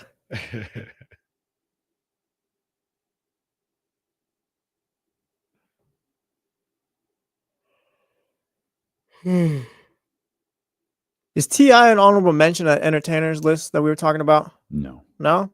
He's done movies and stuff. Not for me. T.I., who's a comedian now. Is that real? Word? Yeah, stand-up comedian. All right. We'll cut it off before the comedian stuff. Nah, he's not on that list, but that's a good. I said honorable mention, maybe. Yeah, Aldrin, I think we both listened to this. I know the deluxe dropped today with 4 songs on it. I didn't get to it today. I tried to make my way through Lil Durk.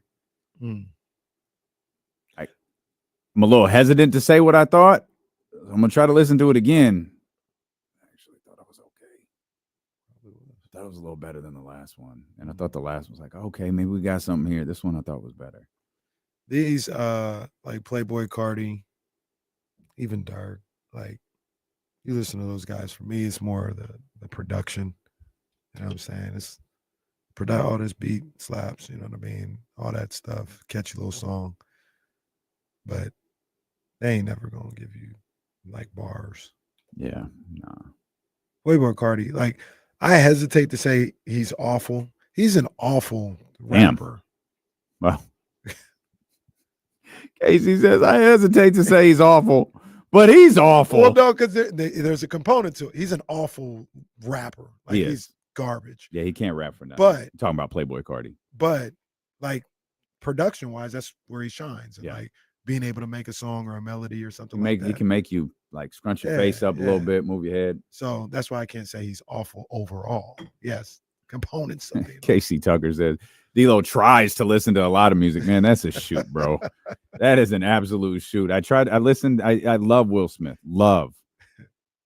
And I was like, all right, I'm going to give this an honest shot. And I was like, nope, I'm out. I can't do it. I thought the opening skit was I thought was interesting because he cusses a couple of times. And I thought, okay, all right. He's going a slightly different route. But it was to get a point across. And it's like a character skit, like Jazzy Jeff is on it. Like, it kind of got my hopes up a little bit. Saw Tiana Taylor's name on the track list. And then I think it I think it might be like a gospel album. Like, not gospel like a choir, but like the Gospel Gangsters. Like, I think he's rapping. Like, I mean, he's talking a lot about faith and in God, and obviously he's gone through some things, and it's like, oh. And again, there's nothing wrong with that. It's it's like, oh, okay. I didn't want this. And I didn't finish it. And so I went to Dirk and I started to listen to Lil Durk a little. Yeah, I had to switch it up. Had to switch it up. So I went to Lil Durk, listened to that for a few tracks. Immediately was like, all right, okay. Like, I hear you. And then tapped out a little, kind of was like, all right, I don't want to do this anymore. I need to focus on what we have to do here today. Understandable. And I'll give them. I'll try to finish both of them. I ain't even gonna lie to you. I'll probably never hear Will Smith's album. And that's fine. Like, it's fine. I hear he's doing some spiritual stuff. That's cool. As long as he's not doing what Marvin Sapp is doing, then it's all good. You see that video circulating? Oh, that was crazy, God, no. bro. That was crazy. Marvin Sapp at his church is basically like, hey, we got 1,000 people in the audience right now. We got 1,000 people on the live stream right now. We need everybody to give $20. Ushers, close them doors. Close the doors. Nobody's leaving till we get to 40K. Yo, what's wrong with this guy? What's wrong with this man? Okay. That was crazy. Sometimes they'll get crazy with the offering baskets. I've heard some things too at church. He told him, yeah, he said, no, don't even pass the basket around. I want to see who's doing it. Bring the baskets up here. You bring the money up here. One time this guy, One time this pastor, I think said, I think he's a pastor or whatever. He's like, yeah, you're not going if you don't offer. All right. You know, it's funny. Like, oh man, I went to one of them. Yeah. I'll never forget it too. Yeah, I know exactly. I'll never forget it. Yeah, I heard what I heard. I hear you. And this ain't like a religious conversation at all. That's why I stopped going to church. It's like y'all are. Got my Bible with me. This is not what I'm here for. Like my connection is solid. Like You got a coffee shop right here. Right. Right. Now, one of the things about that, and then we can move on, is like sometimes you get a bad apple, right? You get sure. one of those for sure people that are out for all the wrong reasons. And sometimes you go to places where they solid and they about the right reasons. So it's just what changed my perception on church forever is Charles, my brother, pulled up on us a couple. Mm-hmm. He used to speak. And I remember he wrote this amazing sermon one night. It was like a Tuesday night, or it was the first one he ever did. Man, I heard my brother talk and I cried for hours listening to him. That Sunday, the head pastor did the same exact sermon that he did. Didn't give him an ounce of credit. I remember sitting there looking at him, looking at my brother, watch him, and I just saw his facial expression change. And we kind of waited. I knew what he was doing. He was waiting. Yeah. And I never forgot that. Ever forgot that. I've had so many bad experiences. Again, connection solid. Mm-hmm. I had so many bad experiences there. Yeah.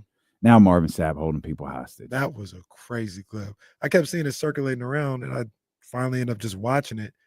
Hey, you imagine going to the door? It's like, no, this is really locked. You're not getting out unless you throw some money in here. I said, what? No, so look, I got this. This is a visual only, but I retweeted this. So if you unblock me, you might be able to see it. I can't really explain it. You got to see it. But the tweet is me if the usher at Marvin Sapp's church will move away from the door when I try to leave. It's these guys fighting in front of the pulpit. Oh man.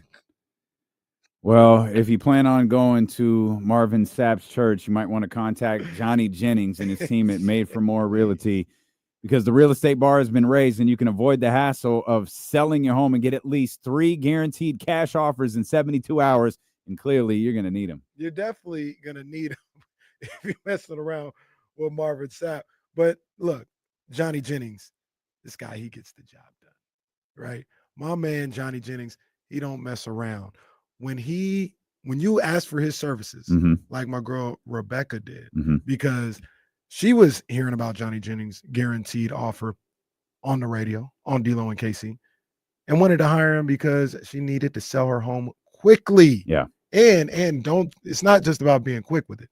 I need all the money I can get here. Well, clearly you got to go to church. Right. Or you're going to get held hostage. I need at least 40K. That's it. Yep. In cash to take with me to church so I can get out. I need at least 40K. And he got that taken care of for her. You know what I mean? She got with Johnny Jennings and the Made for More Realty, and they were able to get a full price offer, and her home sold really quick. First weekend it was up. So my man Johnny Jennings, he always looks out.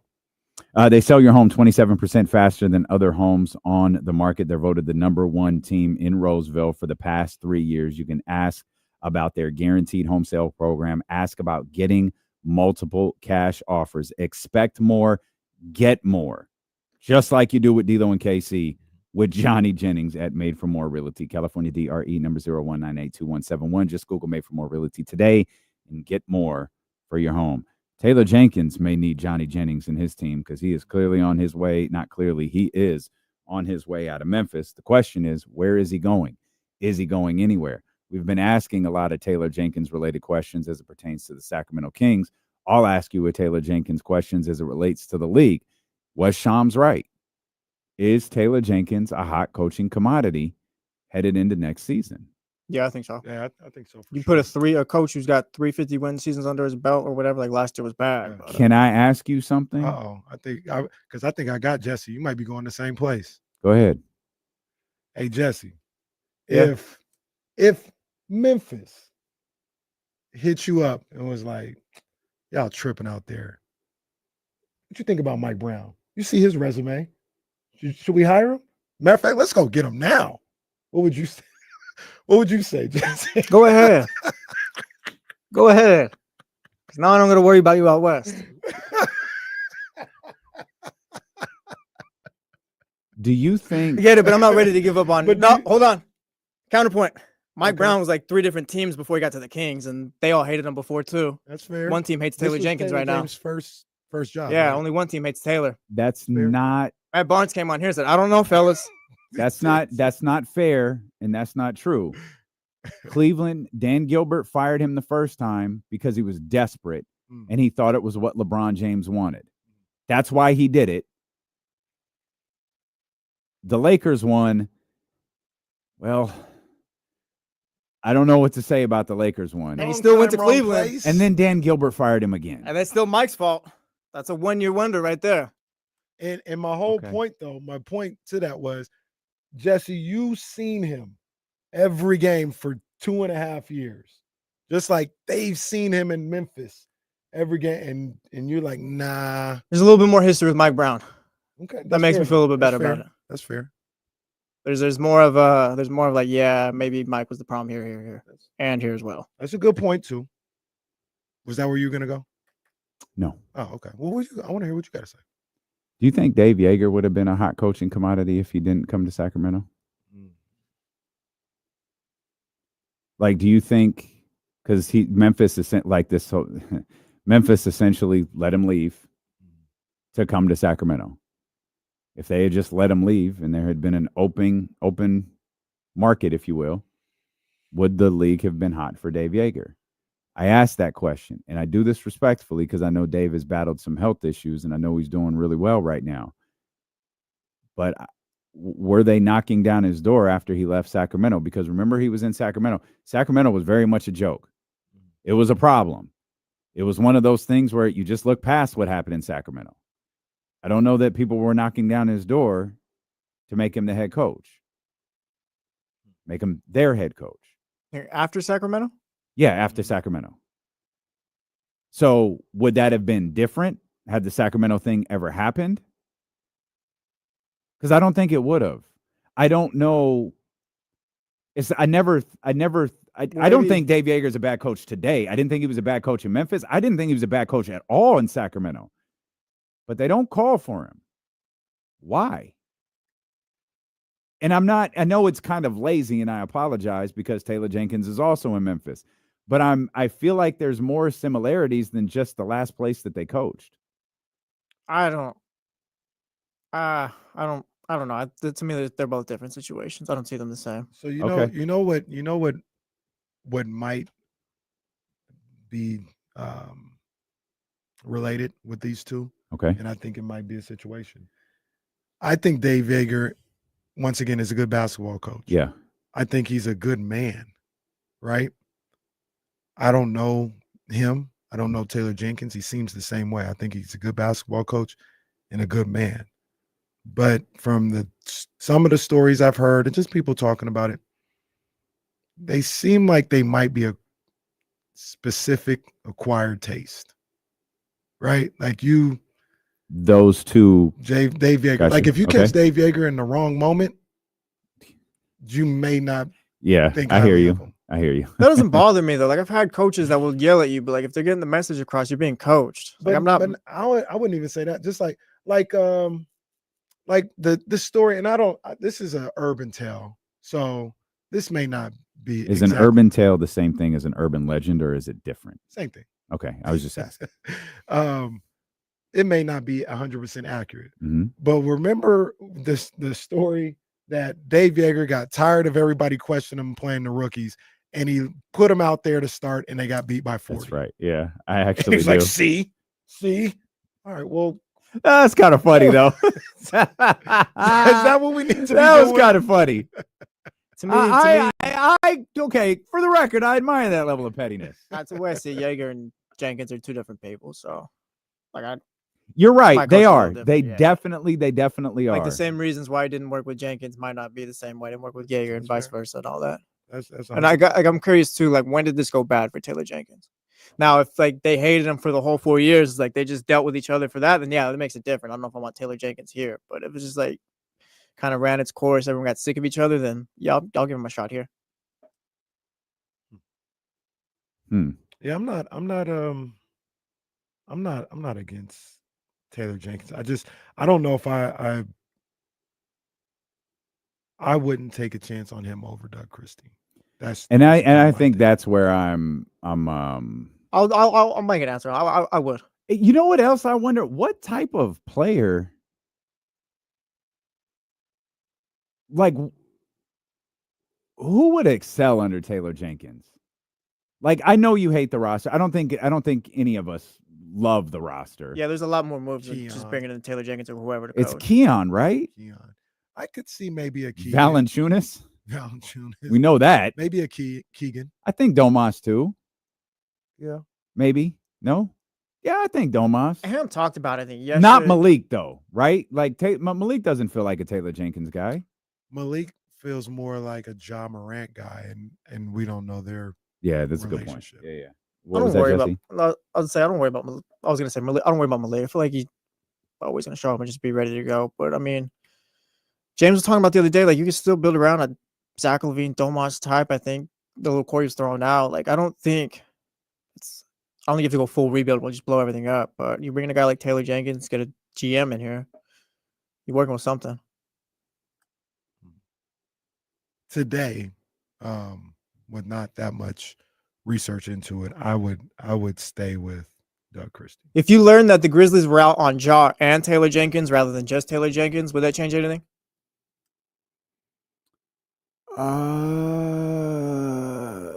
No. No? I don't think so. What you mean by that? Meaning, with it just like you said, like Taylor Jenkins was a guy who probably ran his offense through Ja and all that. Now Ja's taking a step back. They got Taylor out of there. Now they're kind of running through everyone else. Maybe they just felt it was better to move on from. Well, this is all hypotheticals, but so this is where things get convoluted, right? And like we don't. I didn't listen long enough to really understand like what they're talking about.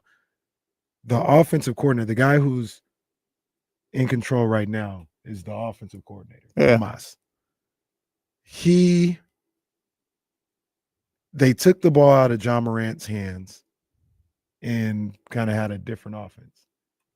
He was the offensive coordinator. Mm-hmm. He would tell people, "This is not my offense." So the thought is Taylor started taking more control of that.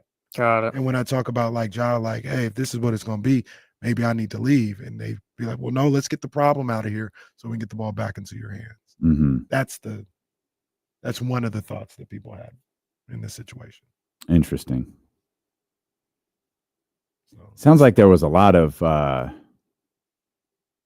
stuff. Mm-hmm. Yeah. Okay.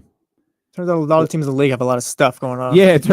Hey, it's not just us. At least they didn't give him a contract extension. Yo, firing a coach, a playoff team, firing a coach with 9 games left. Crazy. That's kind of crazy. No, it's They tried it's to not figure more than out kind of. instances where that happened, and it worked out. The 89 Michigan Wolverines fired their coach who was going to leave 8 games before the season was over. They won a national championship. And I think like the New Jersey Devils did that like 8 games before. Look at Mr. Season. Hockey. Big hockey show. Wow. Well, remember, we're on Ovi watch. Wow. He's 5 goals away. First baseball, now hockey. Ovechkin watch. He's 5 goals away from Gretzky. Let's go. Is he going to get there before the end of the season? I hope so. How many games they got? Like probably like 7 or so. Yeah, about season ends around April 15th ish, around there, April 8th ish, one of those weeks. That is amazing. Absolutely amazing. Yeah, they won the Stanley Cup. Yeah, Keith Reed asked the question: have we heard from Michael Malone yet?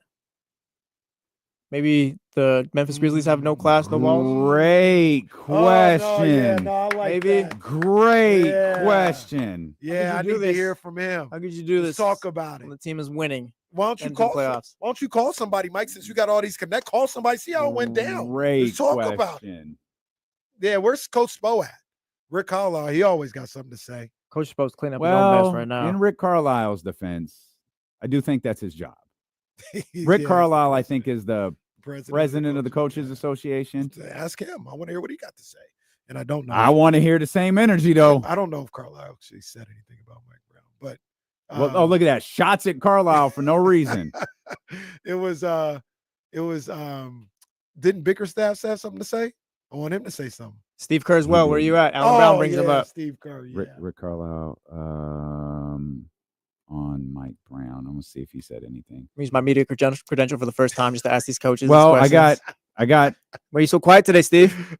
I got. Who the hell is this guy? Rick Carlisle. Well, no, Rick Carlisle. Oh, he had something to say. Yeah. Oh, okay. Well, I need to hear from you, Rick. Yeah, he did. I need to hear from you. Let me find the quote because I'm looking on my computer. Rick Carlisle, the firing of Mike Brown today was just shocking to me. And I'm sure all of the people in our profession, I view him as one of the standard bearers of our profession. I'm absolutely shocked that this decision was made. Yeah, that wasn't that bad. That's not bad.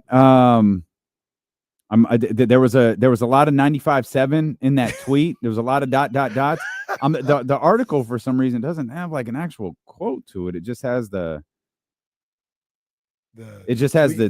tweet ingrained in it, embedded in it. Excuse me.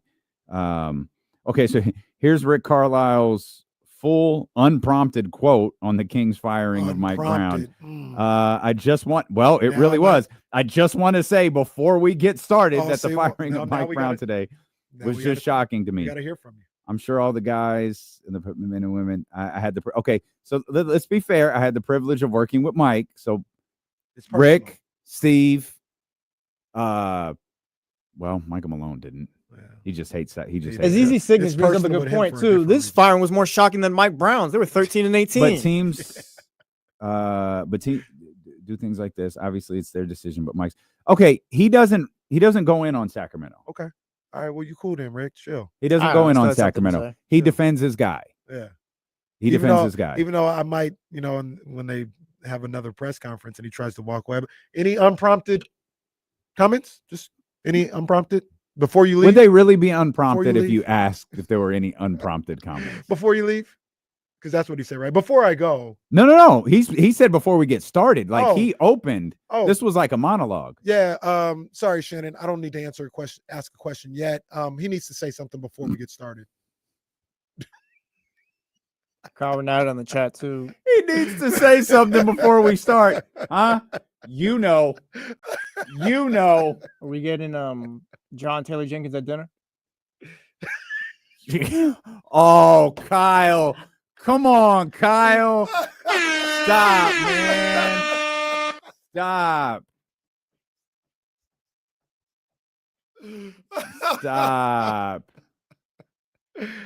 Okay. All right. Since we're doing it, is there a press conference?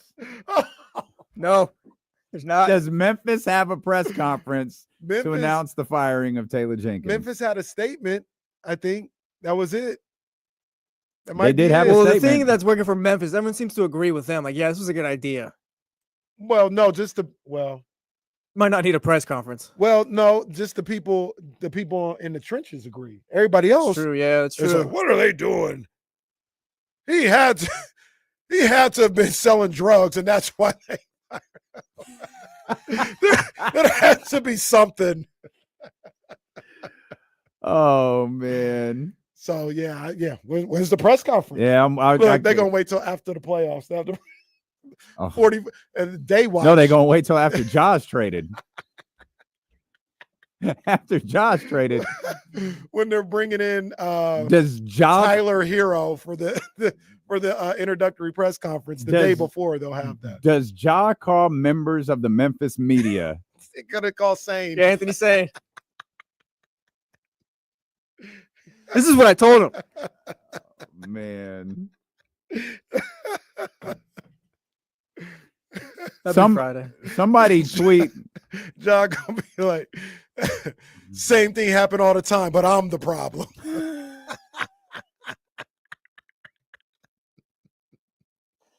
Oh man.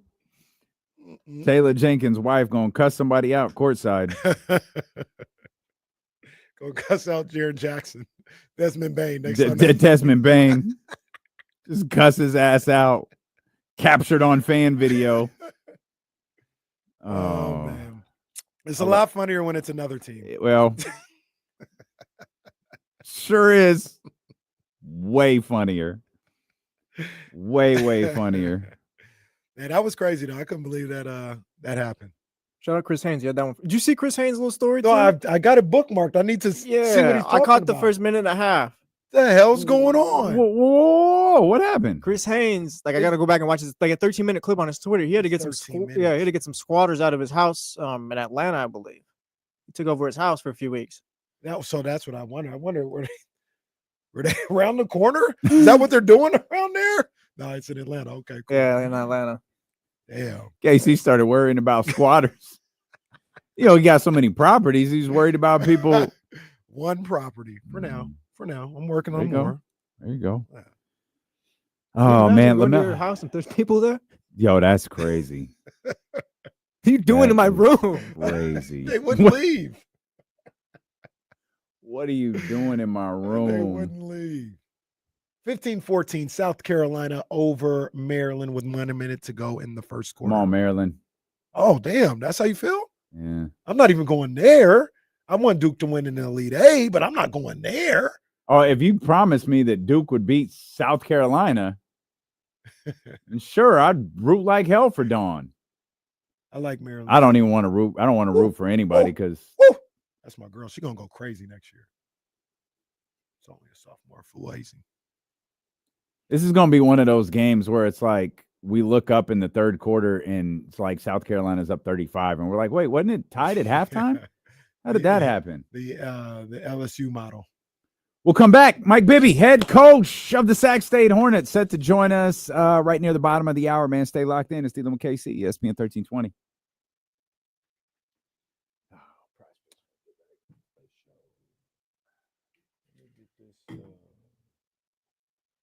Aldrin, or not Aldrin, Zabel, I see you. Don't worry. I got you. We got we time. were up against the break right there. We got time when we come back. Yeah, Mike's not till 2:30. Don't worry. We'll set this up nicely. All right, hold on. Let me see. All right.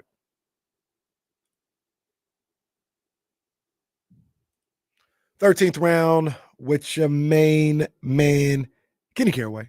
Shout out to the dope ones. Shout out to Jordan Brand. It's always love. You know the vibes. And we got a little preview, man. We got fights this weekend.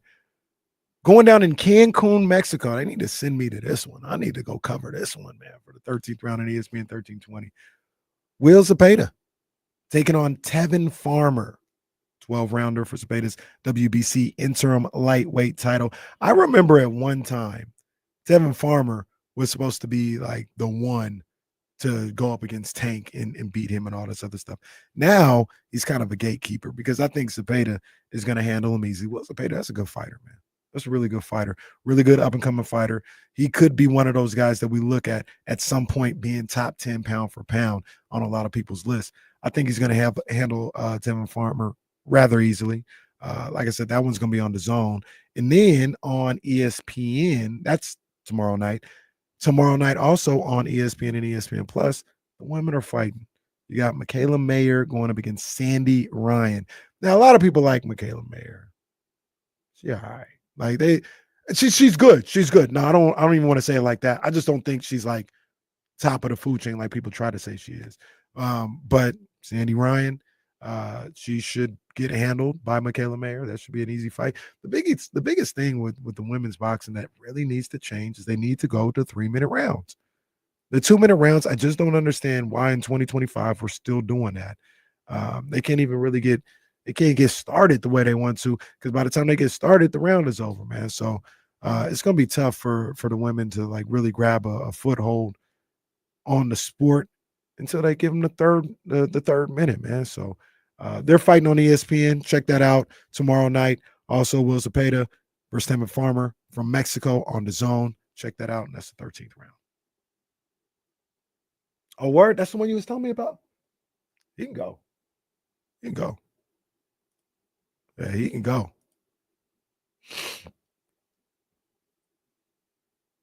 I think they're in Mexico right now. Take me with you.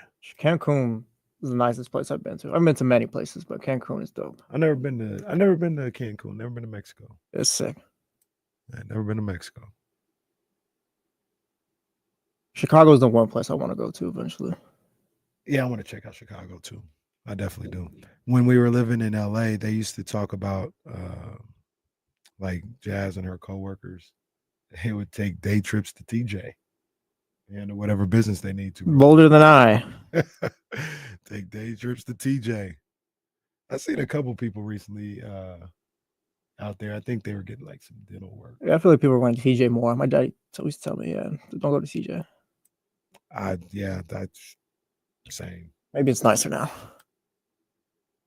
Maybe if you don't dive deep into the city, maybe it works.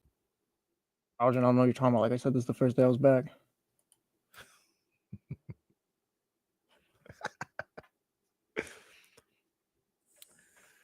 It's D'Lo and KC. It's ESPN 1320, baby, and we've got NCAA tournament action, baby. Where you going? We gotta guess. We're back. We got the Duke Blue Devils.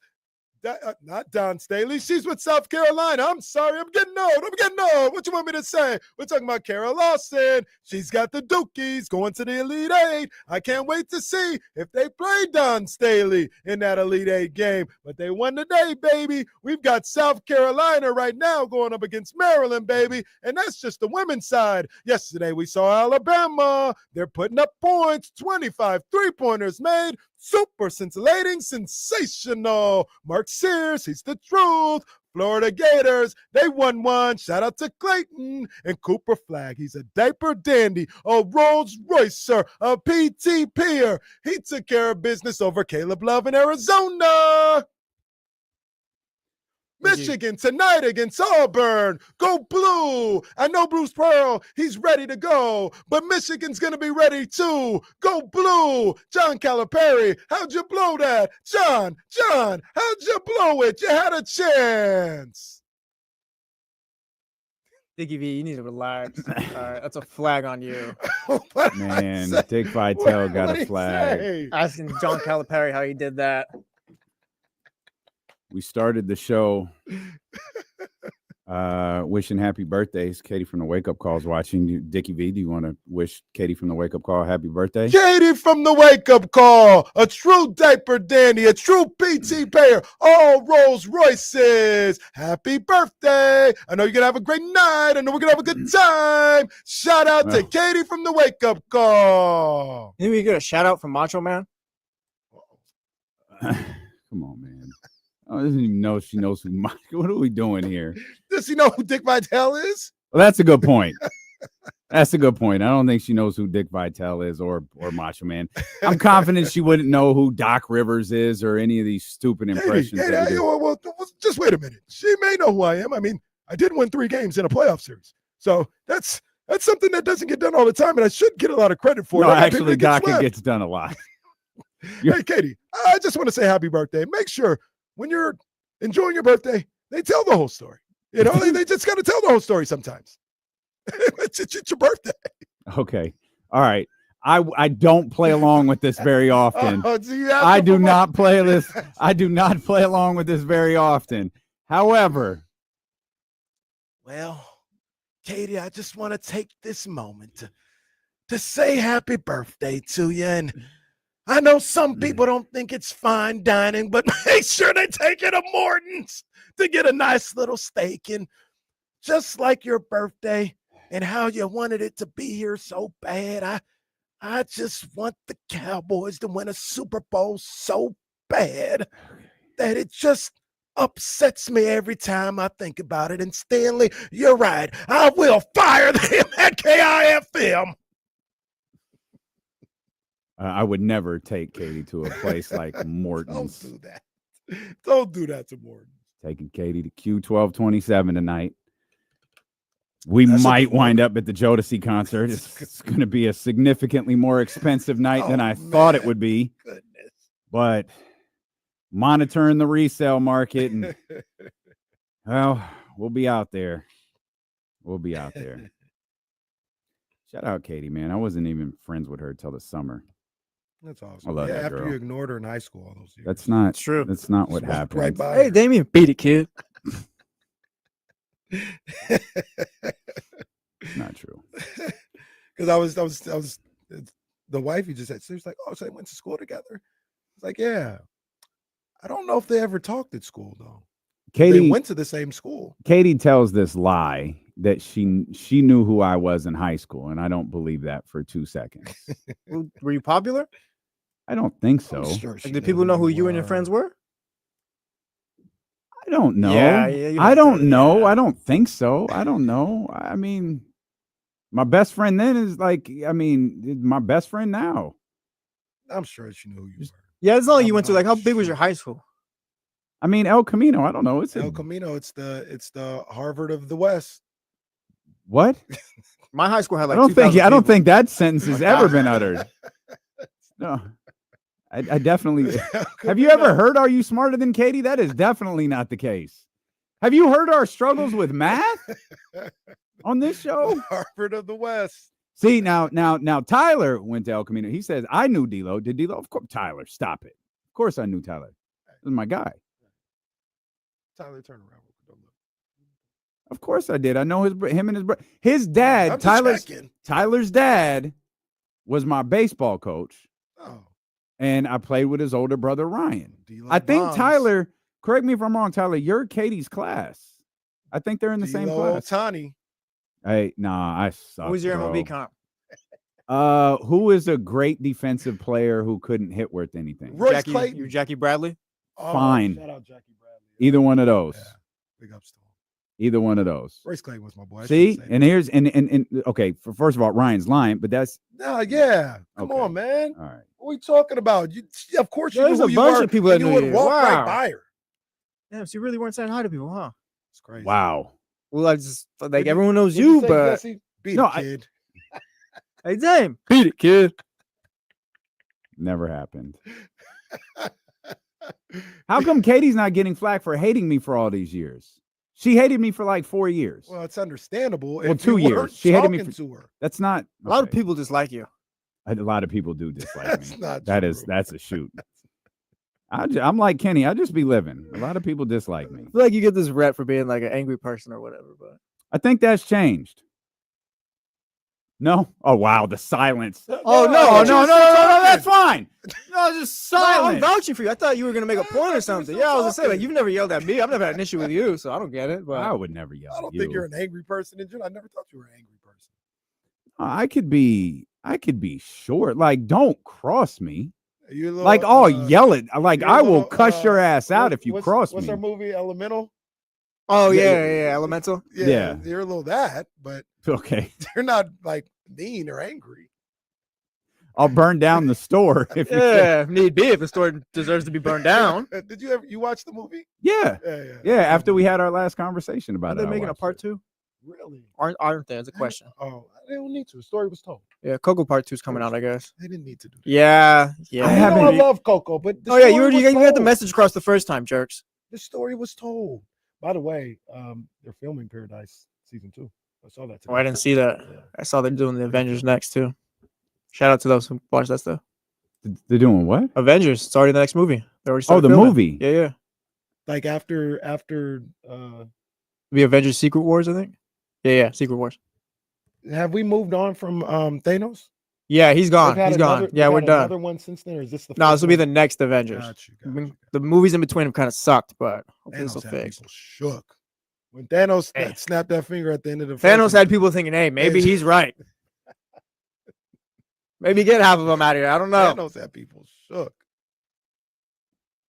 Thank you to Carlton who said D'Lo a straight shooter. People can't help that people receive it as being angry. He's right. Excuse me, it's Avengers Doomsday, by the way. I was wrong.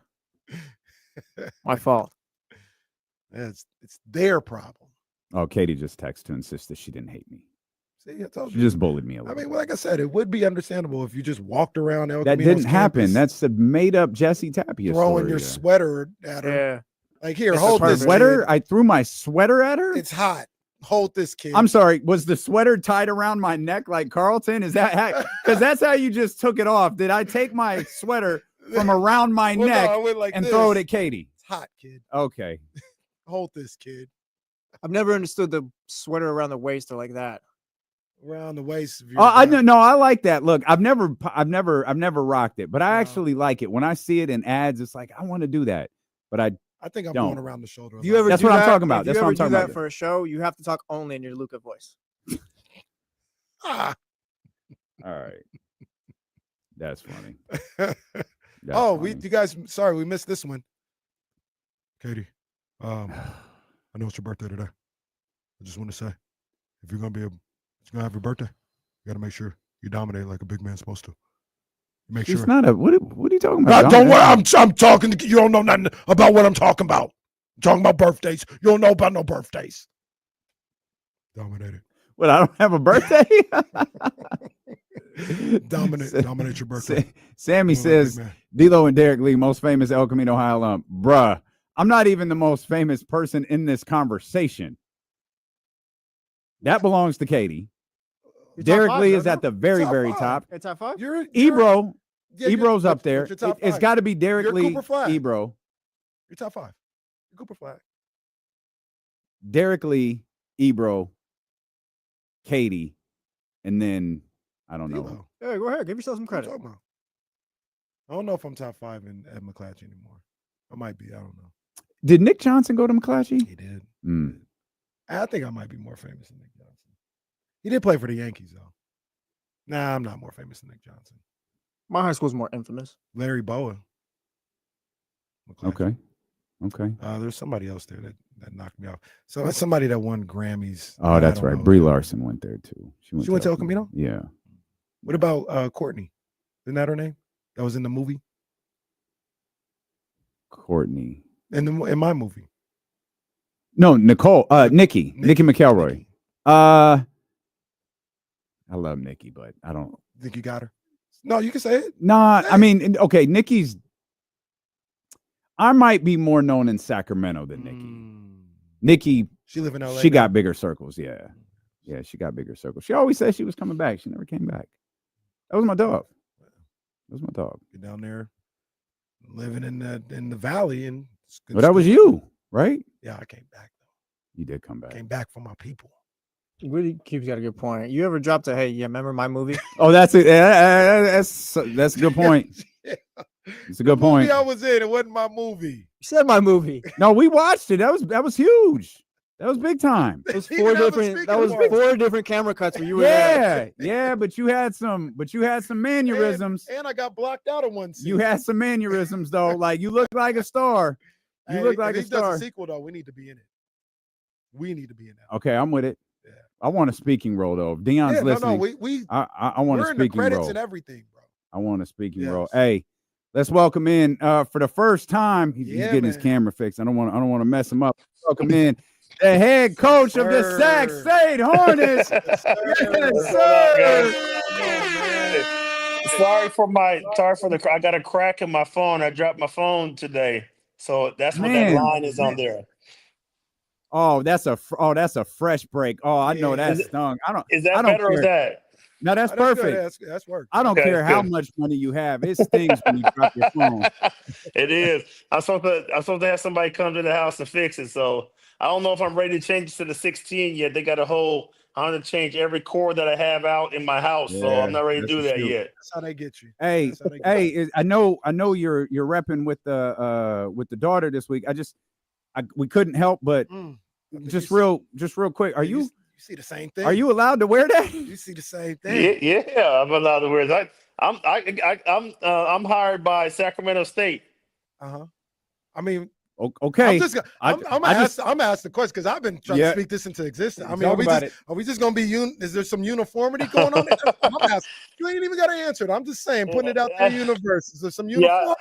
I don't want to put anything out there yet until anything's done. So you already know me. You already know how I do it. So let's go, Mike. Let's go, Mike.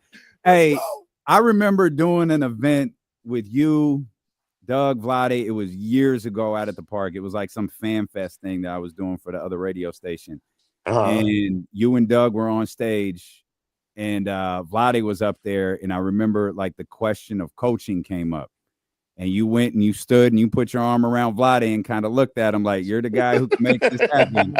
I know this is something that you've wanted to do forever. I know you've been doing it, with your boys and all of that stuff in Arizona, but tell me, what's it like? I mean, I know Sacramento isn't your home, but it's your home. It's a second home to me. I spent half of my career here. One of my kids was born in Sacramento. My kids grew up in Sacramento. They spent some of their good years in Sacramento. So I felt it was only right to come back to Sacramento and kind of start my coaching career there because it's kind of like in the NBA. I was in Vancouver. I got drafted by Vancouver, played 3 years. I remember somebody coming up to me like, hey, what happened? Do you still play? And I was like, damn, so I was like, kind of like, yeah, I still play. I'm in Vancouver, so no one really knows my Vancouver years, but then I know. And then so I got to Sacramento and it's kind of like rejuvenated my career and kind of restarted my career. So I was kind of like, okay, I did it in basketball. Let's kind of go make this kind of same splash in coaching. Did you always have an eye on coaching, like even in your playing days or anything? Because you're a point guard. That's just a natural coach. That's a natural position where you're a leader and teaching the game and seeing all sides of the game. But did you ever say, like, while you were playing, I'm gonna be on the sidelines at some point? When you're playing, you never think the game's going to end. You think that may think it's never going to stop. And I didn't really want to coach until I coached my son since he was 9. So my son's 27 now. So I coached him since he was 9, and with him, it was just, okay, I'm going to put them in the right situation. I'm going to teach these kids the right things, the right way to play until they get to that next level. Now somebody can overtake them. Now I can be a father and watch. I'm not one of those helicopter dads that sit over and I want to watch and I want to make sure my son or my kid plays. I don't do that. So I would put him in the next situation and let somebody take him over while I sit back and watch and kind of teach him the right way of things, like as a dad instead of as a coach. And I went into practice one day, and he was a freshman, and I saw the way the practice was being handled. And I remember talking to the AD. I'm like, I don't like this for my son. I want him to be able to learn and get in situations where when he goes to that next level, he'll be ahead of the 8 ball. And he's like, we don't know how long we're going to keep this coach. Would you like to coach? And I was like, you know what? Yeah, I'll take over coaching. That's when I started with the high school. And then I fell in love with it. I fell in love with what I do for these kids and teaching these kids and grooming these men into young men. I can't believe your son's 27. I'm shit up, man. That's crazy. Time is he's big too, man. He's to that stage where he trying to press us up on me a little bit. I said, "You still my son, man. Back up." That's the wrong move. That's the wrong move, son. Have you thought about, like, it's because, like, Mike, obviously the game, like you've been involved in the game basically your entire life and in coaching and that's just kind of relaying lessons that you've learned. But man, you've got different animals to deal with in 2025, man. You got transfer portals, you've got NIL agreements. Like, how much thought have you given to that over the last few years leading to this moment, but really the last few weeks since you got this job? It's different. It's different now, and we're hitting the ground running. We're allowed to deal with the portal stuff, and right now you can talk to all the people in the portal, and it's crazy. I got so many calls. I'm probably like 150 kids. Like the first 2 days, I was the coach. And, I haven't got a chance to look at everything yet, but we're going to pull off an amazing feat right here and come in here and try to switch the whole culture of Sacramento State around and turn this into a winning thing. Mike, what would you say your style of play is? Like, if we go out there and we're watching Sac State, we'll definitely be out there. Are we gonna be like, man, this is a up and down offensive team, or this is a grimy defensive team. Obviously, you want them to be able to do everything. But what do you want to hang your hat on as a coach for your team? My thing, even though I didn't play much of it in the NBA, it's going to be I want them to play defense. Our thing's going to be off defense. I want to be an up tempo team. We're going to run and gun, get shots up. We're going to be in shape, so we're going to go back to the old school running. I want our team to pick up defensively and kind of wear this team out. You get in games and teams play at your pace. We want teams to play at our pace, and they're not going to be ready for it. We will. So we're going to try to wear teams out in that aspect. Try to average 80 to 90 points a game and just get out there and play basketball and have fun while we're doing it. And that influences the way you attack this transfer portal, right? It influences the way you recruit. Like, you have a style of play in mind, and you've got to go get young men who can do that. Yeah, I mean, I want kids that can play. But first of all, I want good kids, good young men that aren't knuckleheads and come in here and put themselves in a good situation, and so I can look out for them and kind of teach them, be a father figure for these kids and help these kids grow. But I mean, I want kids that can play, and that are dogs and will get out there and will leave everything on the line for their teammates. I don't want selfish players. I want guys that, is happy for the next player when they score. Kind of like our Sacramento guys, to where everybody's having fun. You could mess around with everybody and not take anything to heart, but just have fun out there. Mike, you've lived out here, you played out here, X amount of years ago. And you probably know in the city, the perception of Sac State and what it was as a university, commuter school, the sport, it wasn't like high, right? It was just like, all right, it's whatever, it's Sac State. And now in the last 18 to 24 months, the energy that has been injected into this university from Dr. Luke Wood and AD Mark Orr, and we got our guy, Coach Marion, and now you being a part of it. I mean, can you just talk about the energy and the perception and the good vibes that's going on with Sac State athletics right now? I mean, I think it all starts with Luke Wood and the way that he's treated me and the way he's treated my family by coming in is second to none. The same thing with Mark Orr, and they're looking to do big things. Like you said, the football hiring and the way they've turned football around. I think it's going to go the same thing with basketball, and they want to see these. I mean, Sacramento's a sports town, and you have to win in order for them to even come out. They're always going to have your back no matter what, but you have to give them a winning situation for them to be able to go and want to follow that and want to be able to be a part of that as well. And I think by the hirings that they did, I think it's going to help a lot, because I mean, there are so many people trying to down Sacramento State, down this, and you have this, no one will do this. And me, I love a situation to where you tell me I can't do it, I'm gonna come in and do it. So I love to be back in Sacramento again. Like I said, it's a second home for me, and it was a no-brainer for me coming back. Hey, Brett asked a great question here in the chat. He said, "Who gets to wear number 10 for Sac State?" Nobody wearing 10, man. Put that in the Raptors. You imagine these kids going, "Hey, I'm gonna wear number 10," and Mike goes, "No." I mean, number 10 is a good number. They're wearing that. Somebody's gonna wear it. Somebody just Cole Pete, congratulations, go to University of Arizona. I think he'll probably wear number 10. Got DeMar DeRozan wearing number 10 in Sacramento. A lot of 10s are retired around the NBA too. So I mean, number 10 is a good number to wear for people. Yeah, no doubt. Hey, Coach Mike Bibby. Coach, that's crazy. Yeah, Coach, that's crazy. It's tournament time. I'm predicting we're gonna see you guys in tournament time sometime soon, but that's just me. But man, I love the story of you wearing those foam posits in the national championship game. I've heard it before, but I can hear it 100 times. Make you just kind of talk about how that played out. But it changed the game, really. You wearing those foam posits kind of changed the sneaker game, man, with like having debuts and stuff like that on that Final Four stage, man. So you were a trendsetter with that. I'm telling you, it was like wearing a Timberland boot out there. I feel them today, and I'm like, there's no way that I was able to play in these. But you can, when you're 18, you can play in anything. So, but I mean, back in that day, everybody wore uniforms that were, matched their outfits. I mean, wore shoes that matched their uniforms. So our uniforms are red and white. We were red and white or navy and white, and Eric Lautenbach comes to our team, sits our whole team down, and it's like, hey, I got a shoe for you guys that I want you guys to wear. I mean, you don't have to wear, but I'm gonna give everybody a pair. And they're not your team color. Like he emphasizes, it's not your team color, but they're not out yet. And as soon as he said they're not out yet, I stood up. I said, I'm wearing them. I don't care what they look like. I don't care what color they are. I'm wearing them. And so I mean, ever since then, it was like, okay, I wore them throughout the whole tournament. There were some guys that wore them, some guys that didn't.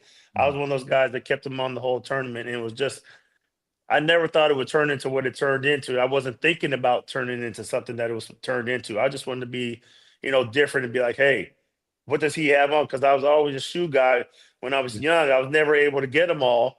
But now, I was able to have a shoe that no one has. Like, okay, I'm going to go out there and stun on them. Yeah, that was iconic. Now you have all of the shoes, like literally all of them. Albie and Connie has told us stories about the shoes that you have. What's your favorite? Do you have a favorite shoe in your collection? I don't have a favorite shoe, but if I would say the Cap and Gown 11s. They're all black. I just love all black shoes. I wear black a lot, and my best shoe that I could probably say like the all Cap and Gown 11s. Yeah, love those. Look, hey Mike, look, you ain't got to say nothing. I'm just talking here. Boy, that jump, man, look fire in that green. That green, it looks fire. I ain't trying to get my man Mike in trouble. You ain't got to say just a casual observation. Just a casual observation. That's all it is. Yeah.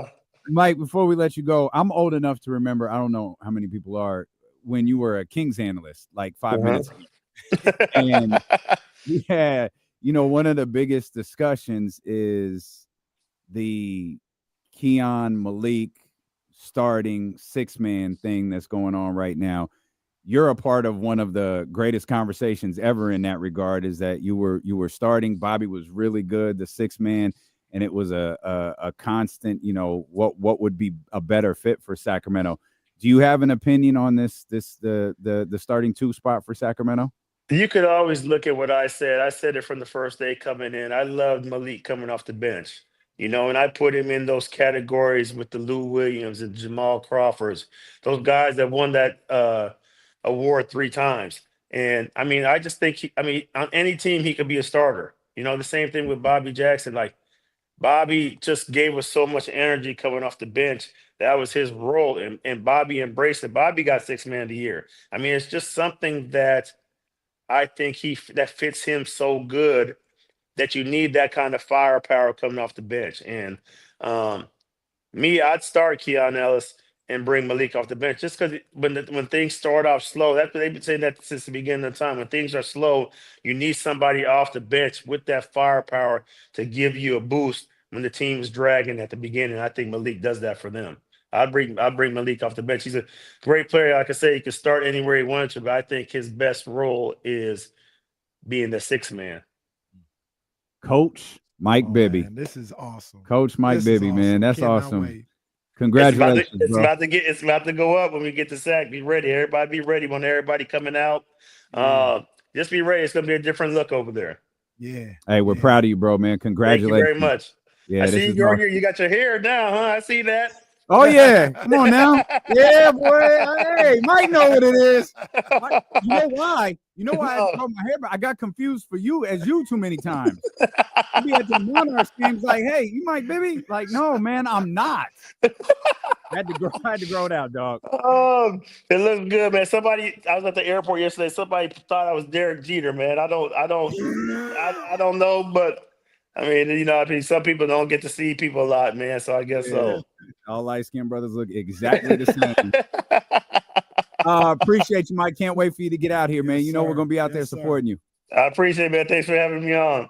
Welcome back, baby. Yes, Thank you. Thank you, guys.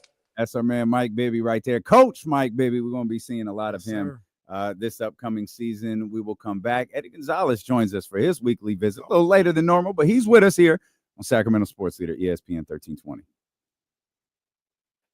That was money. God damn it, that was great. That was the one. Let me hit up Leezy real quick.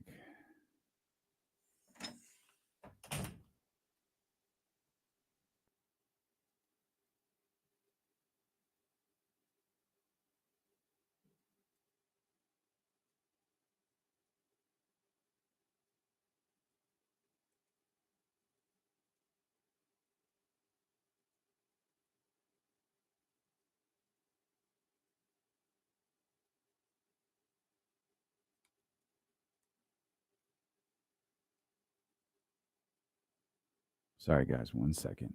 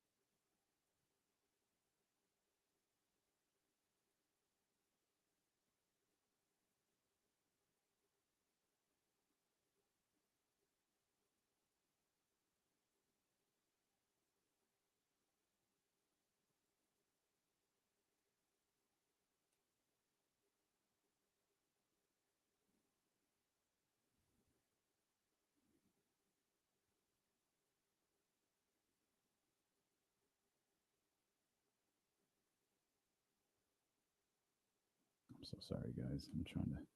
All right, my bad. Oh, I forgot to, Coach Don. I forgot to ask about if E and the crew is coming with him. E, Dane, if the whole crew is coming out. Man, I'm really excited for Sac State this year. So excited.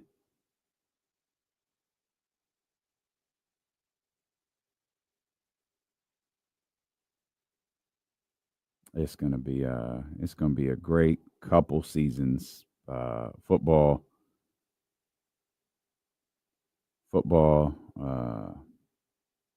basketball, the whole deal.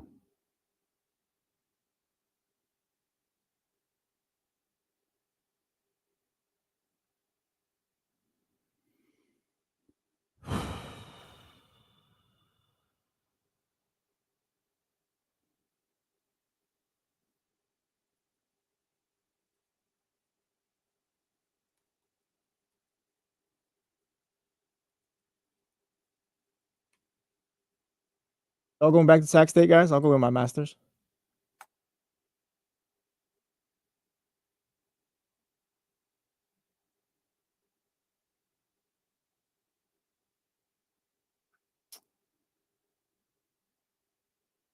Alan, run that again. Alan, I'm not sure what you're trying to ask. I'm going to do.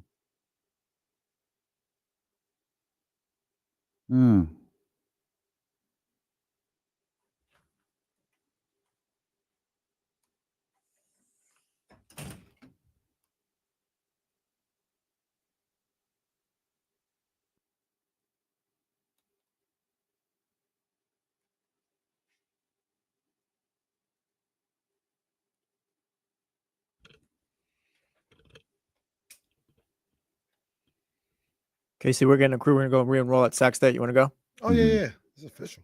I'm in there. Stinger's up, baby. We'll do it like old school. Going streaking.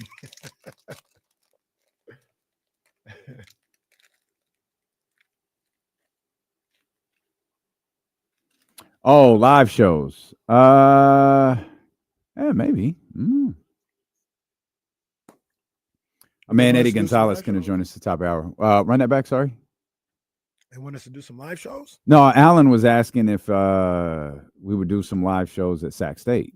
Oh, yeah. I mean, sit up there, do a live show with popcorn and wine. I'll do it. Y'all be, hey, y'all get. I'm not hating. Feels like hating. And look, I felt like a shot on damn. If it absolutely felt like a shot. No, you ain't gonna get no popcorn and wine at the basketball game. Why not? Come on, man. You're gonna be sitting there courtside with popcorn and wine. I think they got a Gatorade. Why wouldn't I? No, man. No wine. Well, you can't have to the be wine clear, glass there. to be clear, okay. First of all, I don't have a wine glass. It's the plastic glass that they give me. Second of all, the wine and the popcorn comes from the Sky River touchdown zone. So unless they got one of those, I need some from them sliders. That it is now wine, popcorn, and sliders. Somebody said, where's it at? Somebody said, oh man, I missed it, but they said D-Lo and KC, the pregame live. Yeah, we'll be in the parking lot. Yeah. Well, it might be. They'll be in the parking lot with J. Ross. Yay! I mean, he can't turn us down if we're like actually there. What if J. Ross had you guys on the halftime of the show this year? Why not? Yeah, why? I don't understand why. I don't understand why we don't do that already. You guys all in the booth. Just walk up there and put a headset on. What's up, Jay? We do like NWO. It just like when they went on the set, just start moving people out the way, took the headset. Cool thing is we're all on the same team. It's the NWO. Well, yeah. The great part is we would cut that entire conversation from the game and air it on the show and promote that Jason Ross will be on the show. Yes, of course. What was that? Easy Voice of the Sac State Hornets. Shout out. That's it. I don't understand why this is such a problem. I really see no flaws in this, or no holes in this. As Mr. Perfect would say, it is perfect. Absolutely perfect. Sorry, go ahead. No, I was just going to talk about how excited I am for basketball and football season. Sac State. Yeah. We were just talking about that during the commercial break. I've never been this hyped up about Sac State athletics. Mm-hmm. And I cannot wait. Mm-hmm. I think it's going to be a great first year of all this, and we're going to enjoy some good stuff, man. I was already thinking about the football game. They got 2 road games to start the season. I think it's North Dakota State and Nevada.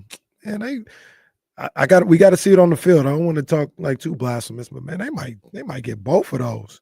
Come home 2-0. I think they can get Nevada. Okay. South Dakota State, I don't know, man. I think that's one of the top tier FCS programs, but I think that's where Sac State's going to be. Okay. I'm with it. I hope so. It is a really, really exciting time.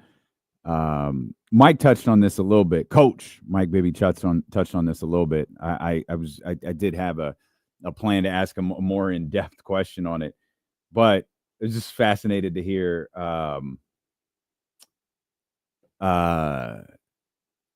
people's first impressions of Dr. Wood.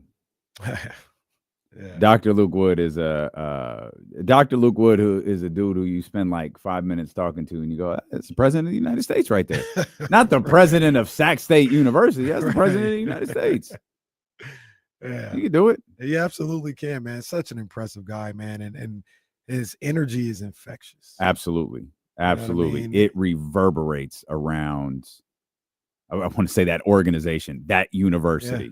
When you think about how much has gotten done with him as the president of that university, man, it really is spectacular. It's one of those things too that, like with him and what he can do, and the combination of him and Mark Orr, the AD, things that seem impossible years ago, Pac-12, new football, going FBS, all this other stuff, hiring a guy like Mike Bibby, getting some at the well. It's like they not only get things done, but they speak with such conviction and confidence. Whatever he says, I'm like, yeah, all right. Until I see it not happen, I'm going to believe that you're going to get it done. Mm-hmm. You know what I mean? Like that's in the past, it would be like somebody would say something and it'd be like, all right, until I see it, I'm not going to believe it. It's actually the opposite with those guys. Until I see it not happen, you say we're going this and that. Okay, it's going to happen. And then when it doesn't happen, it'll be like, oh, or if it doesn't happen, I'll be like, oh, well, that one didn't work. Next one will, though. Like they just make you believe the things that they've done. Number one, because of the belief they have in what they're trying to do and the things that they've already gotten done. Mike pointing out that one, man, I'm so proud of Mike. Like that, like the fact that, you know, him and Doug both really wanted to be coaches. To see what Doug is doing now with the Kings and what Mike is going to get the opportunity to do with the Sac State Hornets, that's pretty amazing. Yeah. That's really awesome. So I'm really happy for him. I'm really proud of him. I also think it's very funny he pointed out that I grew my hair back. Mike, I grew my hair back in 2008. So when, like, there was a summer, I've told the story before, where Mike and I worked out together. Like I had my first run at KSFM had come to an end, very brief end, but an end. And I walked into the gym that day, and Al was like, "Hey, what are you doing here so early?" Well, I'm done at KSFM. He goes, "Oh, all right. Well, I'll see you tomorrow at 8:30." And he walked away. And so I got there at 8:30, and it was to work out with Mike and his brother. And I spent the whole, basically the last part of the summer leading into the season working out with Mike. And I had short hair at that time. So the fact that he pointed it out, that's about 20 years later, is spectacular. And that, of course, is the time where the kid runs up to me at the Monarchs game with a pen in his hand and goes, looks at me like, are you Mike Bibby? No. And he looks up at his dad and goes, runs back up the stairs. A little punk ass kid, get away from me. And you know the funny, that kid's like 25 now or whatever. Kid's 30. Oh man, good times. I wish I was around for. Well, I was around-ish. I went to one of the playoff games. I was gonna say I wish I was around for the Monarchs. Like how I am now. You know what I mean? Seemed like a good time. It was, especially those playoff runs. Tom L says you should have just signed it. Can't lie, Tom. I thought about it. I definitely did. Eddie Gonzalez is going to join us here in just a couple of minutes. Big thanks to Mike Bibby. Big thanks to Ryan and the crew over at Sac State for always taking great care of us when it comes to getting these coaches on, these very, very busy coaches. Of course, yeah. Mike, but poor Mike dropped his phone. Mike said he already got people emailing him left and right about the transfer. Yo, that was crazy. Like right after he gets the and so that's the other thing too, is like we talk about this with Cal, and this is even a different world than what Cal mastered with the one and dones. Mm-hmm. But yeah, like you got to be a good coach. Mm-hmm. Well, boy, there's a lot more to it than that. You got to work that transfer portal. You got to win young men over, young women over. You've got to negotiate NIL deals with businesses. Mike, as much as influential as Dr. Wood and Mark Orr and all of those guys are, Mike Bibby, mm-hmm. Brendan Merriam, those are the guys who have to convince Sky River Casino. Right. They're the ones that have to convince the big boosters like Kenny Caraway to donate big dollars to get these kids in the transfer portal to come play for Sac State. Yeah, it's a whole ball game now, it's a whole different animal. Yeah, but Mike Bibby is the type of guy that has those type of connections, that has that type of influence on the kids, on their parents. You know what I'm saying? Like I'm sure some of that is.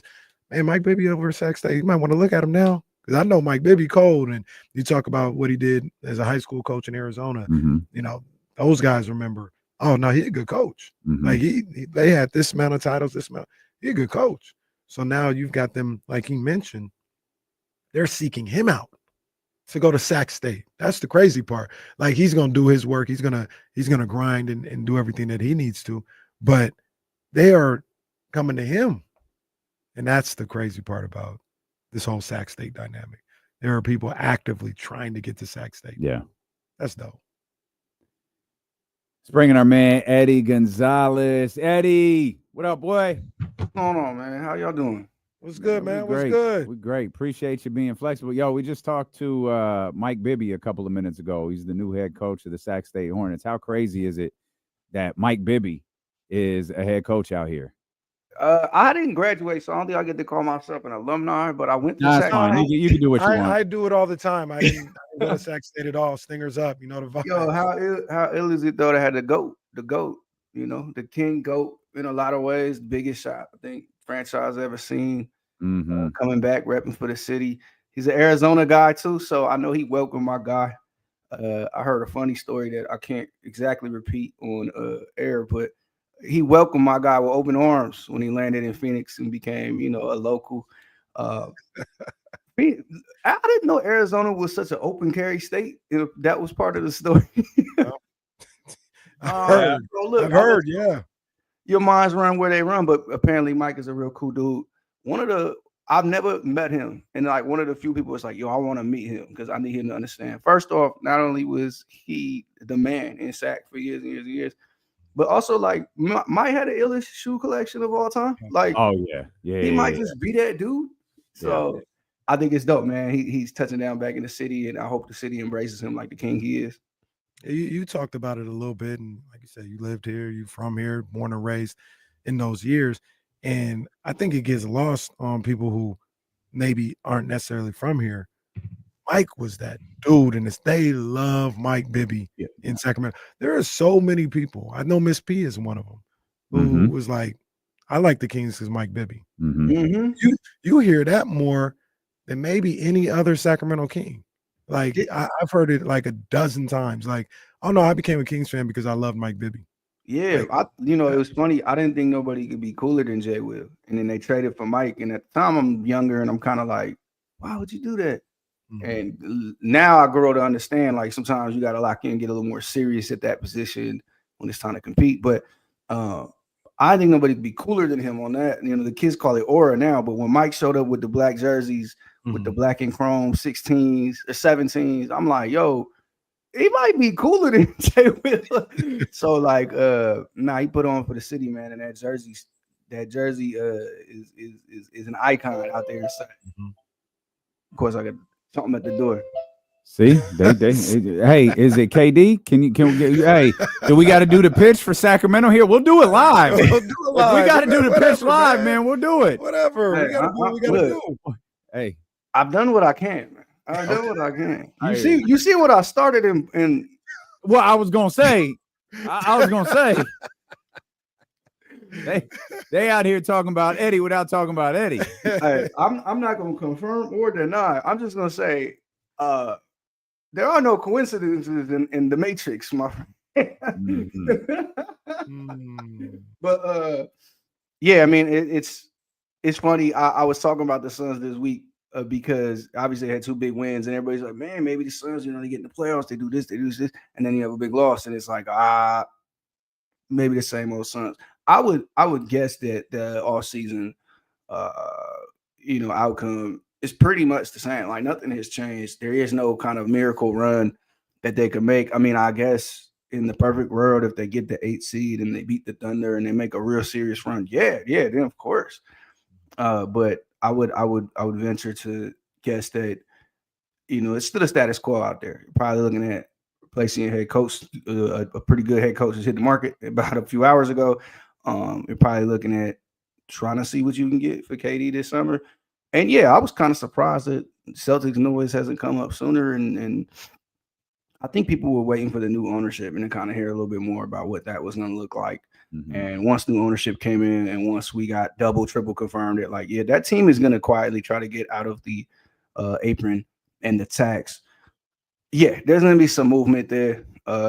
Hear stuff all the time. Or, it wouldn't be the first time the Celtics have offered Jaylen Brown for Kevin Durant in a trade. It wouldn't be the first time Kevin has thought about being a Celtic, in a lot of ways. So if you had an advisor in this corner and he was asking that guy what type of team would make the most sense for him, and that guy kind of thought about it and said, man, what about a team that plays 5 out, lets their guys isolate, a team that switches all day on defense, a team that has a really strong front office and doesn't ask their players to be anything but players. It might sound like the Celtics, and then that guy might be like, man, I gotta take a look over there. So look, who knows what happens in the summer? That's a Celtics decision as well, but I'm not surprised by the noise coming out. Let me ask you a Celtics Suns NBA question that we've kind of kicked around a little bit, reading tea leaves. Dame Lillard, he's injured. We don't know when or if he's coming back this year. Milwaukee still got to play games. They got to be in the playoffs. They don't have Dame Lillard. I'm saying probably a first-round exit no matter who they play. Giannis, does this out of nowhere become the summer of Giannis where he finally pulls the trigger and leans on the Bucks to make a move? And I say that with the Celtics because maybe they try to get involved in the Giannis sweepstakes if there is one. Lots of noise about Giannis. It's kind of the worst kept secret in the league for some time that Giannis could look to get out at some point. And, things progressing the way they are. They get rid of Middleton this year finally, and they're taking all the swings they can. They went to try to go get Jimmy, despite maybe Giannis not necessarily wanting Jimmy, but they wanted to improve that team and make it a team that he couldn't leave. But I'm much like you. If they don't have Dame open in round one, that could be a quick exit for that team, and they have to look at what's going on. I think the loudest noise you'll hear are the two New York teams. They're set up to make that trade a little bit easier. Obviously, the Golden State Warriors, it's been a thing for a long time. And I asked somebody when Jimmy signed his extension, hey, that contract, that number's a little particular. And it was just like a little solid nod, like, yeah. So I don't know if Boston. Oh, he's D'Angelo Russell. Oh man, it's the Kyrie move all over again. So I don't know that Boston is necessarily involved here, but if Giannis hits the market, everybody's gonna call and try to see what that costs. And it's gonna cost you, just like having upwards of $60 million, some draft picks and the like. And for a guy who's a little bit younger, who's playing on MVP level as well, you're gonna see a lot of big swings. I would say maybe when Giannis becomes available. Man, I think it might. Man, it might be the summer of Giannis because I'm with you. Everybody knows like he's not gonna end his career in Milwaukee, and they go out again in the first round, and it's like, all right, man, let's stop doing this dance because it's over for Milwaukee. That with that group, and that's not even shade. Like they've been championship level for 7 years now. Like it always comes to an end, and it's over. And why don't we get a kickstart on what the next move is? Yeah, unfortunately, it's a small market reality as well, and I think it's just the reality of the new CBA is just we're just not going to spin into oblivion for forever. We're not going to, Wick Goosebeck, I believe I forget his last name, but because I just know him as Wick. But anyway, the Celtics VP, he came out and publicly said it's not necessarily about the money for us; it's about the penalties you incur in doing that. We can't the basketball penalties, not the financial. We can't let a draft pick get frozen. We can't have no flexibility and be able to trade and aggregate salaries and trades and stuff like that. So if you're a team that's looking at like you can only improve so much for the Bucks. And at the deadline, when they were trying to get into the Jimmy Butler news, it was okay. We have to get rid of Pat Connaughton, who hasn't been playing well as it is, but we have to make this move, subtract this player, just to even make the kind of moves we want to make. And it was just too many roadblocks. So if you're the Bucks, hey, you salute them. You say, hey, your jersey's going in the Raptors. You're getting a statue in the building. Don't worry. You're a legend here. Let's take care of you. That's just the nature of the game now. And the teams that are doing that, like you brought up the New York squads, like the Knicks, like the Knicks, I think have been mentioned with both Giannis and Kevin Durant. And teams, I think, will take that. You talk about what Wick said. Teams will take that apron penalty, for a year or two. Teams will take that apron penalty as long as they're winning a championship. Yeah. Or as long as they're winning a championship. But the second it's like, oh, this is it. All right. that's where you break it apart right there. So you've got that Knicks team that feels like they're kind of right there on the doorstep. I feel like they've been a little disappointing this year. But one swift move and you've got 2-3 years of winning a title and then you start all over. And that might be the reality of most of the league moving forward. Yeah, and there's a ton of frustration building out there. Just with that team, and obviously Tom Thibodeau is a tough coach to play for. We're seeing these situations, these yelling as players, and then they're talking about it on a podcast. And look, that happens. It happens with the Suns. It just happened with not the greatest example, but it just happened with the Grizzlies who just fired their coach. But it happens. But there's a lot building there. There's a lot of business relationships that come into play with that team. And when you got a player who's the best player and his dad is literally on the bench every day and kind of can control a lot of things, and I put it like this: the Dante DiVincenzo situation, that's not isolated. There's a lot of guys there who bumping heads and feeling like, dog, like you're running stuff. So it's a lot of internal drama. You have that with every team, but it is something there. And I don't think they're done with the shape of that team. You're paying OG a ton of money. You're paying Cat a ton of money, and you got these players who are just outright better than them, and it's close in money. you're going to be involved, and you're going to see what you can do. They made an offer for Kevin at the deadline. The problem for the Knicks is they don't have any picks. They gave all those picks up for Mikal Bridges, so you could have a situation where yes, they can be involved in a lot of calls, and one of these players may have to pick the Knicks. One of these players may have to say, "Hey, that's where I want to go," or they may have to shed another one of these guys, Mikal Bridges, whomever it may be, to get a few picks to then go back and get back into that trade and go get another one of these guys. But they're going to go big fish hunting, and they're actually not going to have to go too far. Like, there's going to be people in their lake.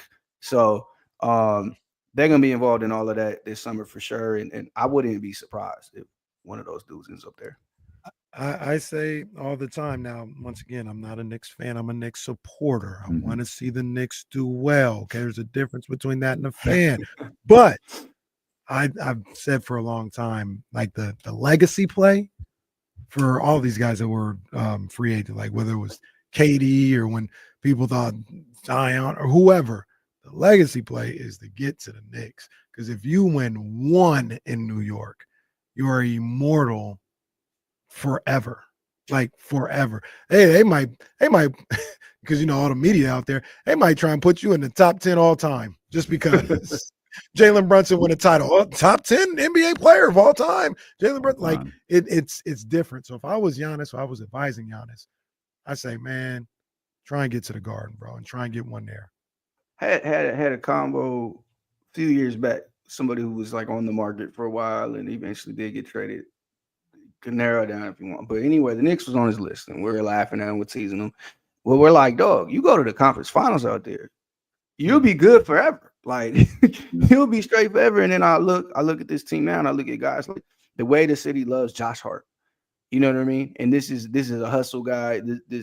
He's just, I love him myself. And I'm not even a Knicks fan. So it's like, it's not even a title. Melo's immortal out here. And he only went to the second round. Like, so it's, They definitely take care of their guys and hail their guys out here. And so, yeah, it's a lot to be won. Now, if you are the one who wins the title, oh, man, like, give it up. You're here for good. You're getting your jersey and the Raptors and all that good stuff. So I agree with you. I don't know that players are necessarily choosing their path based on that, but I do agree with you. Like, you would think that would come up.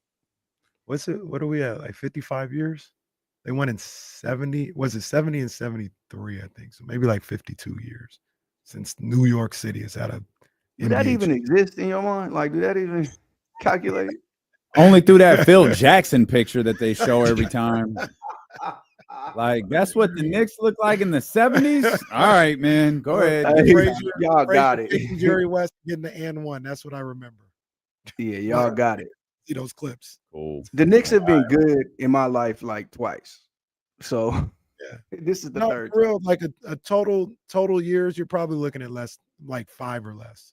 I think the most legendary Knicks thing I've seen in my lifetime is Larry banked in the shot.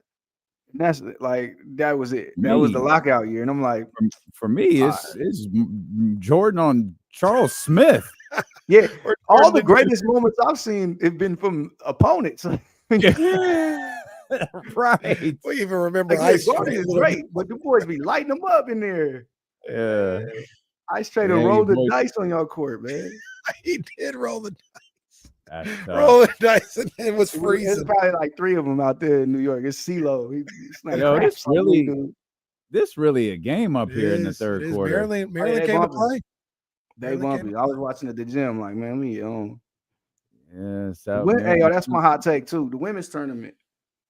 I'm not trying to be like super cool basketball internet guy, but much better than the men's tournament. Like, it's even organized better. Like, I was trying to watch Cooper Flag last night, and I get 2 minutes of basketball, and I get 9 minutes of commercials, and now another 3 minutes of basketball, and another 9 minutes. I'm like, all right, I'm gonna catch the highlights. I believe y'all. I'm sure it was good. Now Cooper was crazy though. Yeah. Cooper, they talking about the best freshman of all time, the best tournament performer. They're gonna make me a Cooper Flag hater, and I don't want to be, but somebody will have to be a hater. Eddie, I ain't gonna say like, let's relax. I saw KD. I ain't gonna say he's better than those KD. guys. Oh I think he's the best, and KD's up there too. Like Texas KD, is crazy. Yeah, but I ain't gonna lie. This came up in the he's group on chat that today. level. I haven't seen. I'm not gonna freshmen quote Kevin. I am about to quote Kevin. He said, "What about Beasley?" I'm like, all right. What about him though? You're right. Beasley was a cold freshman. Like, what are we doing? But he definitely stood tall on Melo's tournament run. Absolutely better than what Cooper Flag's doing right now. He's not done. He might finish. No, But I know KD and I stood up. said Whatever. he's the best. He's the best since Melo, or at least the run is. Like KD was crazy too, so I don't want to put him over KD. Yeah, the season versus the tournament is different. He had Since then, you've been going great. crazy. Yeah, I might end up being the Cooper Flag hater. I asked this question on Twitter, and nobody gave me the right answer because it's not a right answer. But it was, has a white NBA player ever had this level of expectation? Now, obviously, I said in the internet age because obviously Larry Bird, but even Larry's the only other one. So I think it's gonna be interesting how the media handles that. Like that is a different dynamic. Yeah, no, this is brand new, man. But that was a legit performance from him last night. You mentioned the couple of wins that the Suns got before that Boston beat down. You think Dallas is showing life? Like you think that's real? I mean, look, their schedule is nicer than everybody's as well. And then the other problem, which we know very well, is the Suns and the Kings play in the final game of the season. So I really think we're headed towards this scenario where this is all up in the air until the final day of the season. You know, Kings finally showed some life last night. I was happy to see it. We'd like to see some more, obviously. But it's going to be tough. It's going to go down to the wire. And I think, obviously, as AD gets some more minutes under him and kind of gets back out there, that's a tough team. My thing about that team is when you get towards the end of that bench, and now you're playing these guys who are scratching and clawing, even just to be in the league, you're going to get a lot of effort, a lot of energy, a lot of defense from that team. And I think Jason Kidd's a really good coach. Now he has a dog in AD where it's like, okay, he can give us 30. He can protect the paint for us. We can actually get into some of our stuff. They're not that bad, man. They're not that bad. So that race for that 10th spot is going to be tough. Suns on the outside looking in now. We got a tough game against a team they do not play well against tonight in the Timberwolves. We might be looking at 3 play-in games with the de facto play-in game on the final game of the season. And I'm sorry, Sacramento, but we were the Kings that night. I don't want to. I don't want to. Hopefully, it don't come down to that because I don't want to see. We said see KD and them in the play-in game. We said if the Kings win 5. They have to win that last game of the season against Phoenix and they'll get in. If they win 6, they probably don't have to beat Phoenix. Yeah.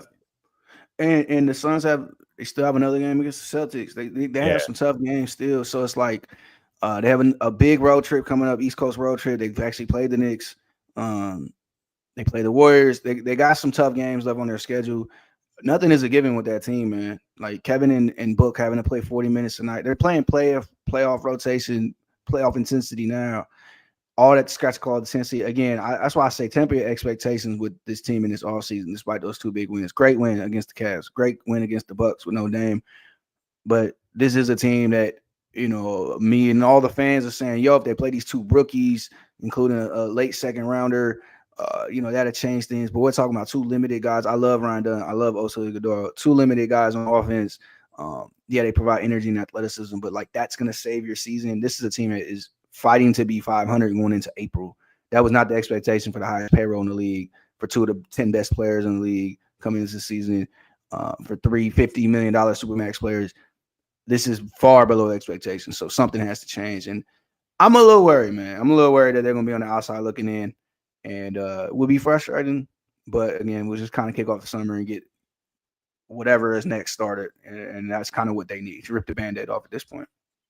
Hey man, check this out because I know you've had a lot of fun with it since it happened. But LeBron, Stephen A. this week, LeBron has the platform to clap back at these guys and do what he wants to do. He wasn't wrong for it. I just thought I would have liked to see after he pulled up on him at the game. I would have liked to seen that been it from LeBron's side. You know what I'm saying? Like I didn't, and he didn't spend the whole interview talking about Stephen A. So it was just a clip, but I would like him at this point to just treat Stephen A. like he does Skip Bayless, like he doesn't exist. Because you said something in one of your playbacks, man. It's just all it is this reaction to the reaction to the reaction, and LeBron above that, man. LeBron ain't got to deal with all that. It's starting to feel a little Drake and Kendrick. Like leave us alone now, guys. Like we I want to move on to the next thing. I don't blame LeBron for clapping back, so to speak, and he is right in that Stephen A. went on a tour and now he's going on another tour. But the thing is, that's Stephen A.'s job, is to go on tours yelling and screaming and to react to things. LeBron is in his right, and he went to the biggest stage and grabbed the biggest mic and said it as loud as he could, all the things he could, and I think it's funny. But yeah, it's a point where I do want this to end and just like kind of be over with. So yeah, a little bit poetic justice. He loses the way he loses, and Michael Jordan, the building Michael Jordan built on the very next day. It's to the point where like they're both kind of wrong. Like I almost don't care who's right and who's wrong at this point. It's like y'all just take me out the group chat. But I don't think it's gonna end anytime soon, and we're gonna, much like Drake and Kendrick, anything them two do, especially Stephen A., is gonna be shrouded by this for some time. And it's frustrating, but everybody yell at me like, well, it's a win because look how many views. I'm like, bro, we have to get out of that perspective. Like, just because you being talked about don't mean you win. You can be laughed at. Like, sometimes it's not good, but hopefully at some point we get back to basketball here. Lakers got more to worry about than Stephen A. Smith right now. We haven't even talked about that game last night. That was crazy. 5-point lead with 12 seconds left. Yeah. I turned it off. I said, Giddy missed this left-handed floater thing, airballed it, and I'm like, okay, let's see what Cooper Flag's doing. All of a sudden, my mentions getting blown up, like, because I made a joke about missing. I said he missed that floater like he had like a gambler, and they're like, yeah, and then he hits a half-court shot for the game. I'm like, what? And I go back and I couldn't believe that, bro. That's the crazy thing about that is I didn't see what happened, and I was watching like a clip, and they showed the part where they were down 5. Patrick Williams scores a 3. They get the steal. Kobe White hits a 3. They go up by 1. And I somebody had called me or I distracted or whatever. I was like, that was crazy how that game ended. Kobe White with that 3. I didn't know there was more till like 30 minutes. I was like, oh man, they right. That was a crazy. There was 2 more lead changes. Yo, LeBron gave up 9 points in 12 seconds. I don't think I've ever seen that. LeBron turned over the inbounds pass is crazy. He just dropped the ball out there too. I'm like, it wasn't even close to 5. Why did he do that? I ain't gonna lie. If it wasn't the King, I'd be like, hey. I said in the group chat today. What sort of prize picks wager did you have on this? I said in the group chat today, I said, look, I know it's LeBron, so like everything's hyperbole, but was that the worst stretch of his career? Like, just like that was pretty nasty. The pick that is social today. I'll start dying. I'm not gonna say it, but anyway, it was like you get a half quarter hit on you by that dude. Like, someone said Giddy got to put that photo in his house.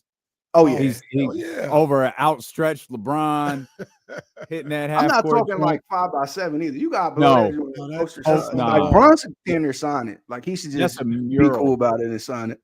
It's not even on a canvas. It's on the wall. right. It's ingrained in the wall with LeBron's Sharpie signature on it. Yeah, you thinking big. I'm in 2025. You in 2050. Yeah, man. That was crazy though. That was even better because people were like, I've never seen anything like this. And like I said, I told you I didn't even see the end at first. Yeah. I was like, that was cool. It kind of reminded me didn't the Nets do that this year against somebody? They won like 5. They were down 5 with like 10 seconds to go and won like the same kind of thing. Yeah. I was like, it was kind of like that, but little did I know there was more.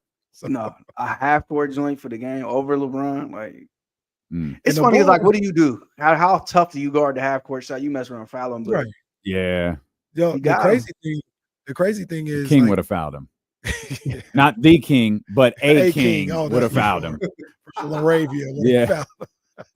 But we were really, really upset that the Kings lost to the Bulls earlier in the week, and they should have won that game. They was up by 19, so you're still upset by that. But like, Bulls are like top 3 hottest team in the league right now. Like they're hooping right now, and I think they're gonna make the playoffs. I think they'll win their playing game and make the playoffs. Yeah, they smacked my agenda in the face with a tweet earlier that was like, look how much better the Bulls are since the trade and the Kings are since. I was like,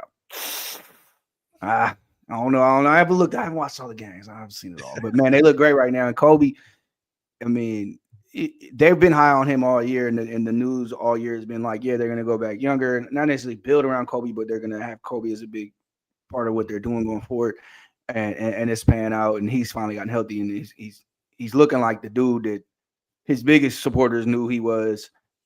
That's a piece you can build on. He's like that. A point guard who can score like that in every way, you know. And he gets to the rim. He obviously is hitting big jumpers. Like I love this game. He had this meme when he was in the summer league, and he was just saying, "I'm mid." He's talking about where he's guarding on the court, and I'm like, "Yeah, he ain't mid no more. He looking nice." So I want to see what happens with him. I actually want to see him in some playoff games. So yeah, hopefully they do get into playing and they make something happen. But look, let's be honest, guys. Best team in the league is the Celtics. I'm not gonna argue with you at all. I think I'm still gonna hold on to the Knicks prediction until they are eliminated. Dude, you gotta let that go. You gotta let that go. I gotta stay on. I'm not gonna pivot yet until I see. I'm gonna tell y'all, my boy, he want that smoke. So I hope we get that serious because he want that smoke, and he didn't lit them up a few times. So that's my boy too. But coming to the Garden. Coming to the Garden, it's different. Different. You he really gave him 40 last time he walked in there, so he ain't worried. You get so worked up when you talk about the Knicks, and you act like you're not a Knicks fan. I'm a Knicks supporter. I'm a Knicks supporter. Eddie, we appreciate you, man, as always. Thanks for moving things around a little bit for us. We didn't want to miss our Friday convo. Hey, for Mike Bibby, you got it. You got it. Y'all have a good one, man. We appreciate you. Thank you, Eddie. That's a man, Eddie Gonzalez, right there. We'll come back. We'll wrap up this show. We'll wrap up this week next year on Sacramento Sports Leader. Ooh, is Maryland going to do it? They might just be live. No, we might be live, pal. Steele and KC on ESPN 1320.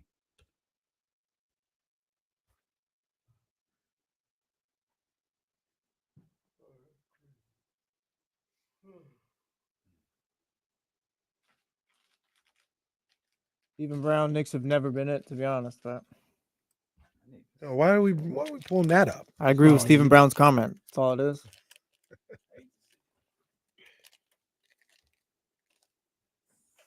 I'm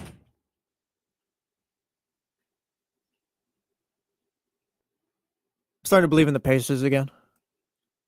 I don't know what that means, but we'll talk about that on the show. Bring that up on the show. That was crazy.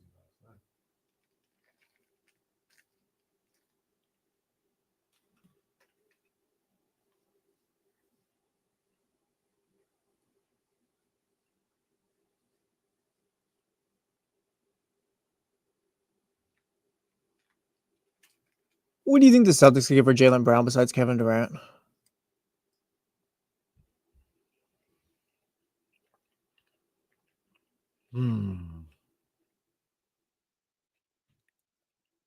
Because I love KD, but they could get damn near anybody. Yeah. Like there's probably like 5 people they couldn't get for Jaylen Brown. Cooper Flagg's one of them. Cooper Flagg's one of them.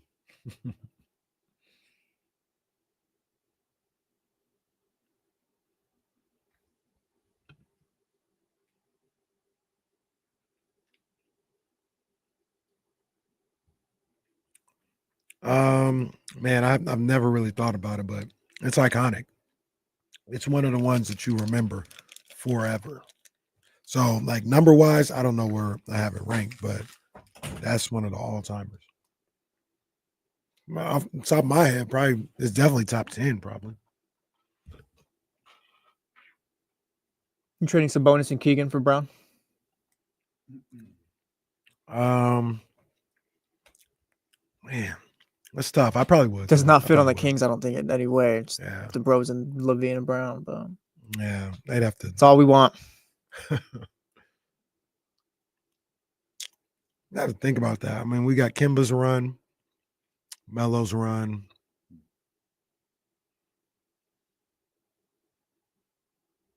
Mike Bibby's run. That was actually that Miles Simon and Mike Bibby.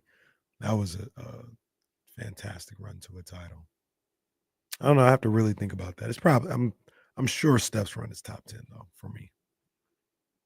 I saw something today that says they could just trade Porzingis and Drew Holiday and kind of get out from under the aprons and stuff. I'm with that. Just have Tatum and Brown That would dominant. be the move. Yeah, like even if I mean no KD, whatever. Give me the 2 All NBA perennial guys at 27 in the primes.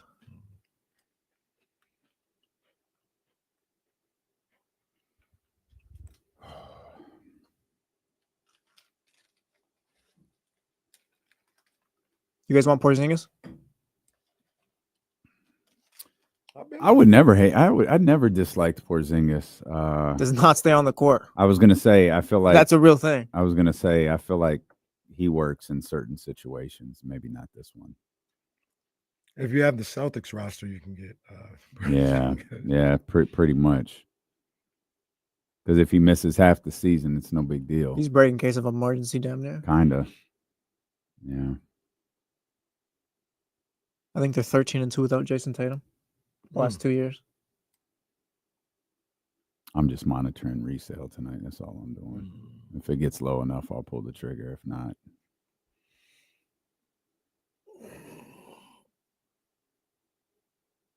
I don't see it. So everyone's at Abe's thing. Yeah, I didn't send text like, "Yo, it's good. What's any word?" No. Yeah, it's a little frustrating.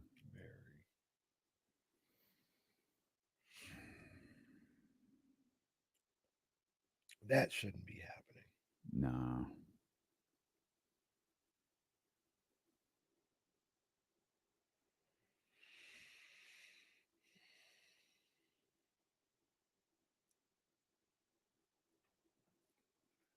Flage. I like Flage.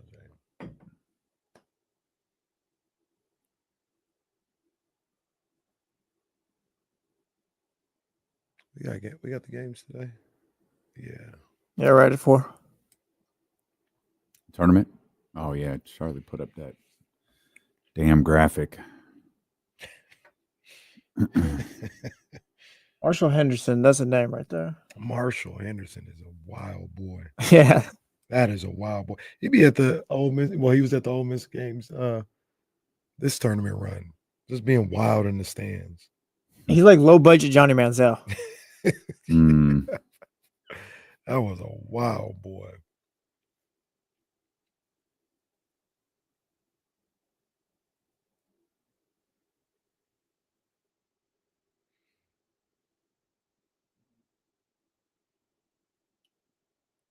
I meant to ask Eddie a little more about Taylor Jenkins. He brought him up a couple of times. It's still just it's a crazy situation. I'm just so fascinated as to I don't know, I guess for lack of it, what his market will look like. Yeah, I'm not sure, man. I'm really not sure.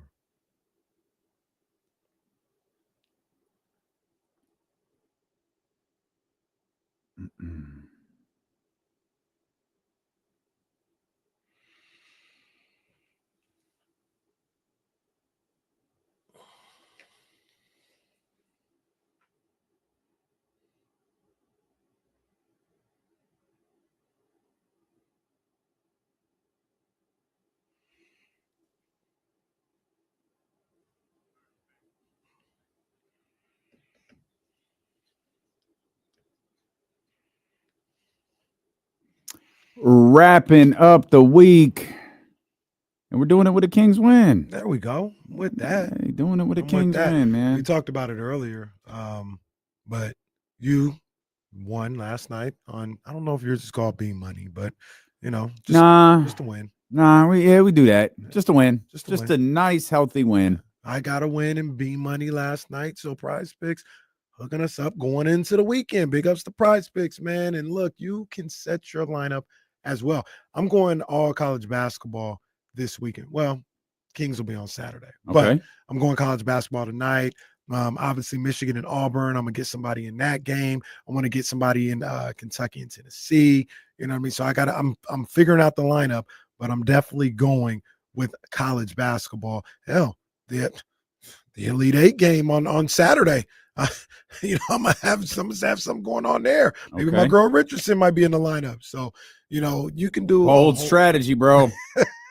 Bold strategy. You can do so much this time of year with your lineups on Prize Picks. Major League Baseball got started yesterday, so that's in the fold as well. We got boxing over the weekend. That's in the fold. So much you can do, man. So this is what you need to do. Download the app, put in the promo code KIFM to get $50 instantly with that first $5 lineup. KIFM, being in that promo code, gets you $50 no matter if you win or lose. It doesn't matter. Just put that in there. You have $50 instantly. Must be present in certain states. Go to prizepicks.com for more details. Prize Picks. Wow, Zabo. This is terrible. Run your game. What are you doing, Zabo? No. What are you doing a job? You had to get work or what? You had work doing maybe your job? Zabo went to get like a sandwich or something, and you're killing Zay for not having the stupid run your game on the screen. We're out here trying to make money, and Zabo's gonna eat a sandwich. What if Zay's internet went down? Well, Zabo, no. We might have to fire him. We might have a new guy. What if Ben's little bro came in? See, I don't even know if I like game. this one. It's not the same. Look, did anyone check? Like, I haven't seen Zabo for a while. What if something happened to Zabo? Zabo, you there? Hey, we're not doing anything. He let everyone down. Back, yeah. He let everyone down. Just wait till he shows up. No, Zabo. Wait till he shows up. Hold on, I'm back all the way to 3:15, and I haven't seen Zabo. Oh no, when he gets back in here, he's gonna get chewed out. Yeah, we lighten him up. Maybe the man got sick of us and went and maybe he's the one who kept us from getting Jodeci tickets. Maybe he's like, you know what? This show doesn't deserve the respect that someone who asked for tickets a month ago to a show after giving it away for like a grand total of 10 days. Every time we do something, be sold out, man. We need to get some respect, man. Meanwhile, these stations be putting their name on it, and they come running to us for advertising because they can't sell tickets. We ain't never done that. We ain't never. Oh, bro.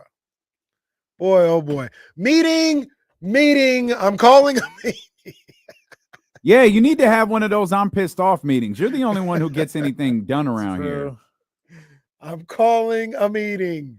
Now I'm sitting here on SeatGeek monitoring goddamn ticket prices. Try Vivid Seats. That's a good one. Vivid Seats. That's my go-to. Vivid. I got Game Time too. Game Time's solid. Vivid or Game Time usually. Shout out to all of them though. They all pretty good. Yeah, when you guys come sponsor the show. I talked to Pamela Love about that. Oh, there you go. A Pamela Love reference. Yeah, that's my girl. It's our girl. She loves the show. Yeah, she's a legit sports fan. Mm-hmm. Giants fan. Got that dub yesterday. You know what I mean? Best win of the season. Best win of the season, hands down, for your first place, San Francisco Giants. The A's did not get the win last night. The Sacramento A's did not get the win last night. See the Mariners, I think broadcaster called them Oakland again. Yeah, people going to be doing that all year. Yeah.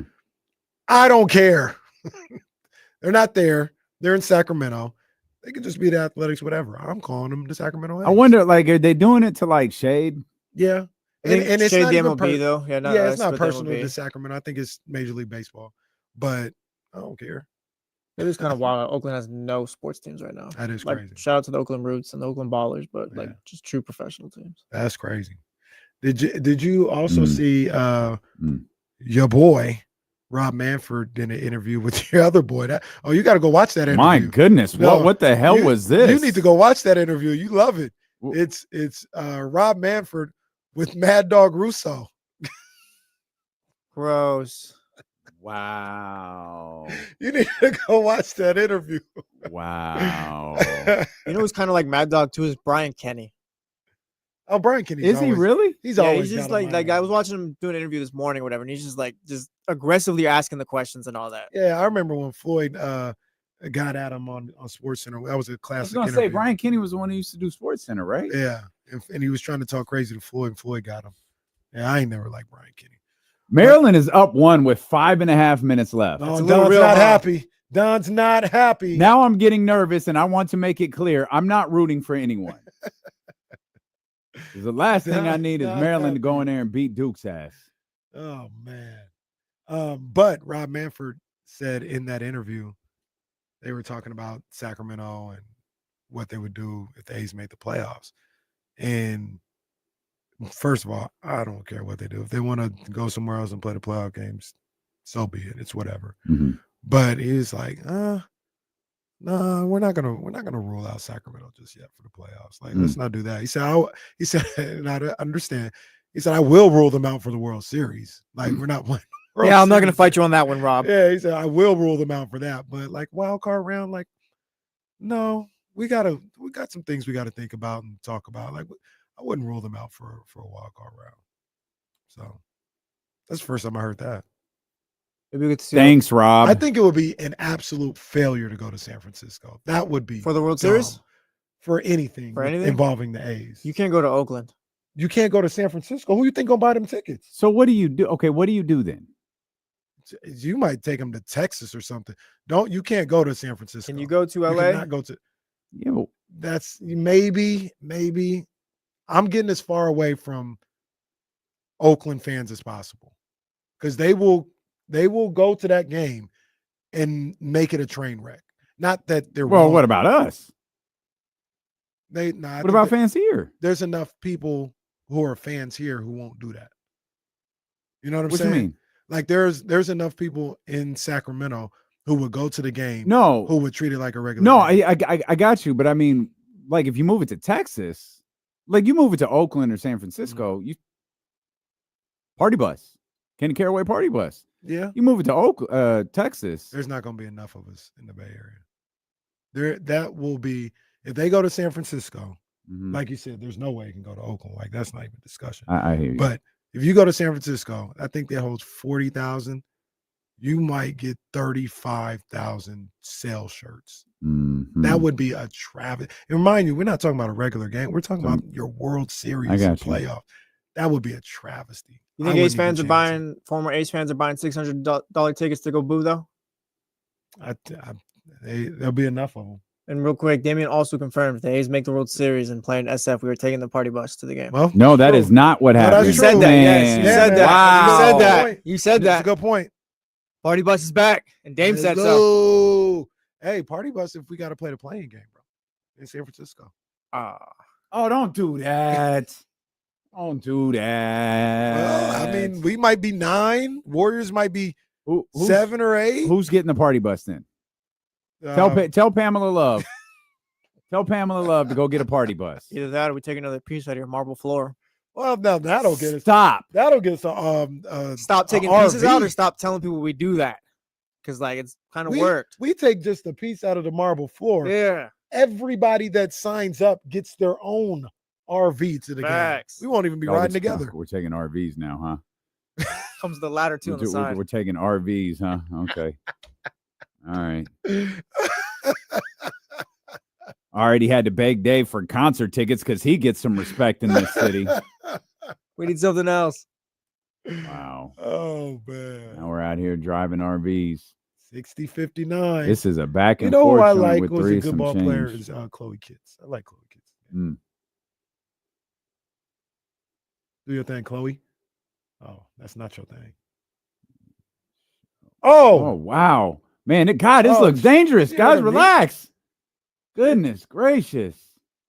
Ooh, that was scary. South Carolina and Maryland in a fight right now, 60-59. 3 with minutes to 3:07. go. We are not rooting for anybody. Whatever happens, happens. No, I am. And the winner of this game will go on to take on Duke. And Who I'm former rooting for. host of House Party Live, Coach Karalos. That's who I'm rooting for in that game, regardless. Nobody I want to be believes perfectly you. clear. But in this game, I'm going for my girls. Come on, SC. The other SC. They're not the real SC. Yeah, I don't. Yeah, that's not the move. South Carolina, admittedly, they look a little panicky. I don't think they're not used to. I feel like they're not used to being in this situation, and they're looking a little. Oh, that's a clean look right there, though. So you know what that is in my like just watching them over the years, that is the Achilles heel of this team and Don as a coach. When things are tight, she looks like she has no Flustered. idea what to do. Now she's a good enough coach where she can get it to the point where things aren't tight. But if I was going up against South Carolina, I bet let's just keep it close going into the fourth quarter. And I think she gets tight. I think the team gets tight. She is fuming right now. Well, I don't know if she has a clear. I'm not sure she knows what to do in this situation. I'll never forget. And Brenda Freeze that's a national championship winning coach. I'll never forget the Iowa game. Dawn looked like she could not believe what was going on, and she didn't have any answers. The first Iowa game, not the national championship game. But that's as somebody that was rooting for him, that energy came off on the TV. Like, oh no, she's a little shook. She don't know what to do here, and I think the players might feel that too. So yeah, they probably are a little flustered. 2:31 left. Maryland leading South Carolina, a 1 seed, 60-59. Maryland, a 4 seed. Duke has already advanced in this Birmingham region. They're waiting for the winner of this one. Come on, Chloe. Is it going to be number 1 versus number 2, or number 2 versus number 4? Girl for Wiley too, and my girl Pow Pow. Come on now. If this game does end, we have about 8 minutes. If this game does end before we have to get out, we will hear Dick Vitale preview the next round. I don't know that that's accurate. Yeah, I don't know. Dick canceled. Malaysia with 19. Oh, so we're doing that. Oh, he's here now. Offense. Good defense, baby. So Dick Good Vitale defense, is a South Carolina fan? I think that was KC. Oh, okay. You got to differentiate. You got to know the difference. You got to know the difference. Dick Vitale, he's trying to get his Comrex together. Yeah. That damn 96. Comrex. He doesn't know how to work the Comrex. Oh, that damn Comrex got him. Seth and Jonathan, what were you guys thinking? Giving that man the Comrex. Kings in Orlando tomorrow for us. Yeah. Tomorrow, was it 2:00? 2:00. Where's Kamara, man? I know you're gonna be in the building. Orlando struggling. Like that was a bad loss for Orlando. The way yesterday. you felt about Portland, I feel about Orlando tomorrow.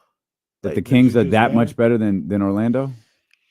On paper, I'm not going to say, but Orlando's not good right now. They're not playing well right they're now. not. You should get that one, I think. They just lost to the Mavericks. That's tough. Now, one of the things I think about, though, is it feels like they're a little bit of a matchup problem for the Kings, though. With Wagner and Banchero. Who's guarding both of those guys on the Kings? We're looking at DeRozan and Keegan. And then when you go to the bench with no LaRavia, like how you match up there I don't know that we talked about that. LaRavia out. What was it? Getting reevaluated. What was it? 7 to 10 days. Yeah. So they seem like a little bit of a matchup problem for the Kings. That worries me a little bit. I think guard play wise, I think the Kings might have them without Jalen Suggs being there. But yeah, this will be a good start to the road trip. Obviously, no Captain Obvious here, but get this one. Get this one because you got we were talking about them during the break. Indiana, they ready for you. They put up 162 last night. They're not ready to say they can get Cleveland yet, but wow, 162 in regulation. Whew. I think Kenny's about 20 seconds away from breathing a sigh of relief. It's 64-60. Maryland's got a score here. Yeah, they need a bucket right here. They have to get a basket. Look at the foul call. I think I saw the bonus. Are they in the bonus? Maryland's not. Oh, Maryland's not. Okay. Come on. It's a replay. Calm down. Come on. She the truth, man. Hey, 4-0 run. Oh, actually, yeah. Well, she scored 4 in the last 5. She's got 21 on the game. My girl flew away. Oh, don't go. Oh, the travel. They call it travel. I don't know about that. Got this thing finally hooked up. Took forever, but I've got this Comrex hooked up. And here I am, just in time. There's 55 seconds left. 64-60, South Carolina. Yeah, it looks like this one is going the way of of Dawn Staley and her crew, it'll be number 1 South Carolina versus number 2. Well, wait a minute. It's a 4-point game. Well, 45. Let's not declare How are you it. calling it now? And then 2 hours ago, Duke, come on. You got to get stopped, Duke. We're up 10 points with a minute left. Come on. That's an offensive foul. Oh, no, they call a block. They call an offensive foul on Pow. Maryland's going to have the ball down 4 with 33-9 to go. But they can't get a basket. Well, that's what they need. She's calling timeout. Coach calling timeout. Oh, she wants to review. What you want to review? Oh, the time, maybe. Do you agree with? Well, I mean, you've got a little bit of a rooting interest, so maybe it's a little different. But do you agree with Eddie that the women's tournament is more fun than the men? I thought last year it was clear that was the case. Yeah. This year, I think the men's tournament's been pretty good. I haven't had a problem with the men's tournament. I can't say there's anything in the women's tournament that's like really stood out where it was like, whoa. Only bad things. Well, Juju. Yeah, right. Yeah, that was obviously terrible. No, I mean, I don't feel passionately enough about it one way or the other. I haven't had a problem with the men's tournament. I haven't been like overwhelmed by the women's tournament, but I certainly haven't watched it like, oh man, where's Angel and Caitlin? It's like I watched it with a little bit more nerves last year because Duke being the 2 seed versus the 8 seed, like, yeah. It's just a little different. This women's tournament now, this is a great start to the Sweet 16, but the first 2 rounds were kind of nothing really happened in the women's tournament. Mm-hmm. But that's kind of par for the course. There aren't a lot of it started to happen a little bit more recently, but there've never really been like a lot of massive upsets in the first 2 rounds of the tournament. Well, until I started to like really get latched on to certain players. What was the thing I used to always have? Like, I'll start watching in the Sweet 16 because nothing happens in the first 2 rounds. Like, not even good games. Like, they're always like 40. They used to always be like 40-point blowouts in the first 2 rounds. And I was like, I'll start watching in the Sweet 16. But they've had some competitive games, at least for in LSU's case, a half. LSU up 1 at the half, ended up winning by like 35. Right. Yeah. Right. Right. Oh boy, what are they reviewing? We're not gonna make it. We're really not.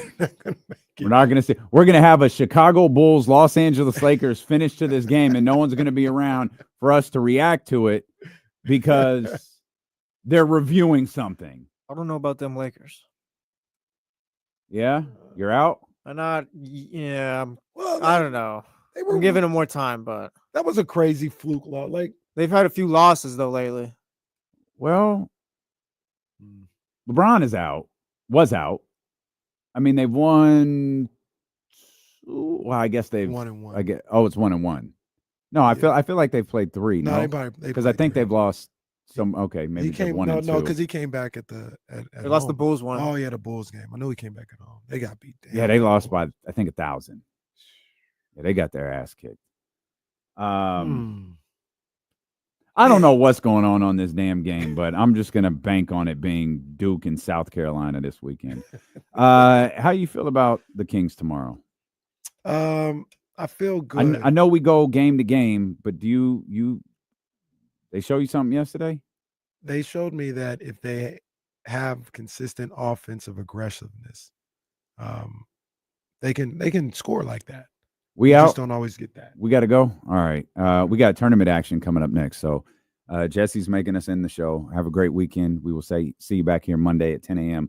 With the Insiders on Sacramento Sports Leader, ESPN 1320. Vamos, Michigan. Go Blue. I love y'all so much. But I have a date tonight. So we got to leave right now. We love y'all. Have a great weekend. Someone check on Zabo. Just someone shoot Zay a text. Tell him to tweet.